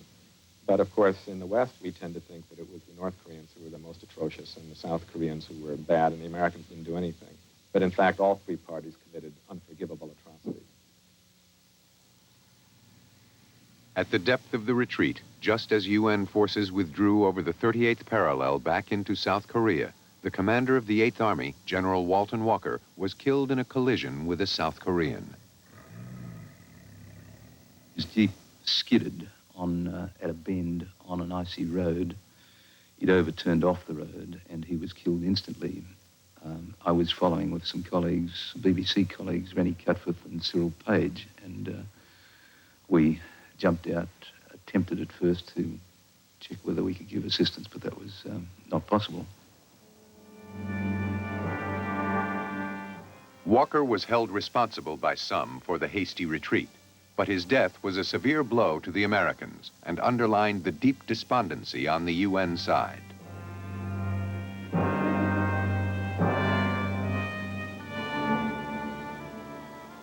On Christmas Eve on the eastern coast, the last UN forces were evacuated from the North Korean port of Hungnam. U.S. military engineers prepared to demolish the city.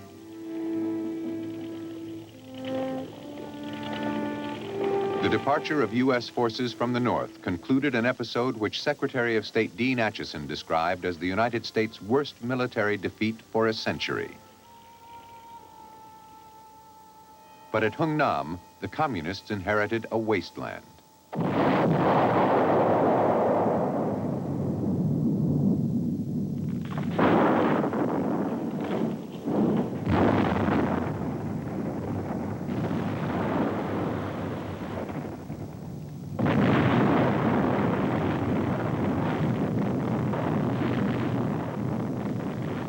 The fortune of UN forces, however, was about to improve. The new commander in Korea was General Matthew Ridgway. a tough paratrooper and D-Day veteran.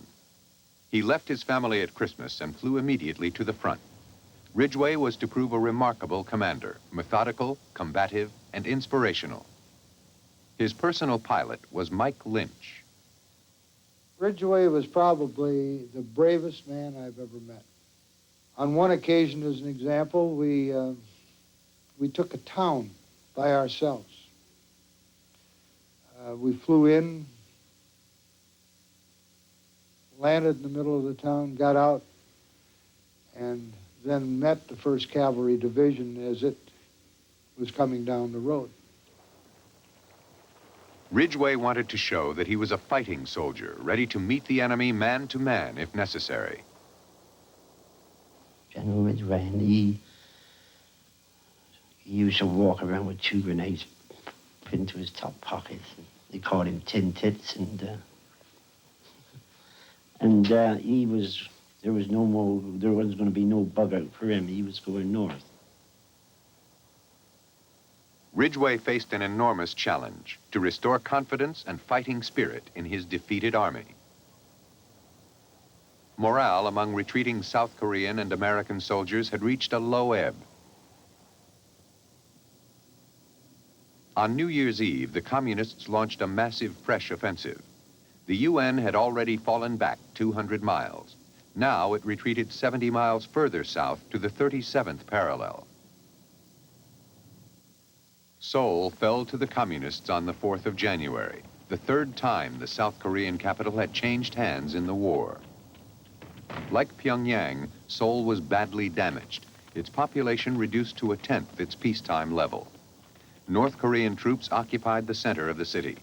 UN forces resisted, only to cover their withdrawal south.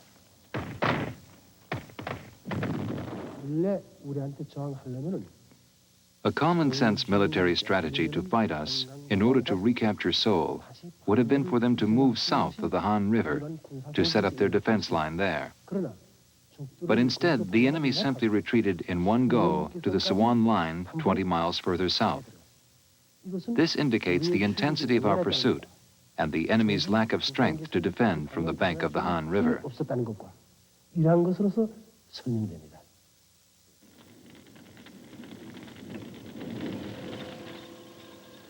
It was less than 4 months since MacArthur had staged his triumphant landing at Incheon. Now the port was evacuated without fanfare and torched.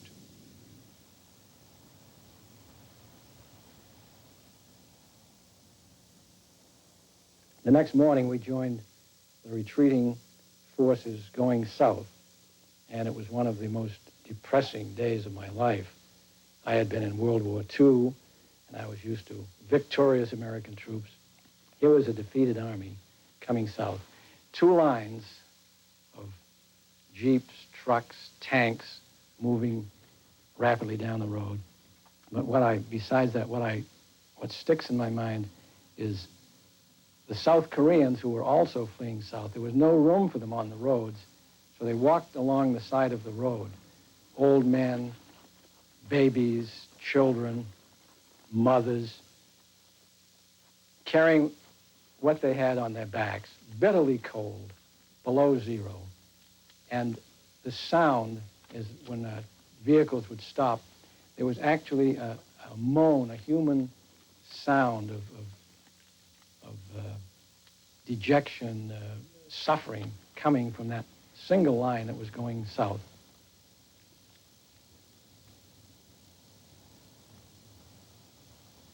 I remember being on the south bank of the Han River on this very cold day and asking a general, who was a good general and a good friend, I said, well, where do we go from here? And he wrote with his finger in the dust on the Jeep, "Get the hell out of Korea," and rubbed it off. And that's the way an awful lot of us, that's the way an awful lot of the troops felt, because we had had victory within our grasp, and the Chinese entry into the war had changed everything. By late January, Ridgway had seen enough to act. He made a number of determined moves to restore morale and combat effectiveness. In a marked departure from past tactics, troops were ordered off the roads and into the hills. Ridgway fired many top officers and instituted a policy of sharp, aggressive patrolling to re-establish contact with the enemy. One of the first units given a chance to counterattack was the Turkish Brigade, badly mauled by the Chinese 2 months earlier. The Turks were tough soldiers and keen to take the offensive. All the men fix their bayonets, and with their rifles under their arms, they shout, Allah, Allah. This raises morale, saying the name of God, Allah. In this manner, they run 35 meters toward the enemy positions.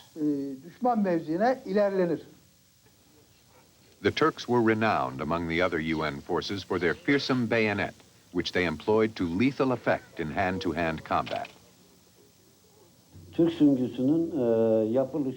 design of the Turkish bayonet is very important. It is both thick and durable. The grooves on both sides of the bayonet are deep. As a result, an air pocket is created, and the bayonet can be pulled out easily. The American bayonets, on the other hand, are made very thin and have shallow grooves. Therefore, when the bayonet enters the human body, the flesh clamps tight around it. It is impossible to pull it out unless one fires a live bullet.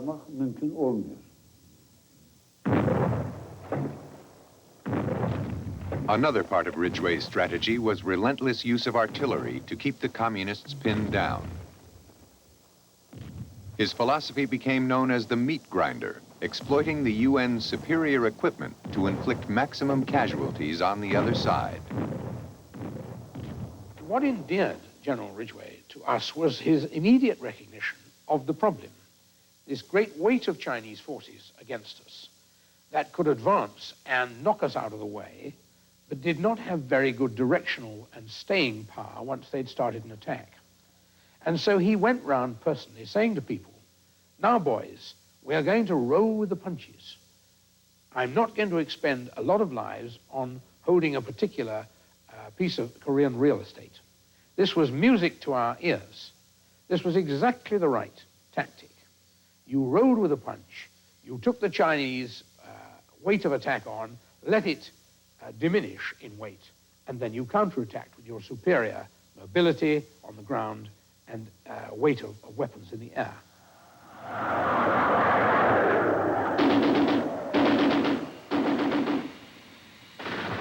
An American pilot, decorated for his service later, recalls the air war. We had 500-pound bombs. You'd carry those. We carried some 1,000-pound bombs. We carried high-velocity aircraft rockets, 5-inch rockets. We did a lot of napalm work where you carried droppable fuel tanks loaded with napalm. You came in on what we called a nape scrape, which is where you came in so low you were almost flying into the target that you were going to put napalm on.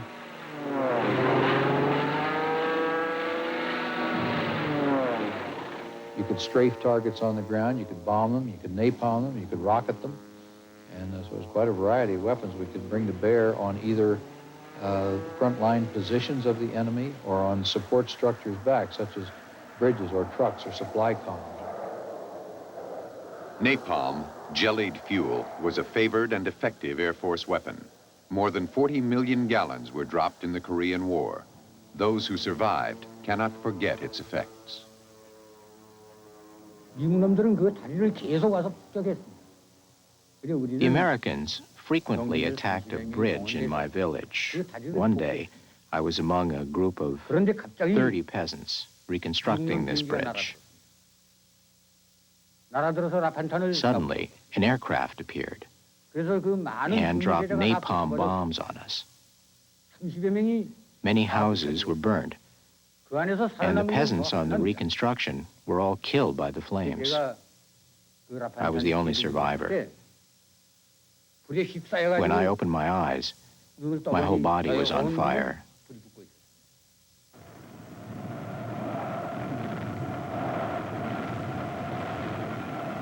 But to UN troops facing masses of charging Chinese, napalm was often a lifesaver.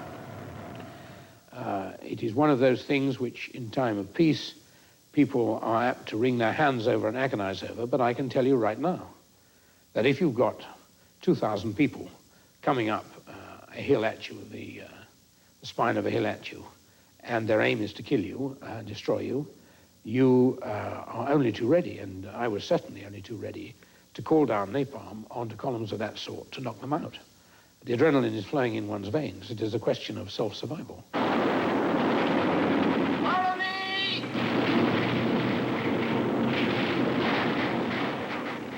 American firepower made an impressive spectacle. Here laid on for John Ford directing a Hollywood morale booster. For John Ford's purposes, we were allowed to burn the village. And so we did. We made an attack against the village. The village was empty, of course. We didn't hurt anybody. But we did a full-fledged assault with all the things that we would do using flamethrowers and mortar shells and machine guns and all the rest of it. And this is some of the most stirring footage in that film, is this full-flaming assault of the village, which was done purely for John Ford.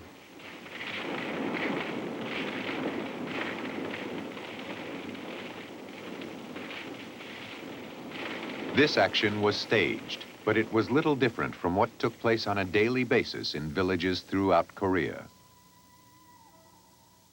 Often the victims were bystanders, helplessly caught up in the conflict.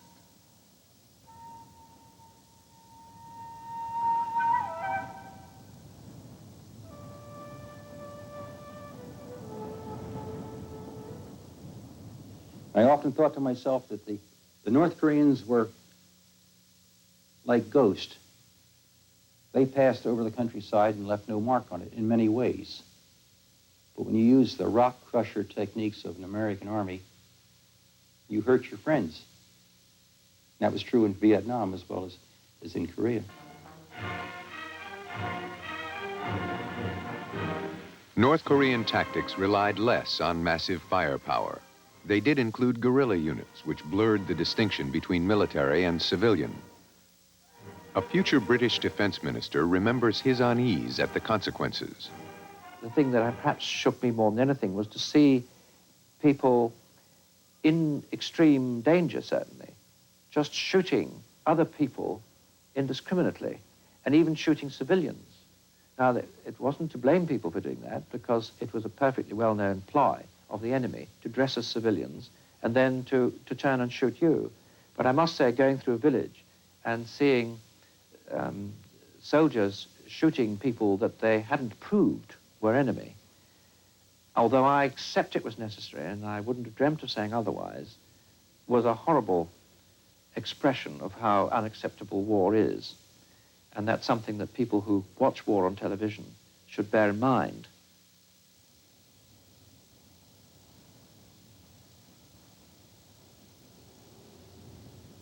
By early March, UN forces were back at the Han River just south of Seoul. The tide of war had turned once again, and now it was the communists who relinquished their gains.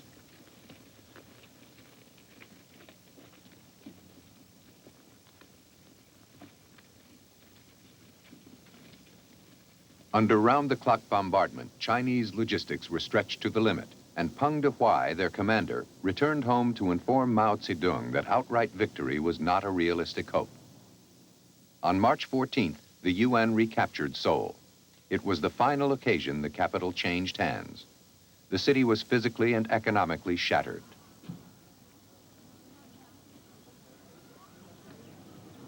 The starving population was reduced to lining up for relief supplies of rice.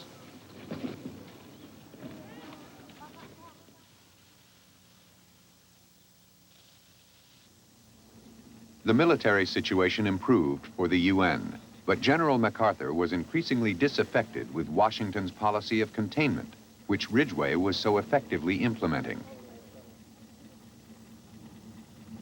MacArthur still wanted to widen the war to China, as he confided one day to an astonished French journalist. It's very simple. This war is simple to win, and we all know it. It's to have 5 atom bombs to drop them on the top of the 5 main Chinese cities. And if we do that, the Russians will know that we made in business, and that we'll do it in Russia if necessary.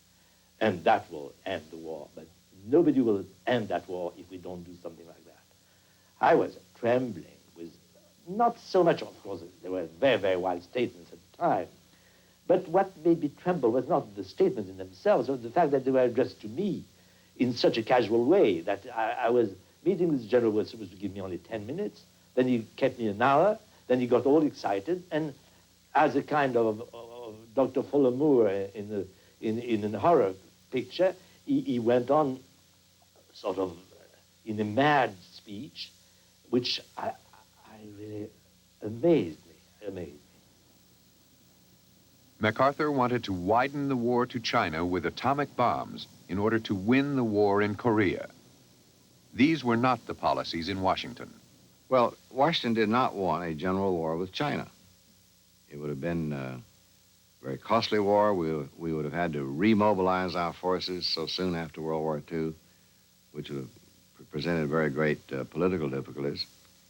And so there was no taste for a larger war against China. The bombing of China, to have any effect at all, would have had to have been general devastation through nuclear weapons, and President Truman was not prepared to do that. But was Truman prepared to use the bomb, not like MacArthur, to win the war, but to prevent the UN's defeat? Recently declassified documents suggest to some scholars that in the spring of '51 he was. Truman and Acheson and other advisors were giving very serious consideration to attacking mainland China, should the Chinese bring in big reinforcements in Korea and maybe threaten to push us off the peninsula. This included taking steps such as issuing an order to hit Chinese cities with atomic bombs and transferring the nuclear cores, which the president had always kept with the Atomic Energy Commission, to military commanders. The reason they were kept, of course, was so the president would have complete control over these things. Sand pits for the bombs on Okinawa or Guam were refurbished. Much of this was done so that the Chinese could see it, I think. But the idea that MacArthur was the only person who thought of extending the war to the mainland is false. Shortly after the UN retook Seoul, MacArthur was informed that Truman was planning a secret initiative to start truce talks with the Chinese. He saw such a move as defeatist and countered with his own public peace offer, which was tantamount to a demand for unconditional communist surrender. For the president, it was the last straw. From then on, Truman was looking for an excuse to remove the troublesome general. He soon found one. A letter MacArthur had written to Republican leader Joseph Martin, criticizing administration policy. I've thought long and hard about this question of extending the war in Asia. I've discussed it many times with the ablest military advisors in the country. I believe with all my heart that the course we are following is the best course.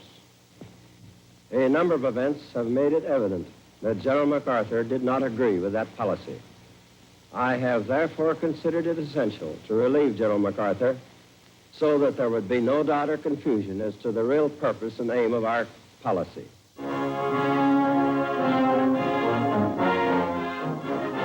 The storm which has been brewing between Washington and General MacArthur finally breaks with the news that the Supreme Commander has been dismissed by President Truman. Members of the press leave the conference in Washington to release the world-shaking story which will affect international policy in every capital. And I sat with President Truman on a number of meetings in which this matter was discussed. His attitude was that there are 1 million Americans who can be president as well as I can be. But damn it all, I'm president. And I'm not going to turn this office over to my successor with its prerogatives impaired by an American general. In my own mind, I have no doubt that that was the central idea in Truman's mind when he relieved General MacArthur. Secretary of the Army Frank Pace was in Korea, and he informed General Ridgway that he was now in command. Then they went to Tokyo. Pace was burdened with the duty of delivering the news to MacArthur. He was spared. MacArthur had heard it on the radio. And an apocryphal story grew up in the Pacific that the AP had said, "What would you have done?" To which I replied, "No problem." presidential order, I'd commandeered the first plane. I'd have flown directly to Tokyo. After hours, I knew General MacArthur in his quarters. I'd have commandeered the first vehicle. I would have driven there immediately. I would have rushed to his quarters, rung the bell, shoved the orders under the door, and run like hell. Truman's action was deeply unpopular in America. MacArthur returned home for the first time in 13 years to a delirious reception. It's hard to remember what a giant figure MacArthur was in his relief. It's hard to remember the almost passionate heroism, or contrary-wise, the degree to which Mr. Truman was treated as inadequate, inappropriate, wrong, a dwarf, burned in effigy. And yet, it's one of the great fascinations of history that has come to be regarded as one of the outstanding achievements of his entire administration. You'd have to have lived in that time, particularly I, who had participated in this process, to understand the enormous violence of feeling that was involved as this great hero was relieved. Paradoxically, the sacking was MacArthur's finest hour. He had long considered himself a potential Republican presidential candidate. Now, for a moment, the ambition seemed achievable. The world has turned over many times since I took the oath on the plain at West Point, and the hopes and dreams have long since vanished. But I still remember the refrain of one of the most popular barrack ballads of that day, which proclaimed most proudly that old soldiers never die. They just fade away. And like the old soldier of that ballad, I now close my military career and just fade away. An old soldier who tried to do his duty as God gave him the light to see that duty. Goodbye. As the quip went, there wasn't a dry eye on the Republican side or a dry seat on the Democrats. MacArthur's political hopes came to nothing, but his Korean allies truly missed him. 그 사람의 해직은 군인으로서뿐만 아니라 Both as a Korean and a soldier, I deeply regretted the sacking of General MacArthur, for an important opportunity for unification of Korea was lost. 충격을 받았습니다. The new field commander in Korea was General James Van Fleet. Ridgway rose to take MacArthur's place in Japan. Van Fleet was a battle-hardened fighter, not known to pull his punches. I knew I had a good command under good leaders and enough power, both artillery and air, and it was flexible. I could move it about to hit the concentrations of the enemy as they provided the targets. General Van Fleet was a big man, genial man, very bluff, big hands, big ham hands. And I guess he was one of those Army men who just likes to fight.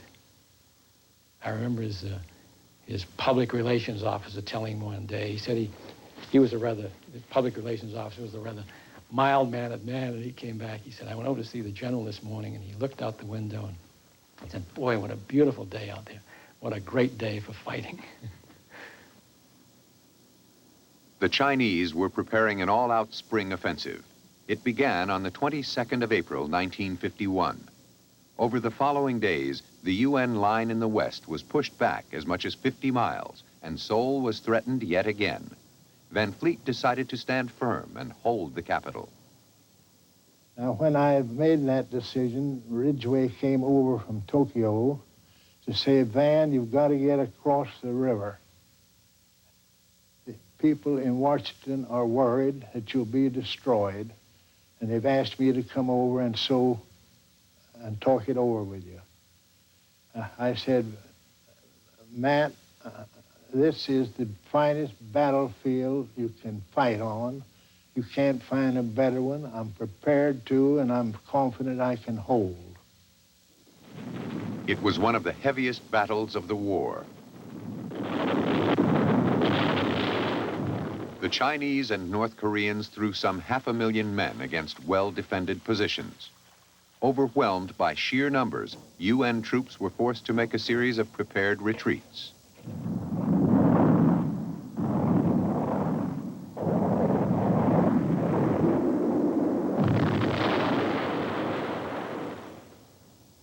The Chinese army at this stage imagined that they had nothing between them and Seoul and a clear run in that direction. But at Kapyong, they met the 3rd Battalion of the Royal Australian Regiment astride the road. They had to clear this battalion out of the road because they needed the road as a supply line to maintain a force further as they turned round and attacked 3rd Battalion. They attacked it all that night and all the next day, and the battalion didn't give ground. The ground wasn't important, but what was important was the fact that they'd bought 24 hours in which the United Nations Command had time to reposition a force in the path of the Chinese, and Seoul didn't fall. It was a close call. The communists reached the suburbs of the city, but suffered enormous casualties under the onslaught of UN artillery and airstrikes. North of Seoul, on the Imjin River, the British 29th Brigade, which included the Northumberland Fusiliers, the Royal Ulster Rifles, and the Gloucestershire Regiment, were paying the price of defending the capital. Ordered to hold their ground, the Gloucesters became isolated. After 3 days, they still faced wave upon wave of attacking Chinese infantry. That morning, in the company that I was commanding, we had 2 major attacks against us, repelled partly by ourselves, by a brief counterattack, but thanks mainly to the air weapons used by our own people against the enemy advancing and by our gunners. But one dreadful thing happened in that the gun line itself was in danger of being captured, and it then had to withdraw, and they warned us that they could only give us another hour of close artillery support.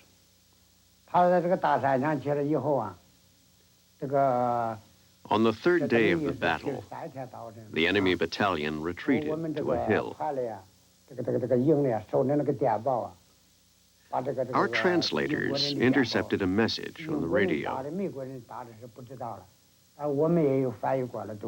We couldn't tell if the accent was American or British, but the message told the enemy to retreat before 12 noon.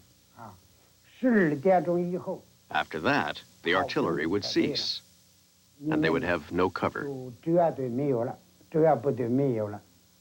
A number of soldiers, misguidedly believing that I was going to lead them out, had attached themselves to me.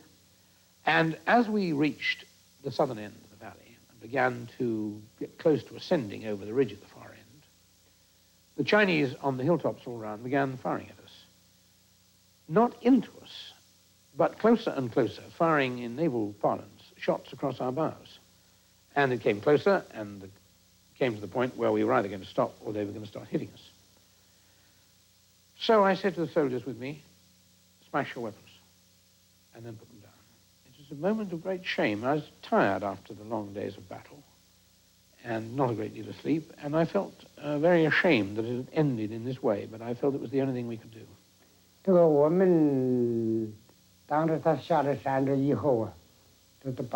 When the prisoners came down from the hill, we gathered them together and asked them to sit on the ground. They seemed to lack a sense of reality.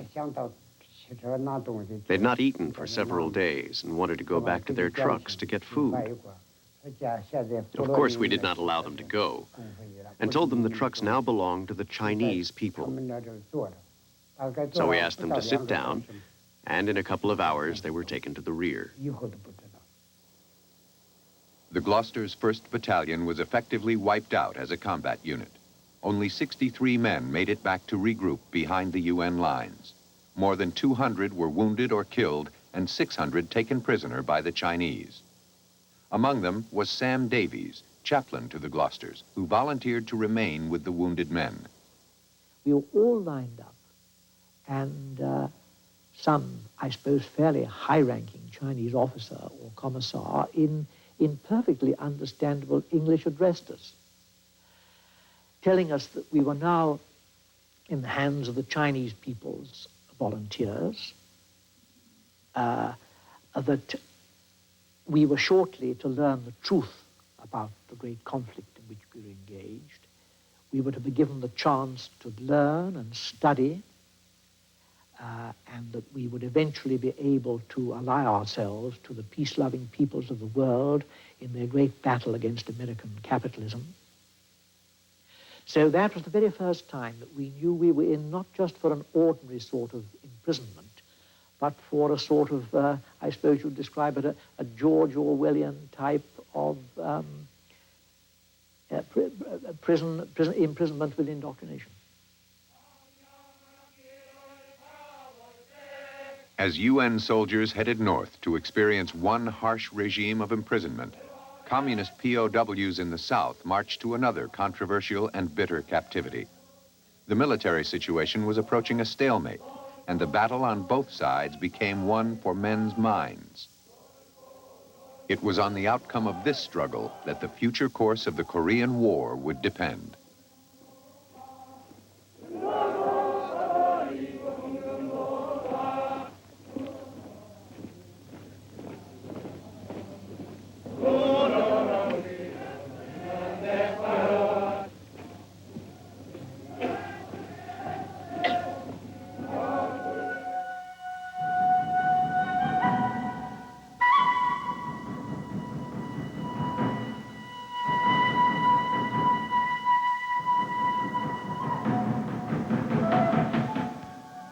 We urge you to call now and tell us what you thought about Korea, the unknown war.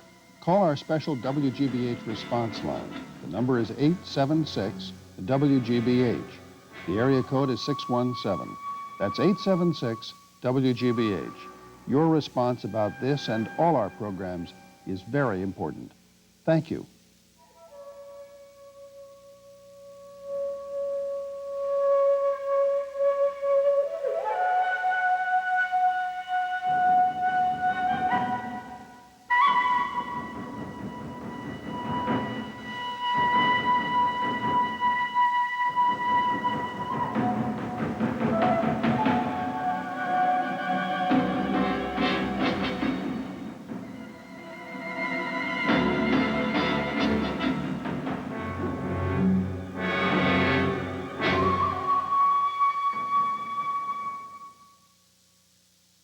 This program was made possible by the financial support of viewers like you.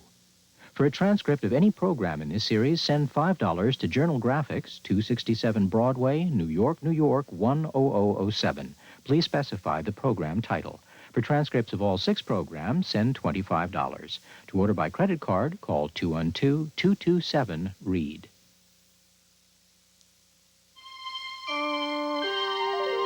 This is PBS. Tomorrow on Korea, the Unknown War, summer 1951. A year after it had begun, the war is at a stalemate.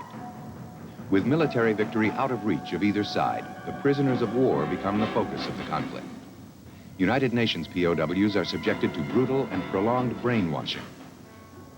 The first session was the worst. It ran for 82 days. North Korean and Chinese POWs stage a chaotic uprising at Kojedo. If we had killed a few at first, we wouldn't have had to kill so many later on. Communist charges of American germ warfare further frustrate the hope for a truce. Confession I made was ridiculous, preposterous. Our country had never waged germ warfare under any stretch of the imagination. The fighting intensifies.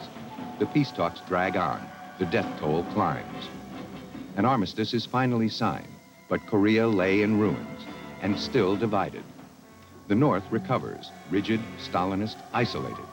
The South struggles toward democracy, advances as an economic power. They seek today to end 4 decades of an armed truce. Tomorrow, on Korea, the unknown war.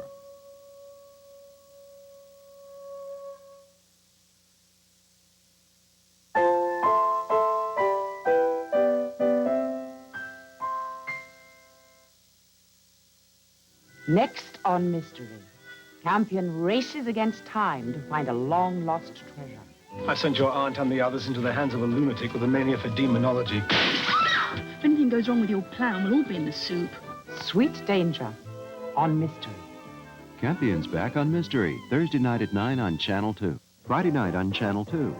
Watch an evening of great performances, from Sweet Charity to Cabaret and all that jazz in between. The spotlight's on the incredible career of Tony, Grammy, and Academy Award winner Bob Fosse, Steam Heat at 9, followed by... To be or not to be, that, my dear, is the question. I rather fear that it might be. Just for laughs, watch a wacky send-up of all those stuffy documentaries. Sir Norbert Smith, The Life. Join us Friday night on Channel 2. The year is 2050. The greenhouse effect is no longer a theory. It's a fact of life on Earth.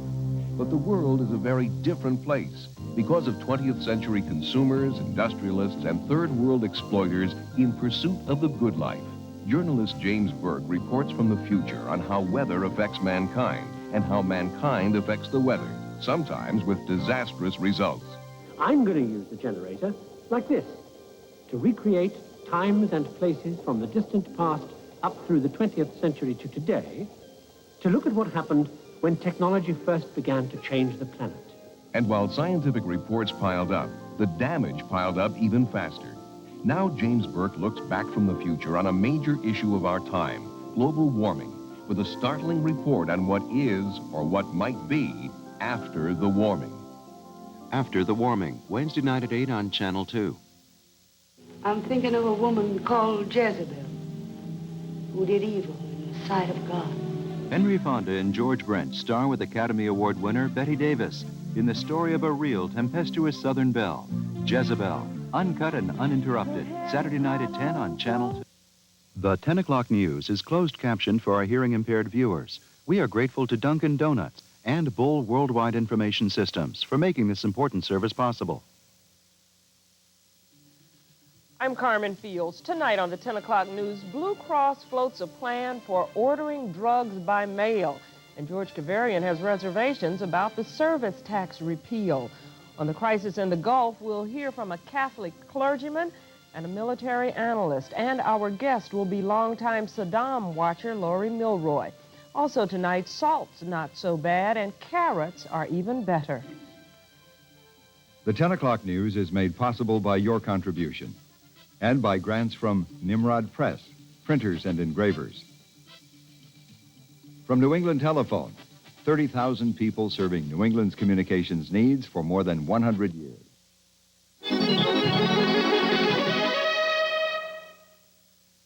The following program was made possible by the financial support of viewers like you.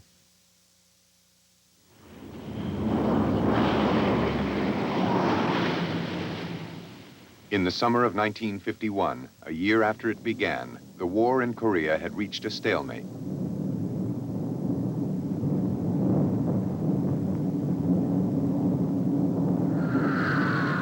Day after day, American bombers pounded the communists to accept UN conditions for a truce.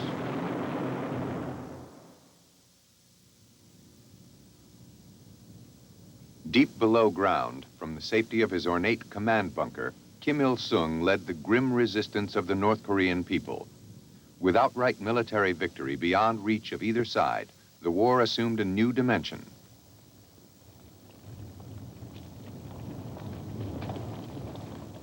The new struggle involved the prisoners of war, and the battle became a struggle for their souls.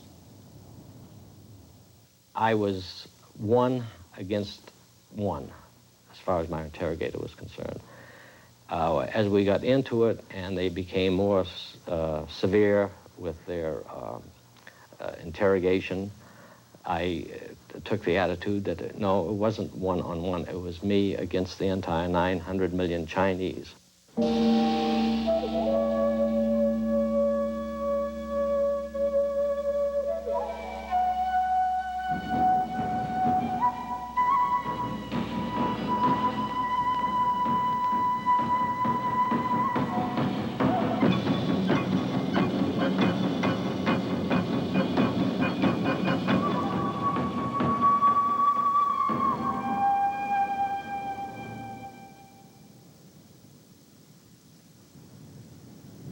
In July 1951, following secret discussions between the United States and the Soviet Union, the combatants agreed to meet in Korea to discuss a truce. The United Nations delegation flew off to meet their North Korean and Chinese adversaries on the 38th parallel. In the first year, the war had moved like a piston up and down the Korean peninsula. Following their invasion, the North Koreans took 90% of the South. Then, after the Incheon landing, UN forces swept north to the border, provoking China's intervention in the war. Together, the communists briefly pushed the UN back over the 38th parallel, the line that marked the original division between the two Koreas. As the UN position strengthened, there were talks with the Soviets in the summer of 1951 that led to a proposal for a truce.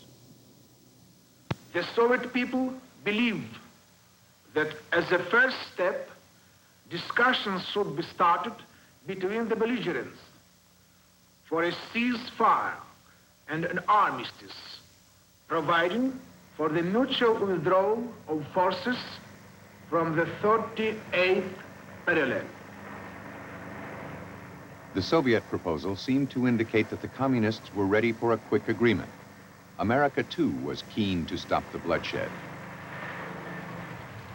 Within 2 weeks, U.S. Vice Admiral Turner Joy, chief UN delegate, completed the journey to the truce table in transport thoughtfully provided by the other side, captured American jeeps flying white flags. Communist cameramen were on hand to record the humiliating scene.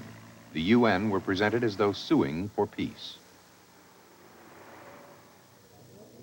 It was to be a battle of wits as well as a battle of words, as UN Delegate Rear Admiral Arleigh Burke soon discovered. When we sat down, we were taller than the communists on the other side, than the Chinese and Koreans. And so when we came back after a couple of hours, probably lunch, our chair legs had been sawed off about an inch so that our heads were about the same height. They were very careful to make sure that we had no point of superiority over them. One-upsmanship took other forms. Armed communist guards paraded in the supposedly neutral truce zone. China and North Korea were flexing their muscles. We should not forget that these were two countries which were not acknowledged by the Americans, and not only by the Americans, by most of the Western world and by the UN. China, the mainland, did not exist. China was Formosa, Chiang Kai-shek, and Korea did not exist either. And in this war, they proved that they exist. In their negotiations, the communists were determined to turn this recognition to their advantage. Agreement lay at the end of a long and bitter road. Even the agenda was the subject of tedious wrangling. America spoke on behalf of her UN allies. South Korea had a delegate on the team, Major General Paek Sun-yup. 아마 이 유엔군 측에서는 빨리 이 모든 것을 아마 단시일 내에 해결이 되는 줄 알았는데. The UN command thought the negotiations would be settled very easily. But the communist side was rather insistent on every detail and delayed on every item.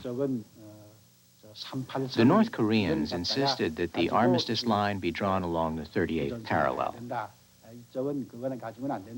whereas our side wanted to follow the actual line of military contact.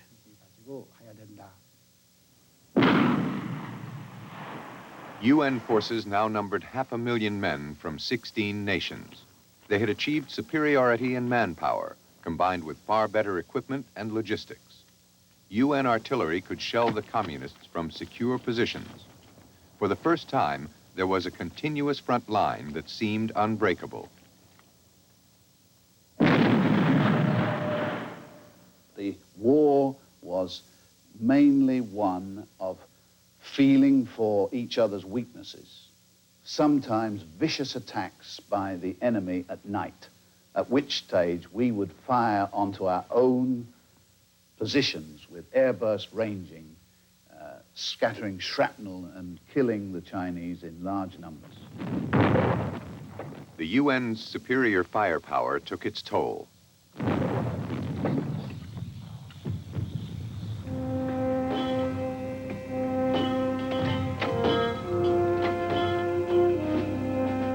Perhaps 1.5 million communist soldiers died in the Korean War, 10 times the losses on the UN side.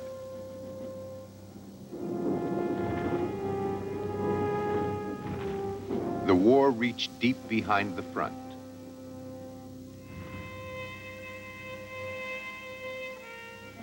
The United States Air Force destroyed almost every town and city in North Korea.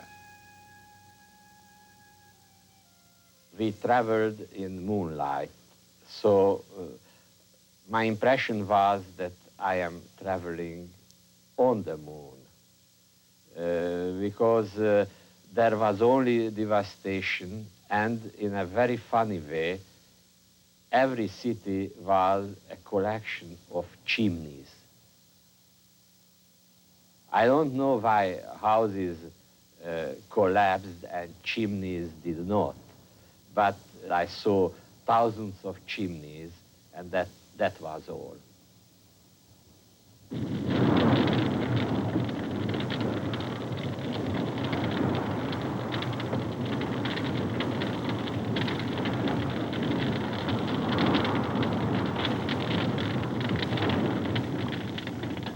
큰 도시 비집고 와서 줄폭탄 들고서 그 파괴해서 팍 터지는 것도 이런 것도 있습니다. When I filmed the destruction of the city by the B-29 aircraft, I had to tie myself and my camera onto a large pillar, since otherwise I would have been blown away. If a large bomb, such as a 1-ton bomb, exploded, the blast was so strong it would demolish everything within 150 feet, just like paper.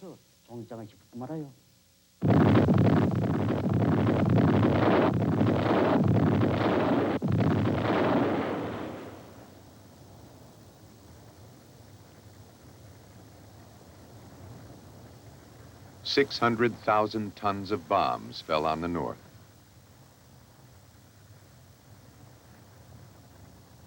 Possibly 2 million civilians perished.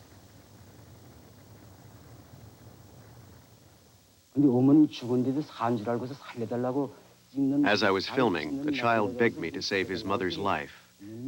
He didn't realize she was already dead. I went on filming him, even through my tears. I had my job to do as a cameraman. I didn't stop even to wipe away his blood or strap up the wound on his back. I still feel a dreadful pain whenever I remember that scene. To survive the hail of bombs, North Korea moved much of its economy underground, digging deep into the hills.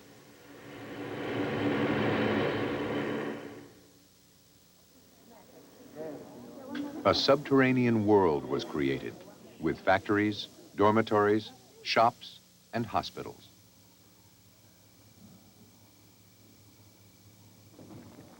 Down in the tunnels, people could feel safe and lead a semblance of normal life. As in the South, Koreans never neglected education.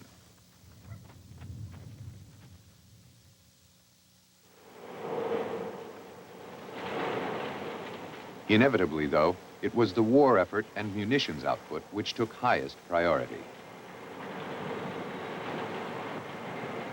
With many men at the front, women took over all aspects of production and waged their own battle against the enemy.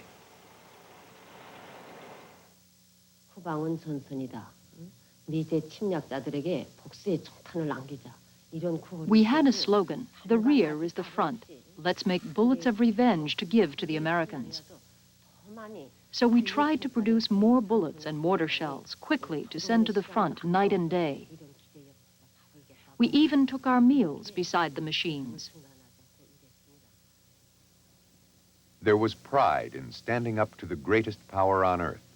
North Koreans rallied round their government and their leader, Kim Il-sung, who was presented as the object of almost religious adoration.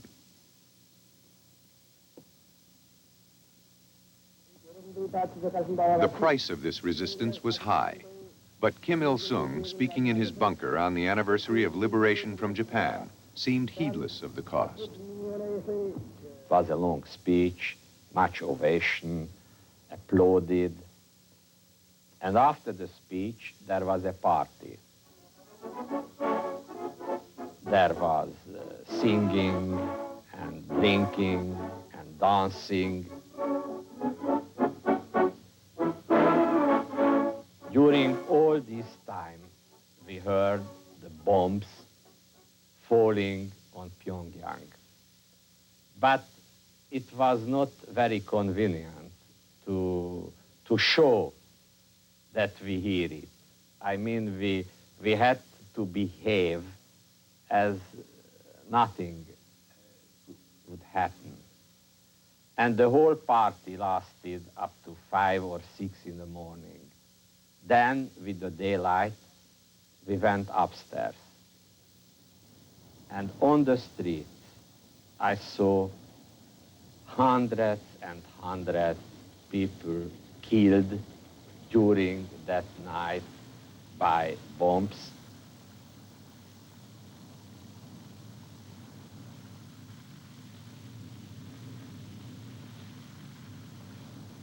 Operation Strangle was the code name for the Air Force bombing campaign. Its stated purpose was to disrupt the flow of communist supplies. The damage assessment photographs look impressive, but the view from the cockpit was often illusory. The terrible irony of the bombing of North Korea is that it didn't affect the war effort, and it didn't really pulverize or destroy their society. We never found a way to stop their supply lines, for example. These little guys with A-frames on their back carrying several hundred pounds of supplies simply couldn't be hit by bombing. The reason for this is very simple. It goes back to the bombing survey done of World War II. That German morale was not hurt by the bombing so much as stiffened. That German industrial production went up rather than down in the context of the bombing. Bombing is not an effective strategy for ending a war or stopping supply lines. It is an effective strategy for tearing up cities. In October 1951, after a long interruption, talks resumed in tents set up at a new site, Panmunjom. The Chinese had a new chief delegate, General Bien, and with his arrival came agreement that the truce line should follow the military front. But many differences remained. The talks became a war in themselves, a war of disinformation and patience under the impatient eyes of the world's press. On one occasion, the delegates simply glared at each other in silence for more than 2 hours. Many disputes in the truce tent seemed petty, but determining where the battle line was had now assumed importance. A military armistice conference, the very first thing that you have to determine is where are the forces now? So that's what we did, and we thought it would be fairly easy to determine battle line within a quarter of a mile. Not so. When we said, we know where we are, we think that you are right there, within a few yards, and so the line of demarcation, the battle line, should be halfway in between our foremost troops. And they said, oh, no. No. You are not there. We are here, and getting maybe a quarter of a mile. Well, we went, we discussed that, argued, didn't get any place, went back and found out that the enemy had launched an attack and had taken that land. UN side also kept fighting while talking. They launched an autumn offensive to take strategic ground and put pressure on the negotiations.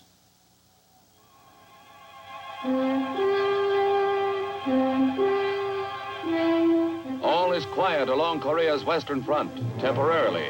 1st Marine and ROK units plot a surprise attack on communist positions entrenched in the hills near the Panmunjom truce site. The big guns under their camouflage netting open up.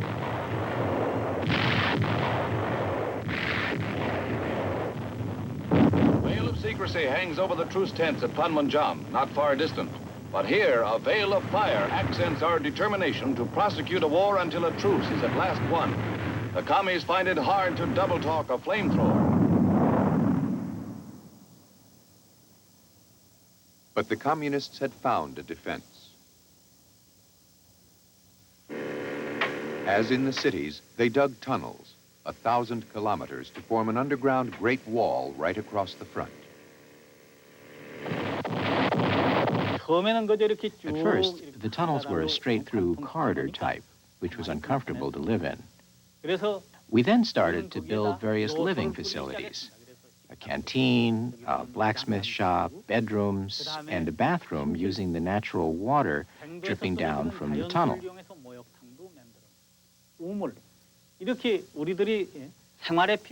We also built the facilities for battles.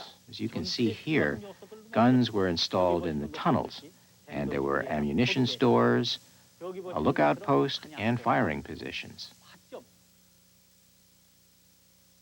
North Korea and China had never fought an entrenched war like this, but the West had. The ground fighting at this stage was reminiscent of the First World War, as one member of the 1,000-strong French volunteer battalion recalls. Pour le définir, c'est Verdun. Heartbreak Ridge was exactly like Verdun. Look at the photographs taken there, and you will see what it must have been like at Verdun. And the logic of the fighting was also the same, to improve our frontline position, because the politicians were already talking at Panmunjom, or frankly exchanging views, as we say these days.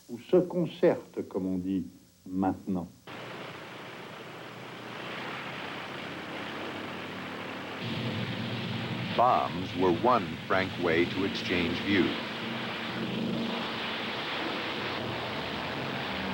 In a highly secret operation, codenamed Hudson Harbor, the U.S. tested dummy atomic bombs. Operation Hudson Harbor occurred during the Truman administration in the fall of 1951, and there still is much to be learned about it. Essentially, it consisted of dropping dummy atomic bombs on North Korean positions to try to establish the capability for using the atomic bomb in tactical battlefield situations. In the implementation of this policy, lone B-29s were lifted off of Guam or Okinawa, sent over Korea, and a very large conventional bomb was dropped in the pattern that one would drop an atomic bomb. One needed to know the wind currents. Of course, one also wanted to intimidate the enemy.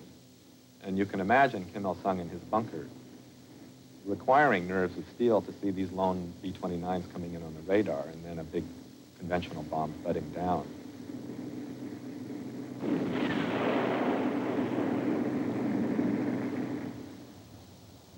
As the second winter of the war set in, the peace talks began to make some headway.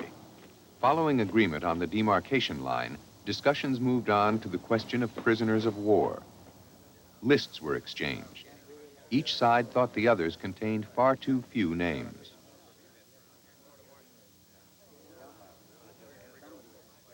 Details were telegraphed home. For 3,200 American families, including that of the highest-ranking prisoner, General Dean, there were good tidings at Christmas.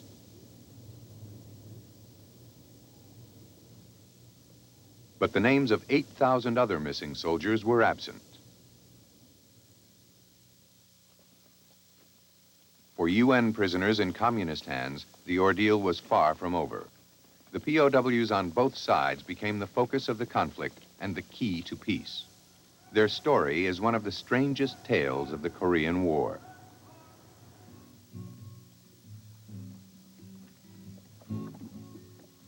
Communist propaganda film paints a rosy picture of life in northern holiday camps. The reality was different. Early in the war, some prisoners, including Western civilians, were force-marched north under a notorious Korean officer known as the Tiger. The Tiger had dropped to the back of the march at this time, and he came striding along by the march and found these men lying by the roadside.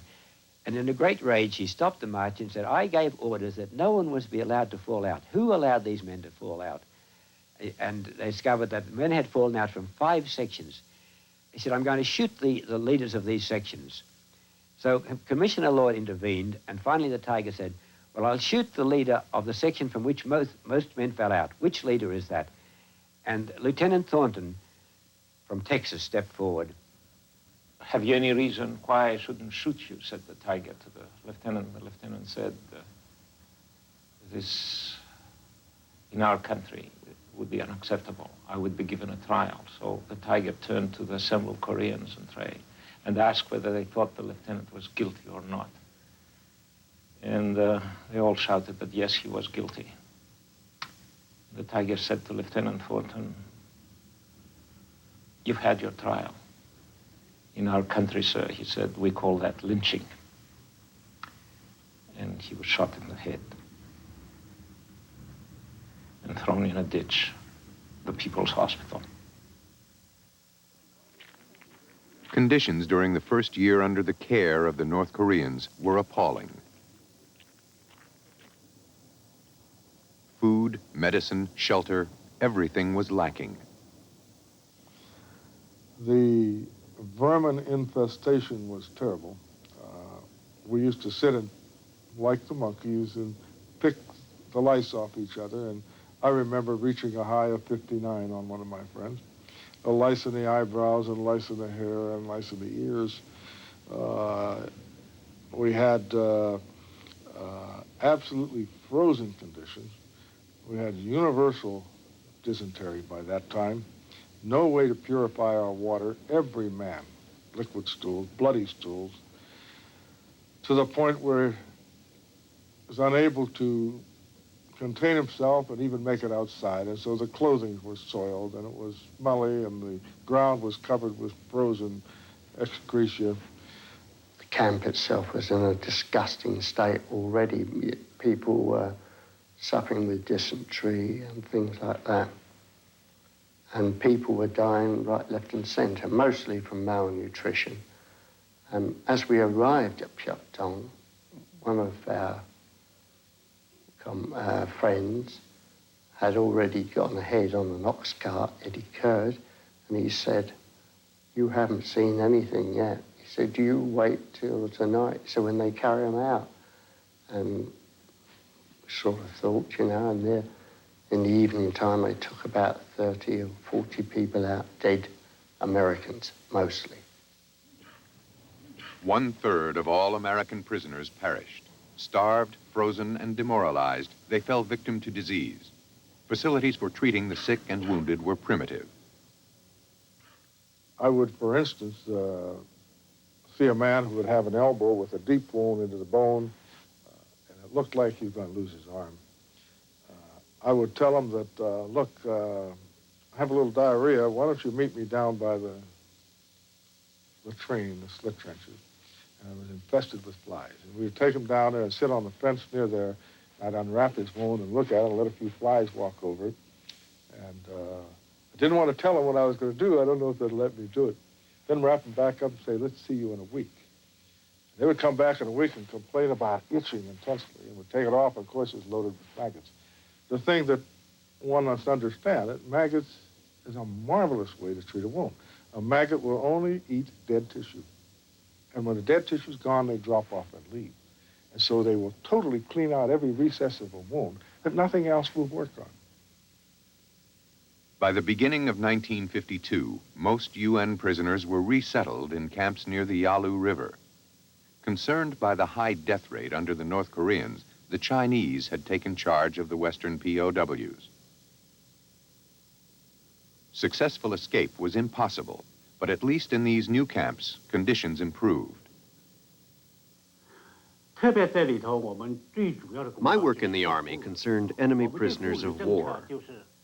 Our policy towards the prisoners was to treat them well and to protect their lives and property. There was no great physical brutality inside the camps by the Chinese as there was by the North Koreans, who would beat people up at the drop of a hat and on occasions kill them.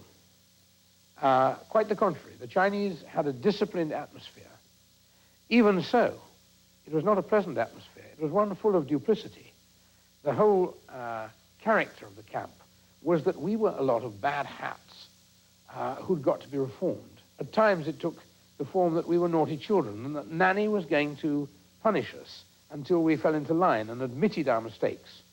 The Chinese had no doubt whatever in their indoctrination sessions, which took place every morning from 9:30 till midday and again from 2 till 4 in the afternoon. They had no doubt whatever that these indoctrination sessions would undermine our previous convictions and would convert us to the principles of Marxism-Leninism. And as they often said to us under the terms of their famous lenient policy, their phrase, not mine, their famous lenient policy, we could liquidate you immediately as war criminals. You've come here to wage this bloody war in Korea for world capitalism against the peace-loving peoples of the world. We have the right to liquidate you, but we know that you are just little pawns in the great capitalist game. You are tools in the hands of your capitalist masters. And therefore, we are going to give you the chance of being re-educated. Well, the first lesson was about 5 or 6 months after we all gathered in a large camp by the Yalu River. They taught us that communism was good, that life in Russia was good, that everybody has equal rights. As Turks, we did not pay any attention to these lessons. We used to say, what you tell us is a pack of lies. We can see how you live. You are giving us just a bowl of millet a day. We absolutely rejected what was said and told them so. Mostly, they talked about, they would bring us up from slavery, what was happening to blacks at the agricultural South, and why slavery was abolished, and because the northern industry need more cheap labor power and so forth. That is the only reason Lincoln freed the blacks, the black slaves, so that they could use them in the industrial north as another labor force. And they also talked to us about discrimination, segregation, voting rights, we had no rights, and things of that nature. Well, all of that stuff made sense to us because we already knew it. They didn't have to impound that, and they just bring it up. So it wasn't a question of accepting it. We knew it already. Dr. Shadish once discussed the point of this re-education with one of his Chinese captors. I said to him, you know, if you look out the window in the compound, the lowest man out there, when he goes home, will live better than you will ever dream. How do you intend with this indoctrination to make communists out of us when we know that? And he laughed. He said, Doctor, that's where you're wrong. We don't intend to make communists out of you. And I will remember the rest of my life what he said. He said, if I can make that much doubt in your mind that your country is wrong, we win. Communist POWs were engaged in a different battle. Some never survived in the overcrowded holds of U.S. troop ships. The U.S. took control of POWs from South Koreans and moved them to the island of Kojedo, far from the war zone. Some arriving here were agents deliberately captured to cause trouble. For Chinese and North Korean POWs, the war was by no means over. Each day brings new prisoners to Kojedo, prisoners who were taught by their leaders to expect torture and death. Instead, they receive a new insight into UN policy, humane treatment by our military police force, and strict conformity with the articles of the Geneva Convention. Oriental prisoners carry lice and vermin for long periods before their capture. A week of segregation and daily dusting eradicates these disease-carrying pests. This impression of docile prisoners enjoying the warm care of the UN was misleading. South Korean guards often mistreated their captives. To one observer, so did U.S. supervisors. They regarded them as Oriental cattle and referred to them as slit-eyed yellow bastards, and really didn't treat them as one expected to be treated under the Geneva Convention. From the beginning, Chinese and North Korean prisoners of war resisted captivity.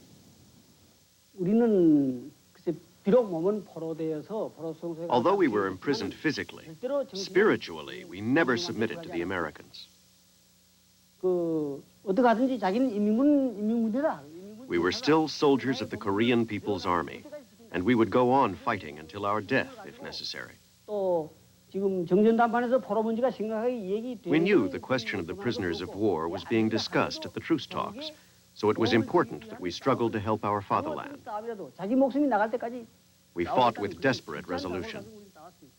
They were an example, I think, as far as military history goes, to how prisoners of war should behave to create the maximum nuisance value and to bring combat troops from the front line to the prisoner of war compounds to control them. The basic mistake that we made in handling these prisoners, in my opinion, was this. We deloused them, cleaned them up when they arrived there, and gave them copies of the Korean Convention and expected them to be good boys. Well, they didn't play by the Geneva rules. They had no rules except their own. And we were terribly, terribly naive. If we had killed a few at first, we wouldn't have had to kill so many later on. Many problems at Kojé-do stemmed from a process of screening prisoners. The policy was called voluntary repatriation. Its stated purpose was to prevent the return of communist prisoners to their homelands against their will. It was not a part of the Geneva Convention, but the U.S. had insisted on it. How could any of us belong to the free and civilized world and turn thousands of men who have denounced communism to the wrath and murderous fury of the enemy? To do so would undo all of the principles for which we have been fighting in Korea. No longer would the helpless countries of the world regard us as the protectors of the weak. Our promises would be meaningless. President Truman had been deeply offended by the treatment given to Russian prisoners who had been returned to the Soviet Union against their will in Europe. Indeed, some of those prisoners simply committed suicide rather than going back. So Truman decided that we would not return prisoners in Korea who did not wish to return. Truman's policy offered an escape to Taiwan for Chinese POWs, but the U.S. controlled only the perimeter of the camps, and the policy encouraged violence among political factions inside. When we came into the prison camp, we were left entirely to our own devices. We divided ourselves into various groups. Some of us wanted to go back to the mainland. Some of us wanted to go to Taiwan. So we had what you might call political conflict. You want to go back to the mainland? Well, we'll kill you. The camp was divided into many compounds. Where Chinese nationalists held sway, they tattooed anti-communist slogans on fellow prisoners, making it painfully difficult for anyone later to change allegiance.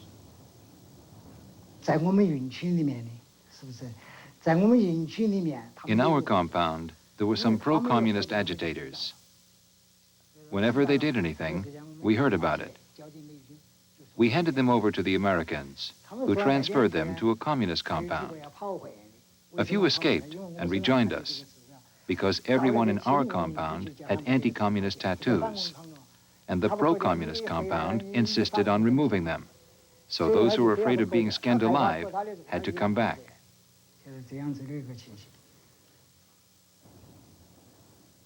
Prison guards avoided these hardline compounds.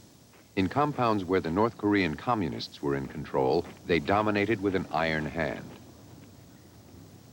North Koreans brutally disciplined fellow prisoners who wavered from the party line. If anybody tried to escape from the compound, they were pulled back and either put to death by a water hose being put in their mouth and leading them to drown, or they were hauled up to the ridge poles of the tents and tied up by their testicles, or they were speared.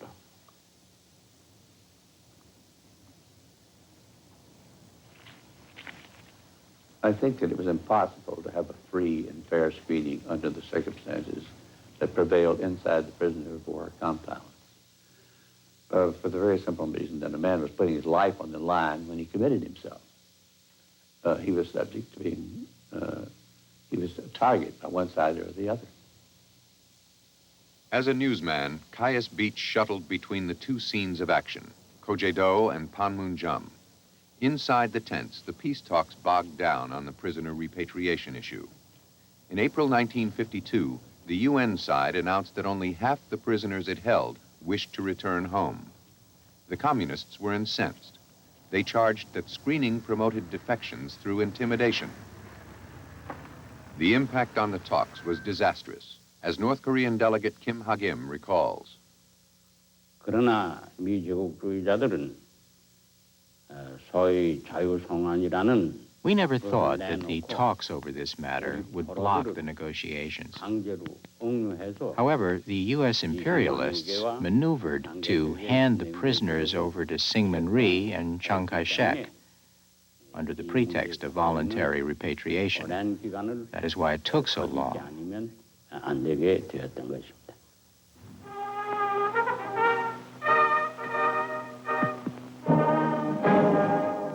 As moral issues increasingly became the subject of international debate and propaganda, the communist side introduced an explosive ingredient.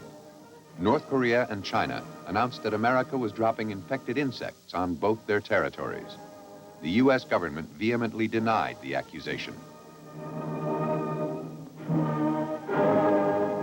Hungarian journalist Tibor Murray was shown the evidence. When I looked, I still saw flies who were alive.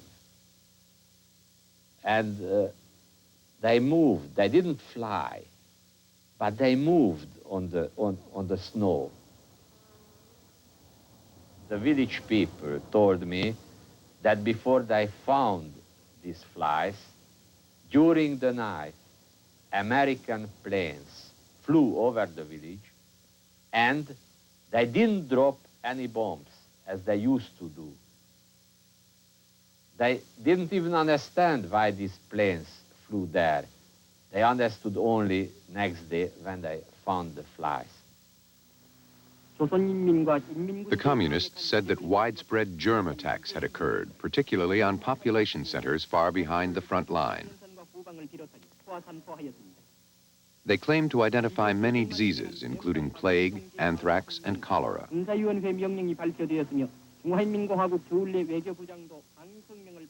Among those who helped spread the charges was Wilfred Burchett, an Australian journalist sympathetic to the communists.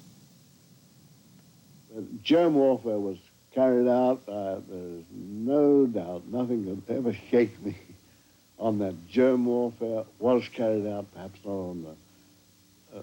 not on a very large, at the least a very large experimental scale. In the winter of 1951, China and North Korea launched public health campaigns to try to control widespread epidemics. Their propaganda film said this was necessary to meet the threat of germ warfare. The germ warfare issue was also used to strengthen solidarity and heighten anti-American sentiment. Germ warfare became a divisive international issue, with protests not only in the communist bloc, but also in some Western capitals. The U.S. vigorously denied the charges. In the whole black record of false propaganda, these charges should stand out as a monumental warning to the American people and to the free world. A warning as menacing and as urgent as a forest fire bearing down upon a wooden village. the extent to which communist leaders worldwide have gone in fabricating, disseminating, and persistently pursuing these false charges should impress upon the brains of those who yet fail or refuse to see the purpose of communism, the deadly danger with which it confronts us and the free world.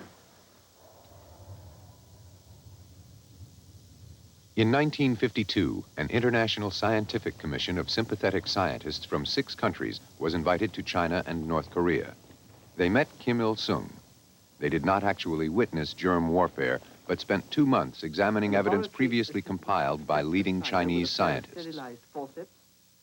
The commission concluded that the evidence supported the Chinese case, that the U.S. had engaged in germ warfare.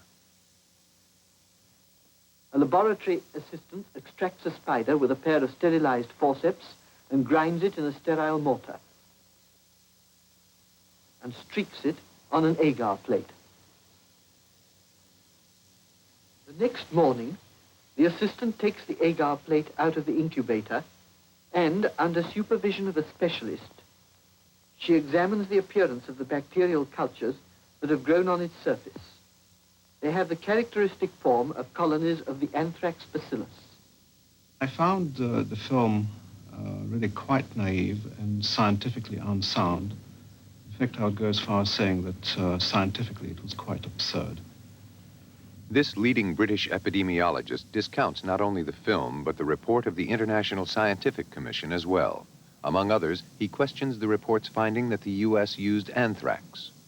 Articles in soil contaminated by anthrax will remain infected for many years, possibly until the end of this century. Therefore, if a region or an area was contaminated with anthrax, it would be quite uninhabitable. There are 3 forms of anthrax. One form affects the skin and produces ulceration, and usually is not fatal.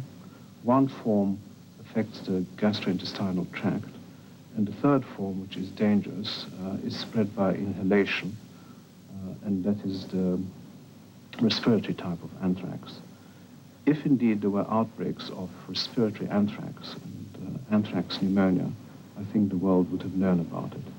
But possibly the most important factor is the fact that an area which was contaminated with anthrax will be uninhabitable.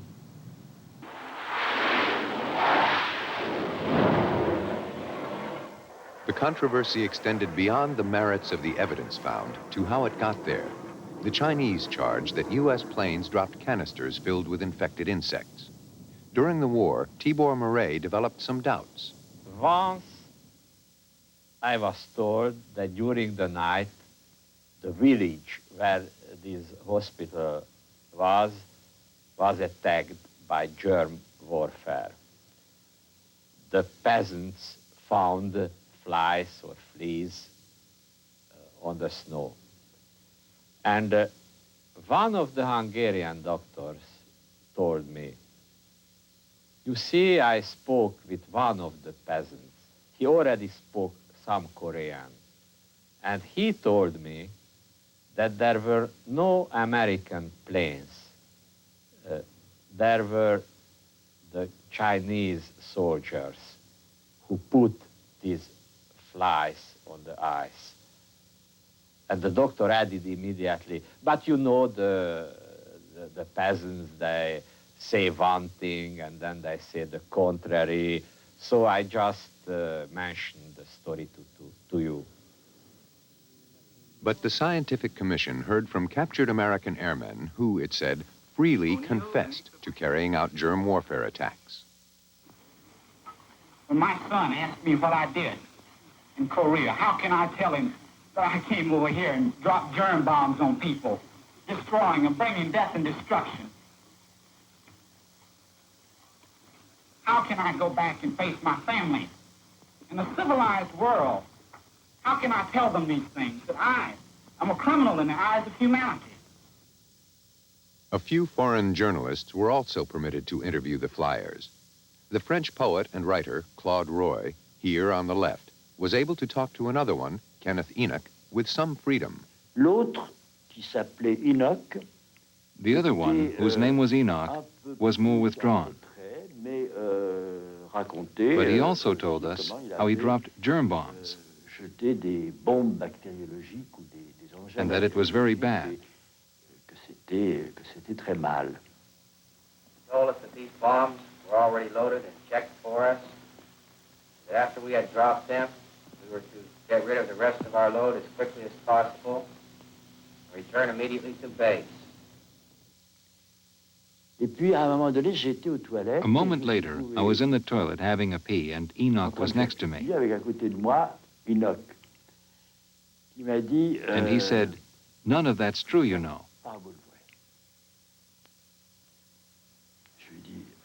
I said, "Why tell it Pourquoi then?" vous le racontez? Il dit, I want to come back home. The 4 flyers on the Chinese film, including Kenneth Enoch, all signed detailed confessions. Enoch's story to the French writer in the bathroom, as he requested, was never published. Enoch later swore that Australian journalist Wilfred Burchett helped the Chinese prepare his confession. Half of some 200 U.S. airmen captured were pressured to sign confessions. Some did, most did not. The first session was the worst. It ran for 82 days. The interrogation was conducted right off the bat by 2 teams of 3 men apiece. And I was interrogated both day and night for the first 37 days. They'd get me up in the morning and I'd go appear in front of them and they'd question me all day long. And I didn't answer, and you can expect that you can get away with that. They would question it, you have to answer, and then they go back to questions that were not of military significance to try and get you talking again, and so on. Threats of execution, threats of non-repatriation, threats of not being able to go home and see my family again, so forth. It was generally an interrogation that kept you awake and tried to beat you down, getting a confession out of you, a false confession. And I saw myself slipping, and pretty badly. I found that I was having trouble concentrating. I couldn't sleep, worried not only about making a confession, but what would happen to the free world if they bought that confession. I felt at the moment that I was 1 against 1, as far as my interrogator was concerned. As we got into it and they became more severe with their interrogation, I took the attitude that, no, it wasn't 1-on-1. It was me against the entire 900 million Chinese. And I felt that I could stand up against them. And as time went by, they kept saying, you're not going to go home unless you make a germ warfare confession. And so I finally decided that I would do that.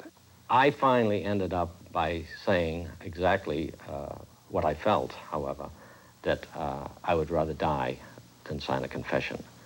And I think that perhaps that final statement was the one that actually concluded my interrogation. I wanted to be able to come home to the United States and tell what had happened to me and what I had seen from a military standpoint that I felt we would need to know in our intelligence community, and then also to tell what happened in this germ warfare thing, because at one point during the interrogations, they had played tape recordings of 4 airmen who had flown for me, lesser-ranking guys, who had confessed and implicated me as the leader of the germ warfare things. So I felt that if I had a chance to get home, this was going to be my ticket. And if I didn't confess, I could stay there for as long as they wanted to keep me. However, it was the... Colonel Mahurin later recanted the confession he had made after 15 months of interrogation, including 7 months of solitary confinement. I made a confession. It was not a confession that had any basis in fact whatsoever. The confession I made was ridiculous, preposterous. Our country had never waged germ warfare under any stretch of the imagination, nor had any other members of the United Nations. The germ warfare accusation has been kept alive by recently declassified documents. They reveal that a year before the charges against the airmen, The Joint Chiefs had recommended development of biological weapons and testing them in the field, though there is no suggestion of tests in Korea. One supporter of the program says it was to deter the communists from using germ warfare. We were very poorly prepared to deal with it. It could have been devastating. And I particularly felt that it was compelling that we build up our own retaliatory capability, not as an affirmative weapon, but as a preventive weapon. And we did set out to do so. Other documents reveal approval of a cover and deception plan if biological warfare were to be used. Though not proof it was used, these documents fuel speculation that will not end until all the files are declassified. In the propaganda war of 1952, the UN side was on the defensive. On Kojé-do, the communist prisoners, at high cost to themselves, were about to score another victory.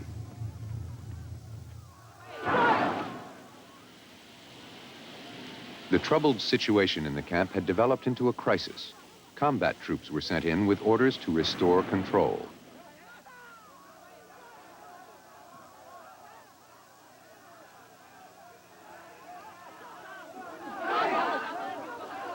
The problem arose when the commander in charge of the camp, Brigadier General Francis Dodd, agreed to meet POW leaders outside the compound gates. Dodd became the first American prison commandant to be taken captive by his own charges. The prisoners had decided on the time, the moment when they clear out the human waste. The soldiers would open the gate, and the POWs would come out and throw out their feces. Then, when it's time to go back in, they had to open the gate again. So they're opening the gate, and General Dodd is standing there. And just at the moment when the POWs have disposed of their human wastes and are ready to go back in the compound, they push General Dodd violently into the compound, and the prisoners close the gate behind him. And then they pulled him inside the tent. That's what happened. 그것이 이제 그 당시에 일어났던 그게 이제 현황인데 이 사람들이 그러니까 끌어들여서 수용소 안에 갖다가 놓고 자, 우린 자원 소환 하지 않겠다. We dragged Dodd inside and held him in the prison compound. We told him we all wanted to return to the fatherland. So why this nonsense over voluntary repatriation? 이 도트도 그 안에서 인정했단 말입니다. 인정하고 Even the Geneva Convention allows prisoners to go home. Dodd agreed and promised to cancel the screening. So we told him, please go, and let him out. But then, in revenge, he destroyed the compound with heavy arms. In fact, Dodd's replacement, General Charles Colson, had secured his release by agreeing to POW demands. But as soon as Dodd was safe, the UN command repudiated their agreement, made under coercion. Both Dodd and Colson were reduced in rank. A new commandant, General Bull Boatner, was dispatched to Kojé-do to sort things out. The hardline communist compounds were retaken with a full-scale military assault.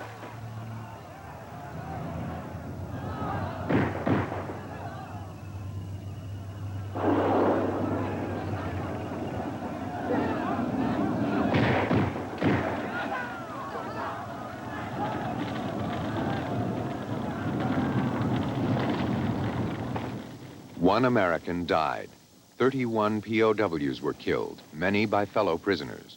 The rebellious compounds were subdued, but the political price was high. At the armistice talks, the communists were able to present the UN as a bully, using tanks and flamethrowers against defenseless prisoners. The talks stalled. They would drag on for another year. A year of mounting casualties on the front, another year of captivity for the prisoners of both sides.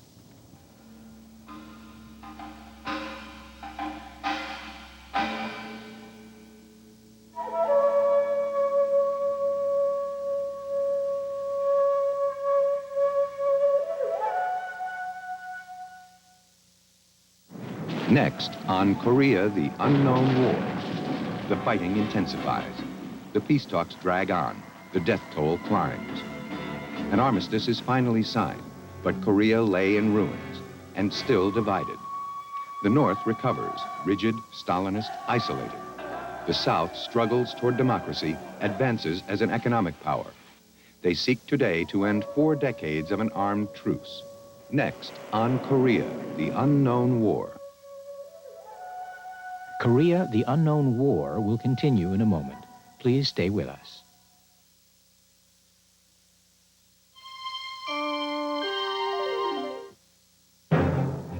Next time on Frontline, what do Americans think about going to war against Saddam Hussein?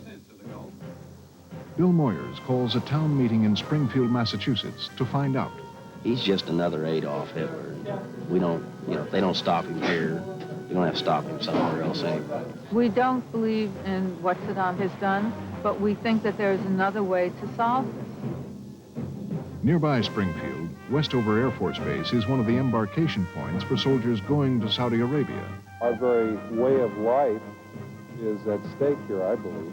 And if we blink, we could stand to lose that way of life. I'm not sending my son for Texaco. I want you to send your son there to die. No, that's the issue. You're going to send your son there to die? No way. Springfield goes to war on Frontline.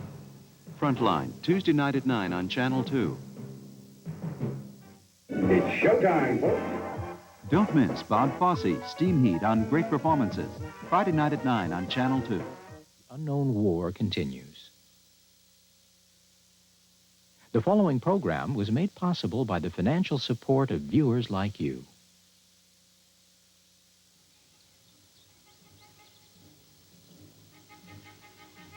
Despite some signs of reconciliation, Korea today is still conditioned by memories of a war which ended 37 years ago. The Korean military is immortalized on both sides. The warriors who died and those who remain vigilant.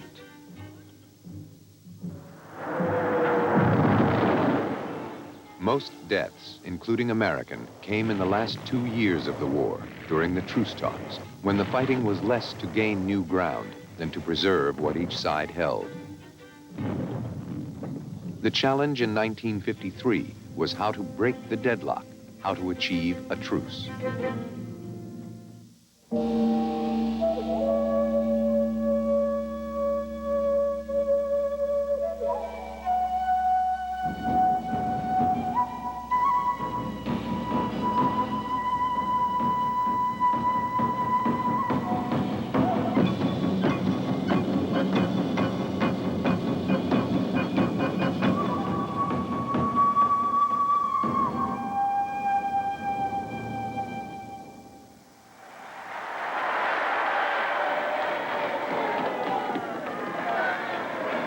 In 1952, Dwight Eisenhower was elected President of the United States. He was a new face in politics and an old soldier. So help you God. So help me God. His campaign managers had skillfully used his pledge, "I shall go to Korea," in his attacks on Truman. When Eisenhower was elected, rather overwhelmingly, the first thing he wanted to do was to carry out his pledge to go to Korea. He inspected the Korean forces and had watched them in battle practice. And so he had a thorough grounding in what the actual situation, political and military, was in Korea. Eisenhower undertook to build up the South Korean army and to get the truce talks resumed. Behind the pleasantries toward South Korea's President Syngman Rhee, he felt disquiet. So did others. Nobody thought Rhee was a Democrat. We used to call him a rather inefficient dictator, rather inefficient totalitarian. And everybody knew this. We knew about some of the atrocities. And I suppose what it came down to, and quite properly, to my view, was that he was a much less vicious son of a bitch than the people in the North. And besides, he was our son of a bitch. In 1952, Rhee faced defeat by the Assembly in his re-election bid. He changed the Constitution to allow for a popular vote and arrested his opponents in the Assembly. I remember waking up one morning at about 5 o'clock in the morning and when it was all dark and seeing somebody in my bedroom, and it turned out to be the Deputy Speaker of the Parliament who'd come to seek asylum. Now, I didn't give him asylum, but I let him stay there until later in the day he was able to make his escape and go into hiding somewhere else. There was a former Minister of Agriculture who came and asked, in effect, for asylum, and which I said I couldn't give him. And he asked me whether I couldn't take him on as a houseboy. For the first time in Korean history, its citizens go to the polls to choose a president by popular election. In every town and village, they learn the democratic method. Now, it was charged by his critics that the reason he wanted a popular election is because the National Assembly would not re-elect him. And I suspect that's true. I don't believe they would have re-elected him. They were under American pressure not to re-elect him because he was demanding a drive to the Yalu River, continuance of the war. Rhee was a loose cannon threatening to split the UN alliance. A small group met to discuss a plan codenamed Operation Ever-Ready to remove him. We met at the request of Washington, the three of us. And as I say, it was contingency, working out what the consequences would be if he was displaced. Of course, it would be highly desirable that any change would be made by the Koreans themselves rather than from outside.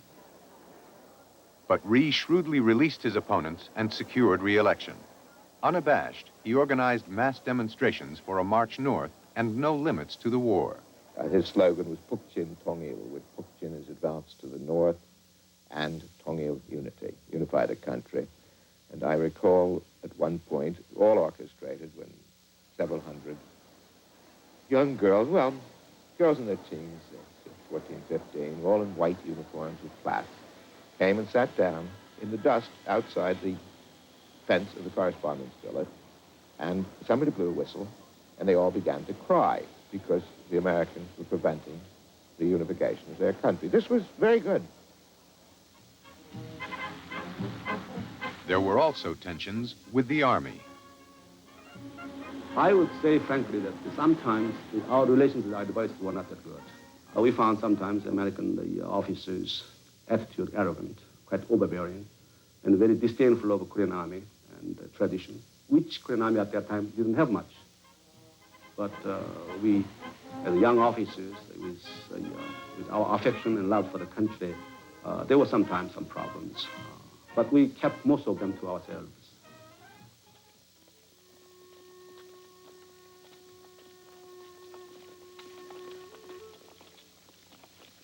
For the 5 million refugees who flooded the South, the war was a calamity.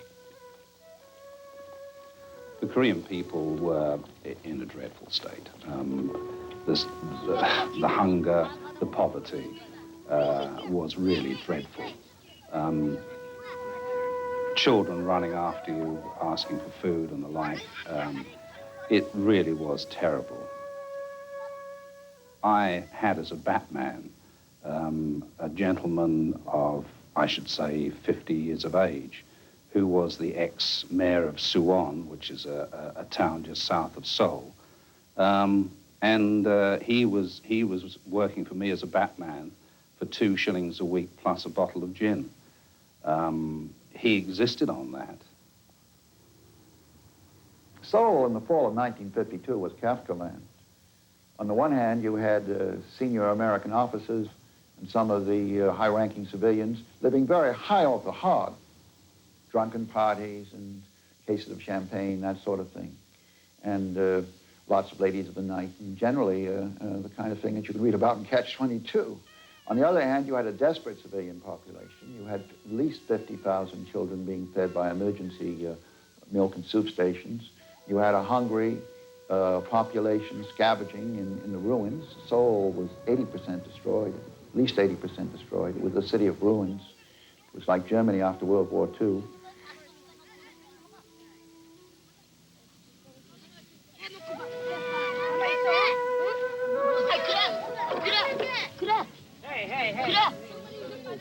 Korea's millions of abandoned children brought out the softer side of the American troops.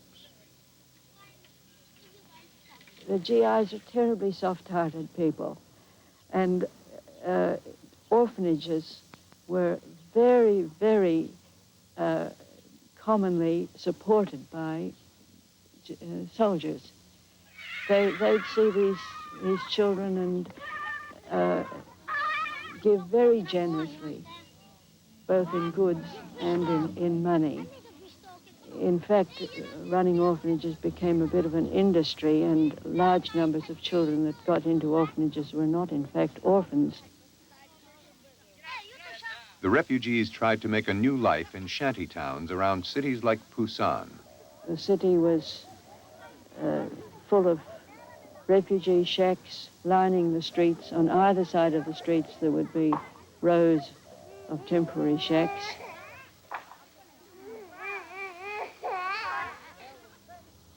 On the military front, Eisenhower was trying to end the long stalemate with heavy hints that he would use atomic weapons. He realized that mere diplomatic negotiations would probably not end the war, and that he would have to have the threat of overwhelming a military force and strength behind him in any negotiations. So that was a part of his plan, and he carried that out and made it very clear to the Chinese and the North Koreans that whatever was necessary in the way of military force would be used. I think that any intelligent enemy would have understood that the use of atomic weapons in that situation was imminent.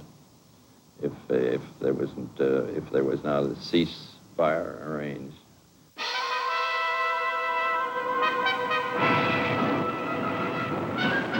Many felt conventional weapons were not enough. We believed that the United Nations forces headed by America should have used all the facilities at their disposal, including the atomic bomb. I do not necessarily speak for the Royal Australian Navy when I say that. I speak for myself and those around me. I think the philosophy that bombing the hell out of the North Koreans and the Chinese Communist forces in order to persuade them to give an inch at the peace talks was a fallacy. I don't think it happened. The British forces did not really believe that was the way to deal with Orientals. The Americans, however, pursued the idea, and we executed it. With total command of the coastline, the UN poured an immense mass of bombs and shells on North Korea in the third year of the war.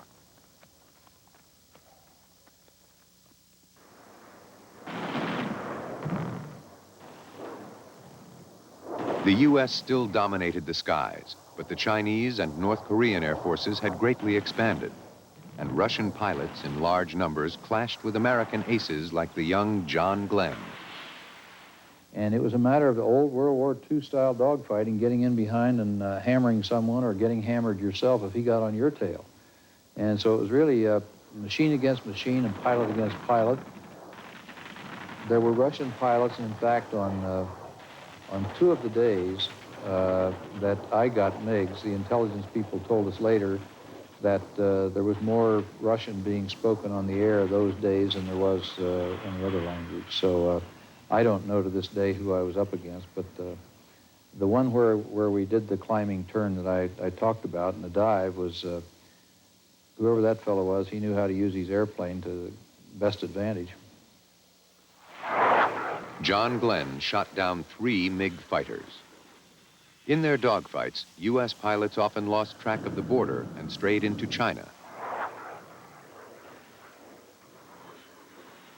Some deliberately violated the prohibition against pursuing MiGs back to their bases in China. The Soviet Union has only now acknowledged casualties. And I visited the graves where the flyers that were participating in the war or helping the Koreans were buried. And for me it was an emotional moment because I saw many graves of people, mostly of officers and privates, about my age or even younger than me who fell in this war. They survived during the Great Patriotic Wars. Many of them went through this war, and then they perished in the Korean sky.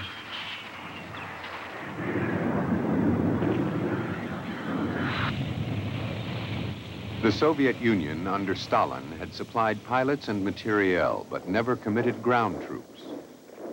What were Stalin's motives? The views of some observers have changed. When the Korean War started, I believed quite wrongly that it was planned as a Soviet diversion to deflect us from Europe. That was the conventional view, and it was the wrong view. I believe that the Soviet Union acquiesced in, or maybe even encouraged, a Korean attack on the theory that this was a cheap victory to pick up, might have a demoralizing impact on the United States, might deflect us somewhat from Europe, but they never expected that a war would start on the Korean Peninsula that would force continuing decisions on them. Joseph Stalin is dead. The Kremlin's cold stone walls, the eerie face of Moscow, a howling wind and snow adding to the somber picture is the description accompanying the announcement. The death of Stalin in March 1953 brought a dramatic change in Soviet policy after Molotov returned as foreign minister. After high-level talks between Soviets and Chinese at Stalin's funeral, Foreign Minister Zhou Enlai signaled that a formula could be found for the problem that deadlocked the peace talks: procedures for prisoner repatriation. The new spirit even reached the imprisoned UN troops. The propaganda line from Peking, Beijing, was, "We are going to sweep you into the sea." They believed that. "Whatever you do, you cannot resist us. We shall sweep you out of Korea." Then they realized after the later offensives they're not going to do that. So the next Peking line was, "You will never defeat us in Korea." Then a much happier line was produced. "No matter what you do, you will never stop us bringing peace in Korea. We will have an armistice as required by the peace-loving peoples of the world." Those sort of phrases were rolled out all the time to us, you see. Then we knew that there was going to be an armistice, and we would get out sometime. At the end of March, the communists announced agreement to a first exchange of sick and wounded prisoners, which had been proposed by the Red Cross and already accepted by the UN.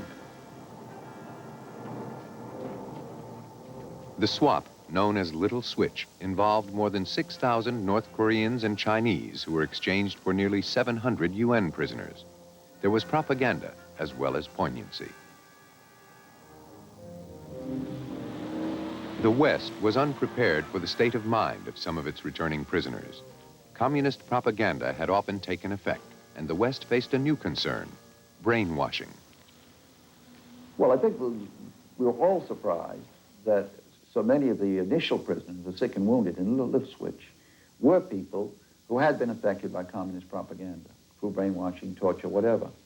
I, being a shortwave radio enthusiast, had been listening to Radio Peking and Radio Pyongyang, and so I immediately recognized the cliches and stereotypes, because it was clear that the first lot had been primed to particularly talk about germ warfare and the atrocities of saturation bombing in the north and so on.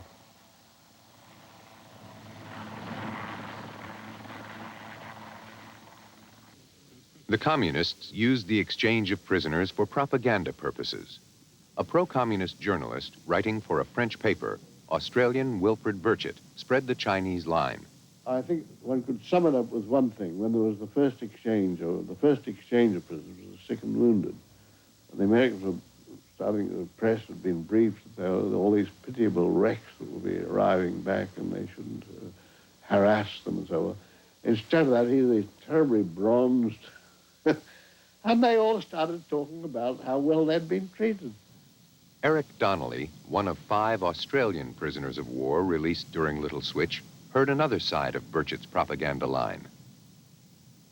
He came in and he said that down at Panmunjom, it was quite obvious that the Americans did not like giving medical treatment to the Chinese and Korean wounded because some very high figure, I think it was 70 or 80% of them were amputees. I said it was a a tribute to the American health services that so many survived the loss of an arm and leg.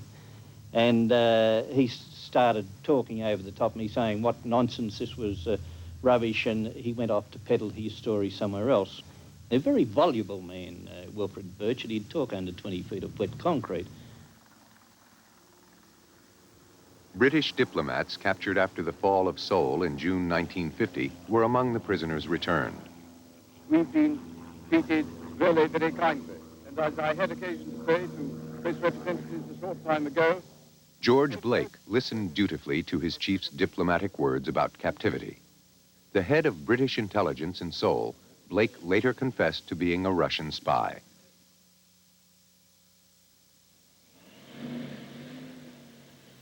The war was now hopelessly bogged down on a static front. Men endured long periods of boredom in the trenches and shorter ones of fierce fighting.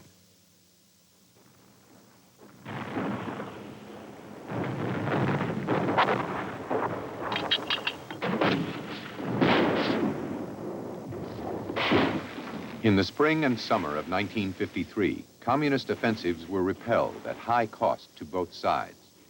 Though communist casualties were still twice as high, UN casualties rose sharply, and this contributed to war weariness in the West.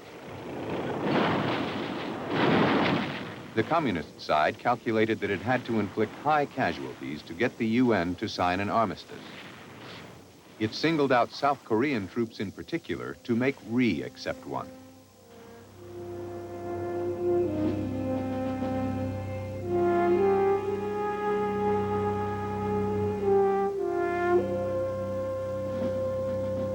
The war was escalating. Up to now, the UN had spared only one major target in the north, the dams on which the rice crop and survival depended. In May, as the peace talks resumed, U.S. planes hit 5 of the biggest dams near Pyongyang, causing gigantic flooding.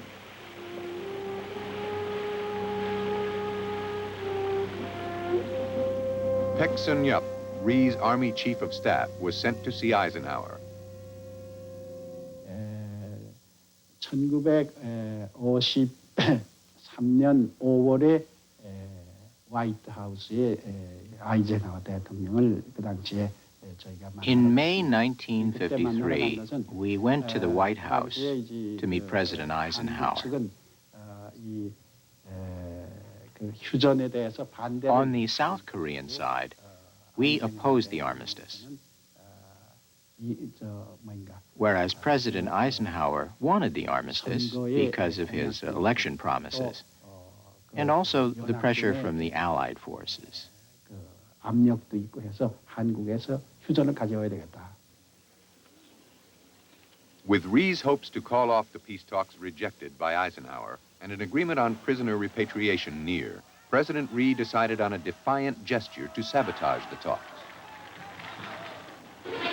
Agreed by South Korean guards on orders from Syngman Rhee in the Oregon. He instructed prison guards to organize a mass breakout of North Koreans, whom they had identified as anti-communist.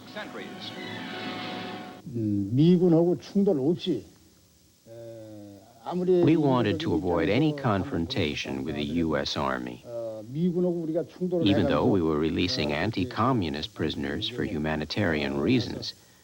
For us to do so in defiance of the U.S. Army could have been problematic. We fixed on a secret D-Day. It was June 18th at 2 a.m. And we dispatched secret envoys directly to each camp with orders to release all the prisoners. So these people went to the camps and transmitted their orders saying the Korean president takes all responsibility.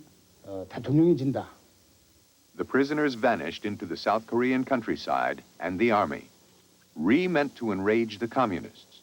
It was his allies who were furious. Winston Churchill cabled Eisenhower, "The following is only a thought of my own. Syngman Rhee arrested or dismissed from office. British send an extra brigade from Egypt to Korea. Winston." I happened to be in the Oval Room at the time that President Eisenhower learned that Syngman Rhee had released thousands of prisoners of war, and he was enraged by it because he thought, regardless of the facts involved, that this would destroy his carefully laid plans for a ceasefire and for the ending of the war. It looked as like sabotage of the truce talks, and Rhee intended it as sabotage of the truce talks. There was nothing he wanted more than to break up those truce talks. And he released the prisoners of war precisely with that in mind. And it was a disappointment to him when the communists, far from breaking off the truce talks, hastened to their conclusion. A truce was signed. The final line of battle, fought for until the last moment, gave an advantage in territory to the Republic of Korea, except on the Angjin Peninsula in the west. An armistice was finally signed without Rhee on July 27, 1953, at Panmunjom by the UN, China, and North Korea. Once it was signed, then the silence fell, and I stood in the hill all by myself and felt initially a tremendous relief. I survived this war. Once hungry, had to hide in the underground, the harsh training and the combat and all this, and I survived. But then that feeling was overwhelmed by the feeling of emptiness. Why do we have to go through all this? For what purpose?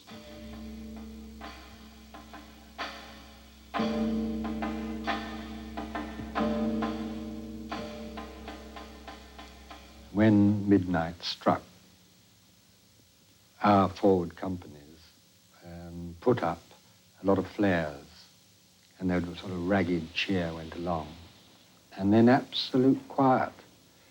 And the Chinese hills are dark and silent, and great apprehension grew that they didn't know that it was supposed to be the end of the war. And suddenly, looking over the darkness, one light went on over there, and then another light, and then a light, there was a plop, which normally meant you were going to get an incoming round, and everybody waited. And they were putting up their flares, just their lights as well. A couple of them, actually them very dangerously, walked across the valley through the minefields to the Chinese lines that first night, and came back with bottles of wine and presents, and were immediately put on charges for so doing. The U.S. claimed victory in containing communism. Soldiers, sailors, and airmen of 16 different countries have stood as partners beside us throughout these long and bitter months. America's thanks go to each. In this struggle, we have seen the United Nations meet the challenge of aggression, not with pathetic words of protest, but with deeds of decisive purpose.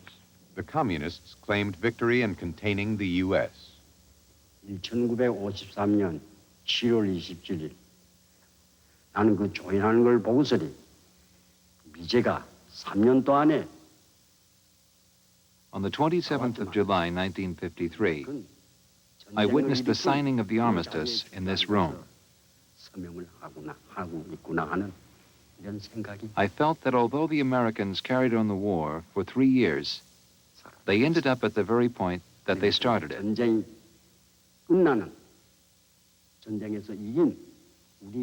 I felt a pride that the Korean people had won the war. I felt deeply that we ought to turn this ceasefire into a peace which would avoid the tragedy of another war.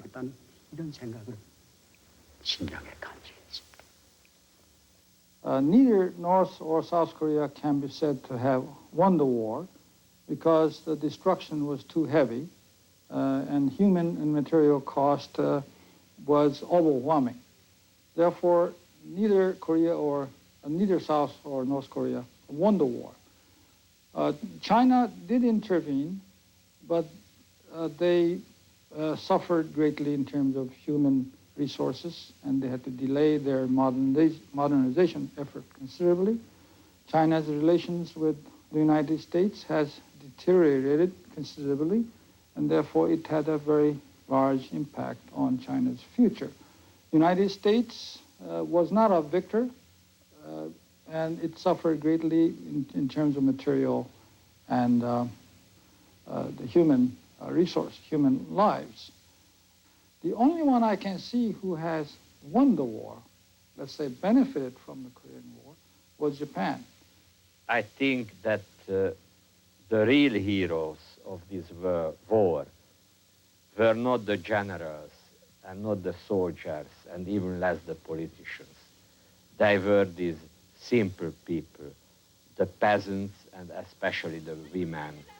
I saw these women planting rice and plowing and working from morning to night, and the children on their backs and going on in their work. And the climate is not always favorable there. There were floods and there were cyclones which destroyed the crop, and they started again and again.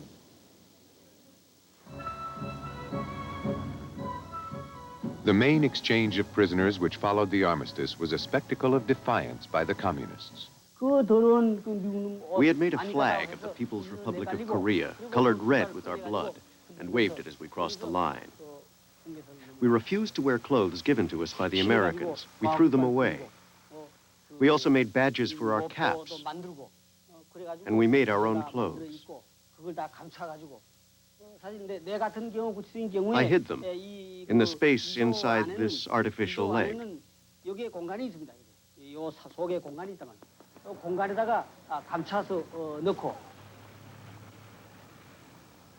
More than 75,000 communist prisoners of war were returned, and nearly 13,000 UN POWs. The Chinese efforts at re-education or extracting germ warfare confessions had continued to the end. My final interrogation, we started interrogation approximately 5 in the afternoon, and this continued well into the wee hours of the following morning. He showed me magazine-type books that portrayed other people that had signed their confessions with their pictures, and made a last desperate attempt to try to get me to sign a false confession. I refused to do so. About 2 o'clock in the morning, I was informed that the war was over. It had been over for 10 days. My little scar-faced, hunchbacked Chinese mentor, little Chen Chongwei, who used to receive my religious censorship reports, he came to me and he said, well, you go home now. I simply said, yes, Chen, I go home now. He didn't extend his hand to me. He said those words in really quite a kindly way, so you go home now. He didn't extend his hand, but I know now that if Chen had extended his hand, I would have taken it as some little gesture of hope that mankind would one day be a brotherhood and would be free. A solution had been reached to the problem of communist prisoners who had been screened and who indicated a desire not to return home. Representatives of their home countries would talk to those who refused repatriation to give them what were called explanations. This procedure was to be supervised by a commission of neutral nations. Indian troops brought Chinese prisoners to the border for explanations from their own side. The prisoner would come in, and if they were given a chance to, the chief explainer would say, comrade, we've come to welcome you back to the motherland. At which point, in every case I saw, the prisoner would scream, I'm going to Taiwan. Hui Taiwan, he'd say. Quite often, he would then rip off his shirt and display a tattoo. As the afternoon went on, the thing that became very clear was the absolute expression of amazement and shock on the faces of the explainers. from another exit point, the Chinese, 14,000 former communist troops, carrying pictures of Generalissimo Chiang Kai-shek, whose national asylum... 2/3 of the Chinese prisoners went to Taiwan, where they were warmly welcomed. Ironically, the Chinese who returned to the mainland were treated as tainted by foreign influence. 22 UN POWs, 1 Scot and 21 Americans, chose to live in communist China. Among them was a sergeant from Memphis, Clarence Adams. I felt no real reason to come back to the U.S. because I didn't see any future by coming back.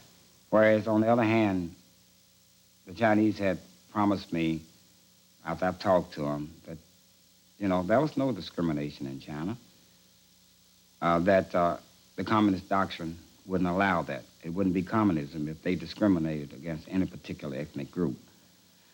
And that I could get an education in China. This is one of the things that I asked for. Also that I would have work in China. Also that I could get married in China. To me, that was the very basic things that a man needs. He needs education, he needs a job, he needs a family. They couldn't answer those 3 questions for me. They made a promise. There would be no problem, so it was better at that time to go to China rather than return to the U.S., where I saw no hope. After 12 years in China, Adams returned to Memphis with a degree and a wife. He runs 2 chop suey houses. There's our big seller around here, fried rice. The bourgeois ideology was much deeper rooted than I thought it was. After all, I found out that there was no way to really get ahead. You would just be average. There was no real incentive there to keep me there. You know, you'd reach a certain height, and that was it. It's not like in America. If you got anything going for you, the sky is the limit. It's up to you to make it.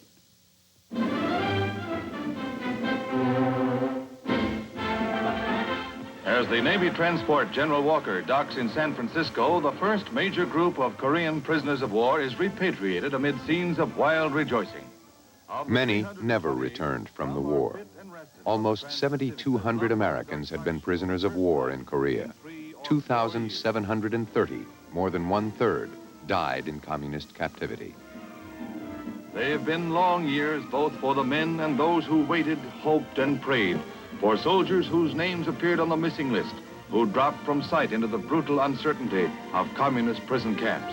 But today, surrounded by families and loved ones, days of torture fade in the joy of reunion.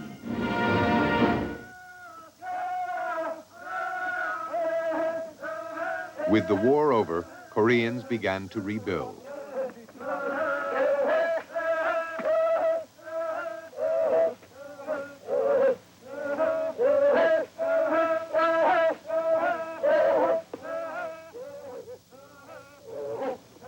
The war ended where it began, with Korea divided, but now it was in ruins. Korea, after armistice, was of course a devastated country. It was poor in the south and it was poor in the north. But of course, the north was more devastated than the south because it had been bombed heavily. And when you came to a city like Hungnam, there wasn't actually one house in one piece. And when our inspection team was going to move into a house there, one house was quickly repaired, and that was practically the only house in town. The North embarked on a colossal reconstruction program with considerable outside help, especially from Chinese troops. Unlike Rhee, Kim Il-sung welcomed the armistice. He consolidated his personal power with extensive purges. Kim Il-sung in 1953 faced a situation where a war that everybody thought he had launched had turned to not a defeat, but a terribly devastating war for the entire peninsula. And yet he held on to power. He not only held on to power, but he proceeded to purge those people that, for example, the CIA thought was so important, Soviet Koreans, Chinese-linked Koreans, One might have thought that Kim Il-sung would have been scapegoated for the results of the Korean War, but instead he turned around and scapegoated the leader of the Southern Communist Party, Park Hun-young. Park Hun-young had led the South Korean communists and been Kim's foreign minister. Now he vanished after a show trial which brought down other independent-minded communists. I had a good friend in Quezon during the armistice talks. His name was So Chang-sik. He was one of the two interpreters of the Korean delegation. I saw So Chang-sik among the accused people. He was there in prisoner's clothes, the face nearly completely changed. He was accused as an American agent. So maybe they wanted to purge the party from people who think, simply who think. I used to have long conversations with him. And I remember when I told him how heroic the Korean people is in resisting a power like the United States. And he said, it's true, but sometimes I think why just our people has to be so heroic and have to lose hundreds of thousands or even millions of lives. In 1954, the Russians and Chinese convened with the Western powers in Geneva to discuss trying to reunify Korea. The communists proposed nationwide elections with neutral international supervision. The U.S. wanted supervision by the UN. The conference collapsed and Korea remained divided. In the South, Syngman Rhee remained in power and friendly with General Van Fleet, the former UN commander.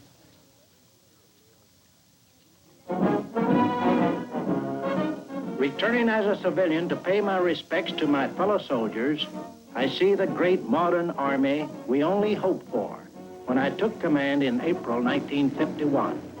Today, this is the greatest anti-communist army in Asia, the fourth largest in the world. Second to none as a battle-tested fighting force, 650,000 strong. And started putting it together from little more Van Fleet returned to narrate this tribute to the South Korean Army, now a dominant force in national politics. The military academy holds its graduation in Seoul, similar to West Point ceremonies. Reviewing the cadets is President Rhee, the George Washington of Korea, who is devoutly dedicated to the unification of his country and the liberation of what is left of his people in North Korea.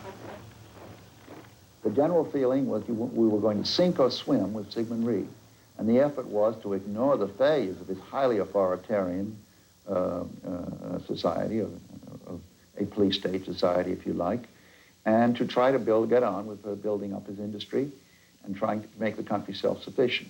One thing Rhee was interested, however, to his credit, was education. An enormous effort was made to build up Korean educational facilities.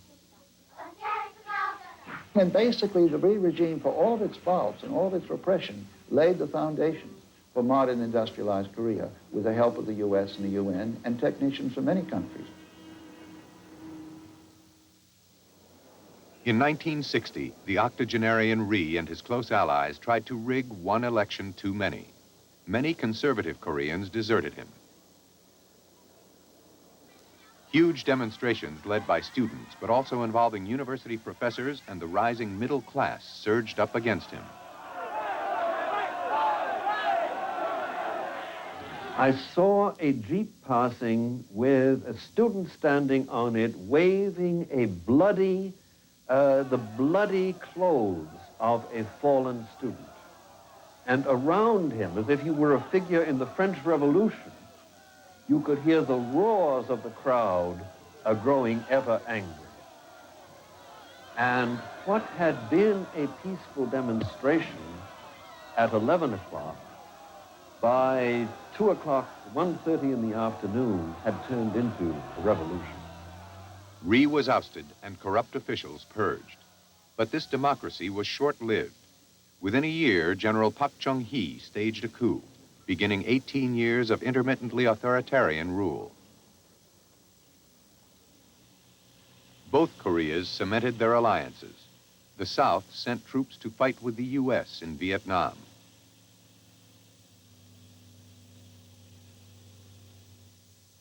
The North's Kim Il-sung visited China's ailing Mao Zedong in 1975. Though he has widened his contacts beyond the communist world, the North is still isolated from the West. It has adopted a strategy of self-reliance known as chuche. The problem of the North Korean economy is the problem of North Korean politics. In other words, the politics flows from the top down. It's tightly held by Kim Il-sung and his group. And as a result, everything else in the society flows from the top down. North Korea has done very well in industrializing on basically a self-reliant Stalinist sort of model. But the diminishing returns of that have been obvious for at least 10 or 15 years, if not longer. With relatively small resources, much smaller population than South Korea, it has, at tremendous human cost, achieved a fairly substantial industrial and military establishment. But North Korea has become an almost grotesque caricature of a regimented communist system.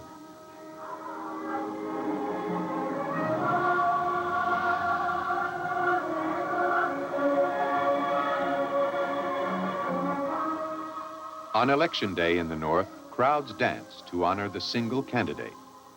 The North proudly claims that the entire society is dyed one single color and is monolithic.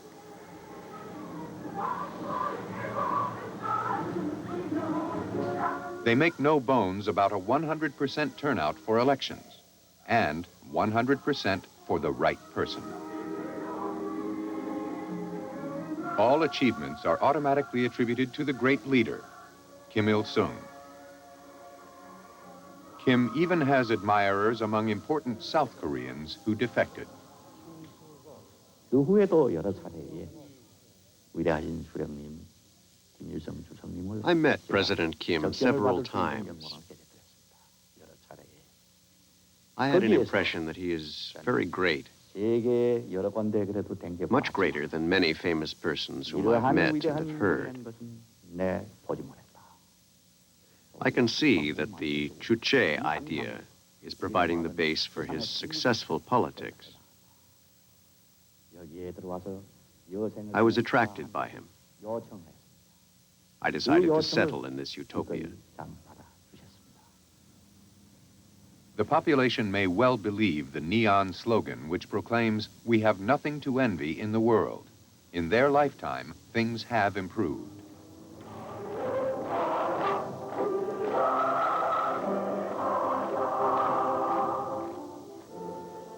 Kim has maintained independence by balancing the North adroitly between his giant neighbors, Russia and China. He has groomed his eldest son, Kim Jong-il, as his successor. If this happens, it would be the first hereditary succession in the communist world. Kim Il-sung's cult of personality works in the North, but it brings derision from the South. When you hear Kim Il-sung's name, they are talking and they are using all kinds of adjectives. Before you hear Kim Il-sung's name, you have to wait one whole minute. The great Kim Il-sung, or beloved father and the leader of socialistic world and all that crap. Then Kim Il-sung's name comes. I think this is nonsensical.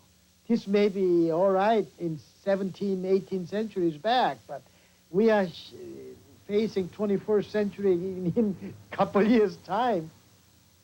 I myself feel that I've constantly gone wrong by underestimating Kim Il-sung because he looks like basically a buffoon to most Westerners. But the man has stayed in power for 40 years, and he is an extraordinarily shrewd tactician. He knows Koreans very well.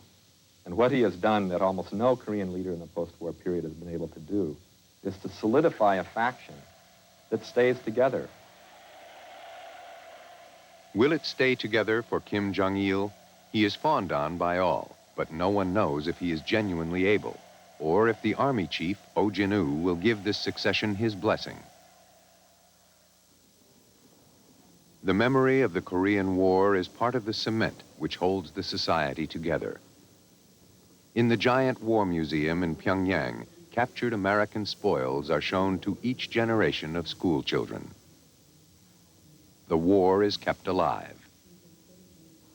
The North has forged its identity with fiery calls for revenge against America, with insistence that such a war never happen again, with implacable hostility to the Southern regime. The camera was not on as the bomb went off, but the alert cameraman started shooting seconds later as the dust and debris were still flying. 4 cabinet members were among the 17 South Korean dead. South Korean officials did not... In October 1983, a bomb in Rangoon blew up members of the South Korean cabinet visiting Burma. The Burmese government, which had been close to Pyongyang, broke off relations with North Korea as a result. In 1987, a South Korean airliner vanished near Burma. A young woman confessed on South Korean television to being a northern agent who had planted a bomb in the plane.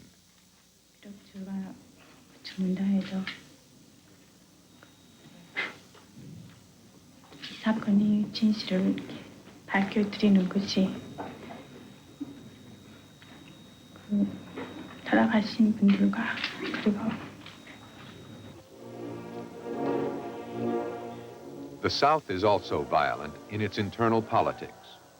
President Park, whose wife had earlier been assassinated, was himself shot dead across the dinner table by his own intelligence chief in 1979.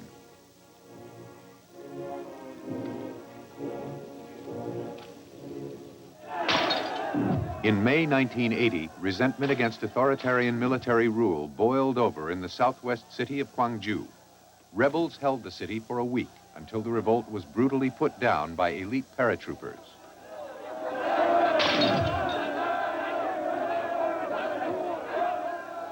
Several hundred people were killed. Today's government has apologized for their deaths.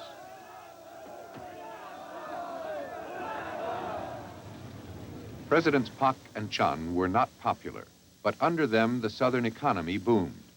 The country has had the highest growth rate in the world and has become a major trading nation, producing high-quality goods. Prosperity still goes hand in hand with political turbulence, which the smile on the riot shields cannot quite obscure.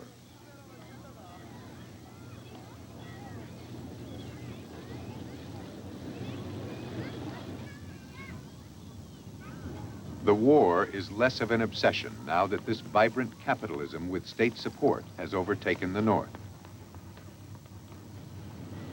To the new generation of entrepreneurs, Japan is now the target. Korean people realized we gotta be on the ball. Otherwise, there won't be Korea anymore, militarily, economically, and whatever you. I think that is the basic, fundamental feeling and philosophy that we Korean has today. And of course, economic situation has increased tremendously. There is nothing that Korean cannot do, industry-wise, and there is no reason why we cannot challenge Japan in other terms. Until recently, economic growth did not bring commensurate democratic advances. In 1987, popular demonstrations forced new elections. The best-known candidate was Kim Dae-jung, an opposition candidate who had almost won in 1971. But the opposition fielded 2 candidates and divided its vote.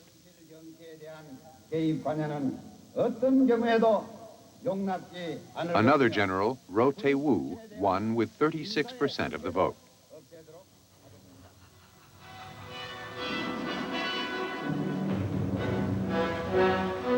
In 1988, South Korea itself was a winner.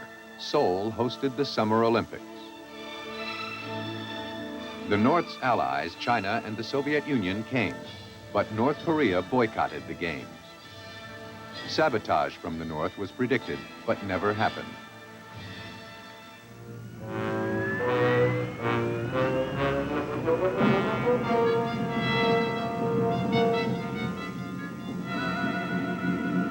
Strategic considerations still dominate the life of the peninsula. Every year in the South, the United States carries out its biggest overseas maneuvers, involving more than 200,000 troops and lasting 2 months. Tank traps straddle the road north, symbols of the distrust that remains on both sides 40 years after the war began.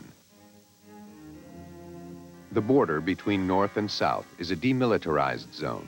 On each side, it is highly militarized. It separates more than just armies. 그러나 아직도 나와 같은 처지에 있는 사람들이 그 얼마나 많겠습니까?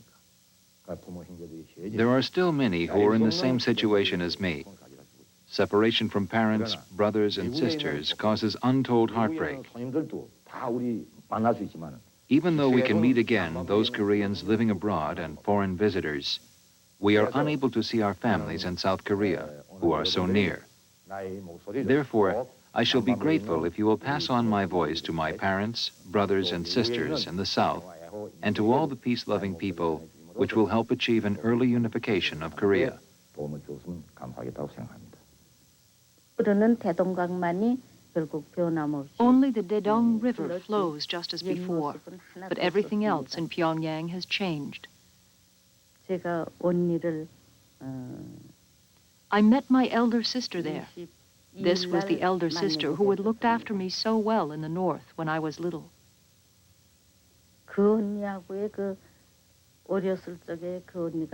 I would still like to meet her again.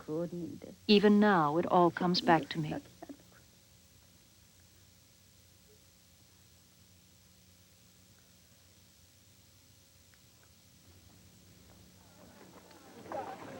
For millions of Koreans, the forced separations of 40 years ago remain an open wound.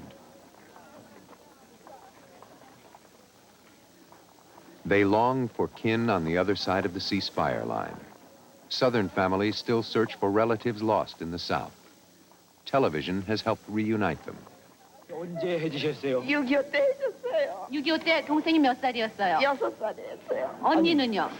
나는요 10살인가 됐죠. 이송다 씨? 예. 6.25 때 6살이 맞습니까? 예, 맞아요. 기억이 나세요? 어디서 오셨어요? 기억이 조금 나는데. 엄마 이름 누군지 알아요? 엄마 이름 누군지 아니냐고. The distortions brought by war and politics may someday fade. Perhaps then all 60 million Koreans will recover their common heritage in a spirit of national reconciliation.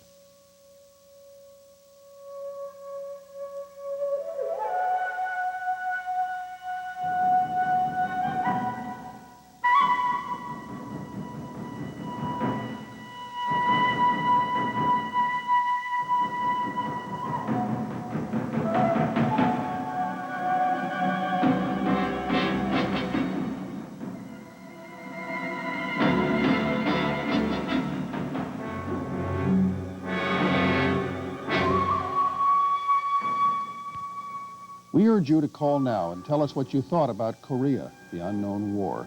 Call our special WGBH response line. The number is 876-WGBH. The area code is 617.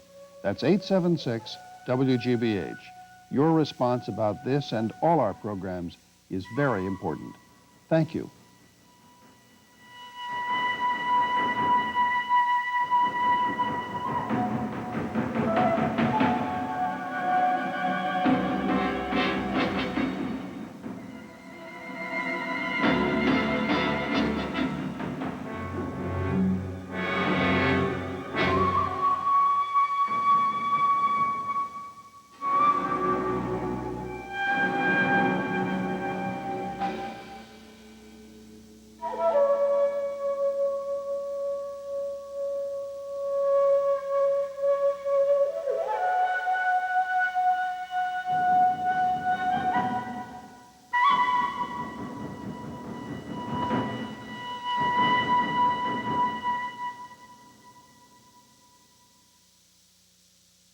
This program was made possible by the financial support of viewers like you.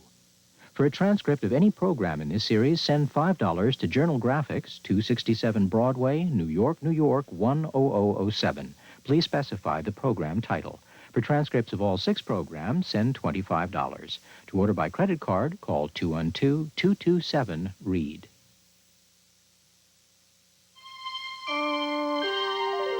This is PBS. What do Americans think about going to war against Saddam Hussein?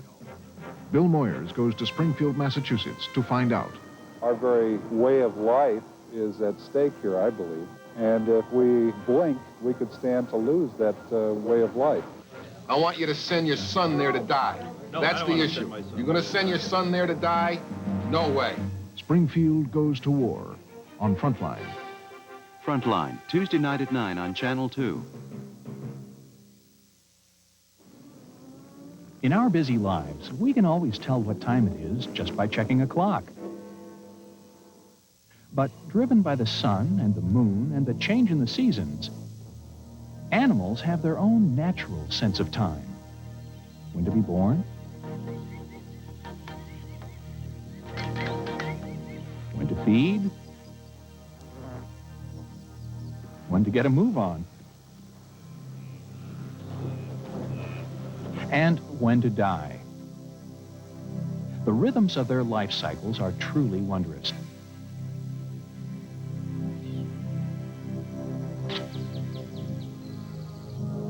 And we'll see some pretty amazing transformations as a variety of beasts, bugs, and birds make sense of the world around them with their own super sense. Next time on Nature. Nature, Super Sense, Sunday night at 8 on Channel 2. The year is 2050. The greenhouse effect is no longer a theory. It's a fact of life on Earth. But the world is a very different place because of 20th century consumers, industrialists, and third world exploiters in pursuit of the good life.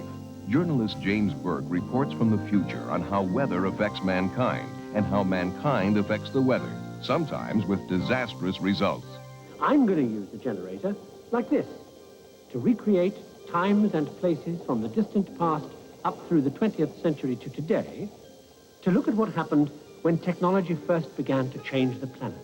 And while scientific reports piled up, the damage piled up even faster.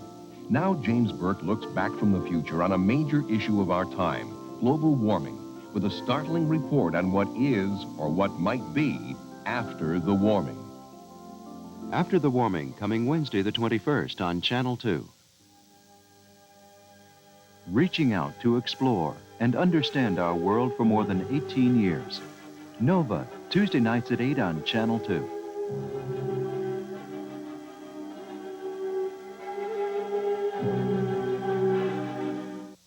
The 10 o'clock news is closed captioned for our hearing-impaired viewers. We are grateful to Dunkin' Donuts and Bull Worldwide Information Systems for making this important service possible. I'm Carmen Fields. Tonight on the 10 o'clock news, can the president go to war with Iraq without going to Congress first? And are Margaret Thatcher's Iron Lady days in Britain numbered? Our guest will be Shirley Williams, former member of the British Parliament. Also tonight, the Paul Mahoney judicial nomination. Is he qualified or just politically connected? The 10 o'clock news is made possible by your contribution and by grants from Nimrod Press, printers and engravers. From New England Telephone, 30,000 people serving New England's communications needs for more than 100 years.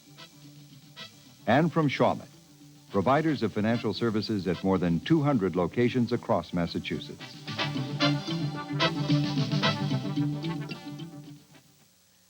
We begin with the Persian Gulf.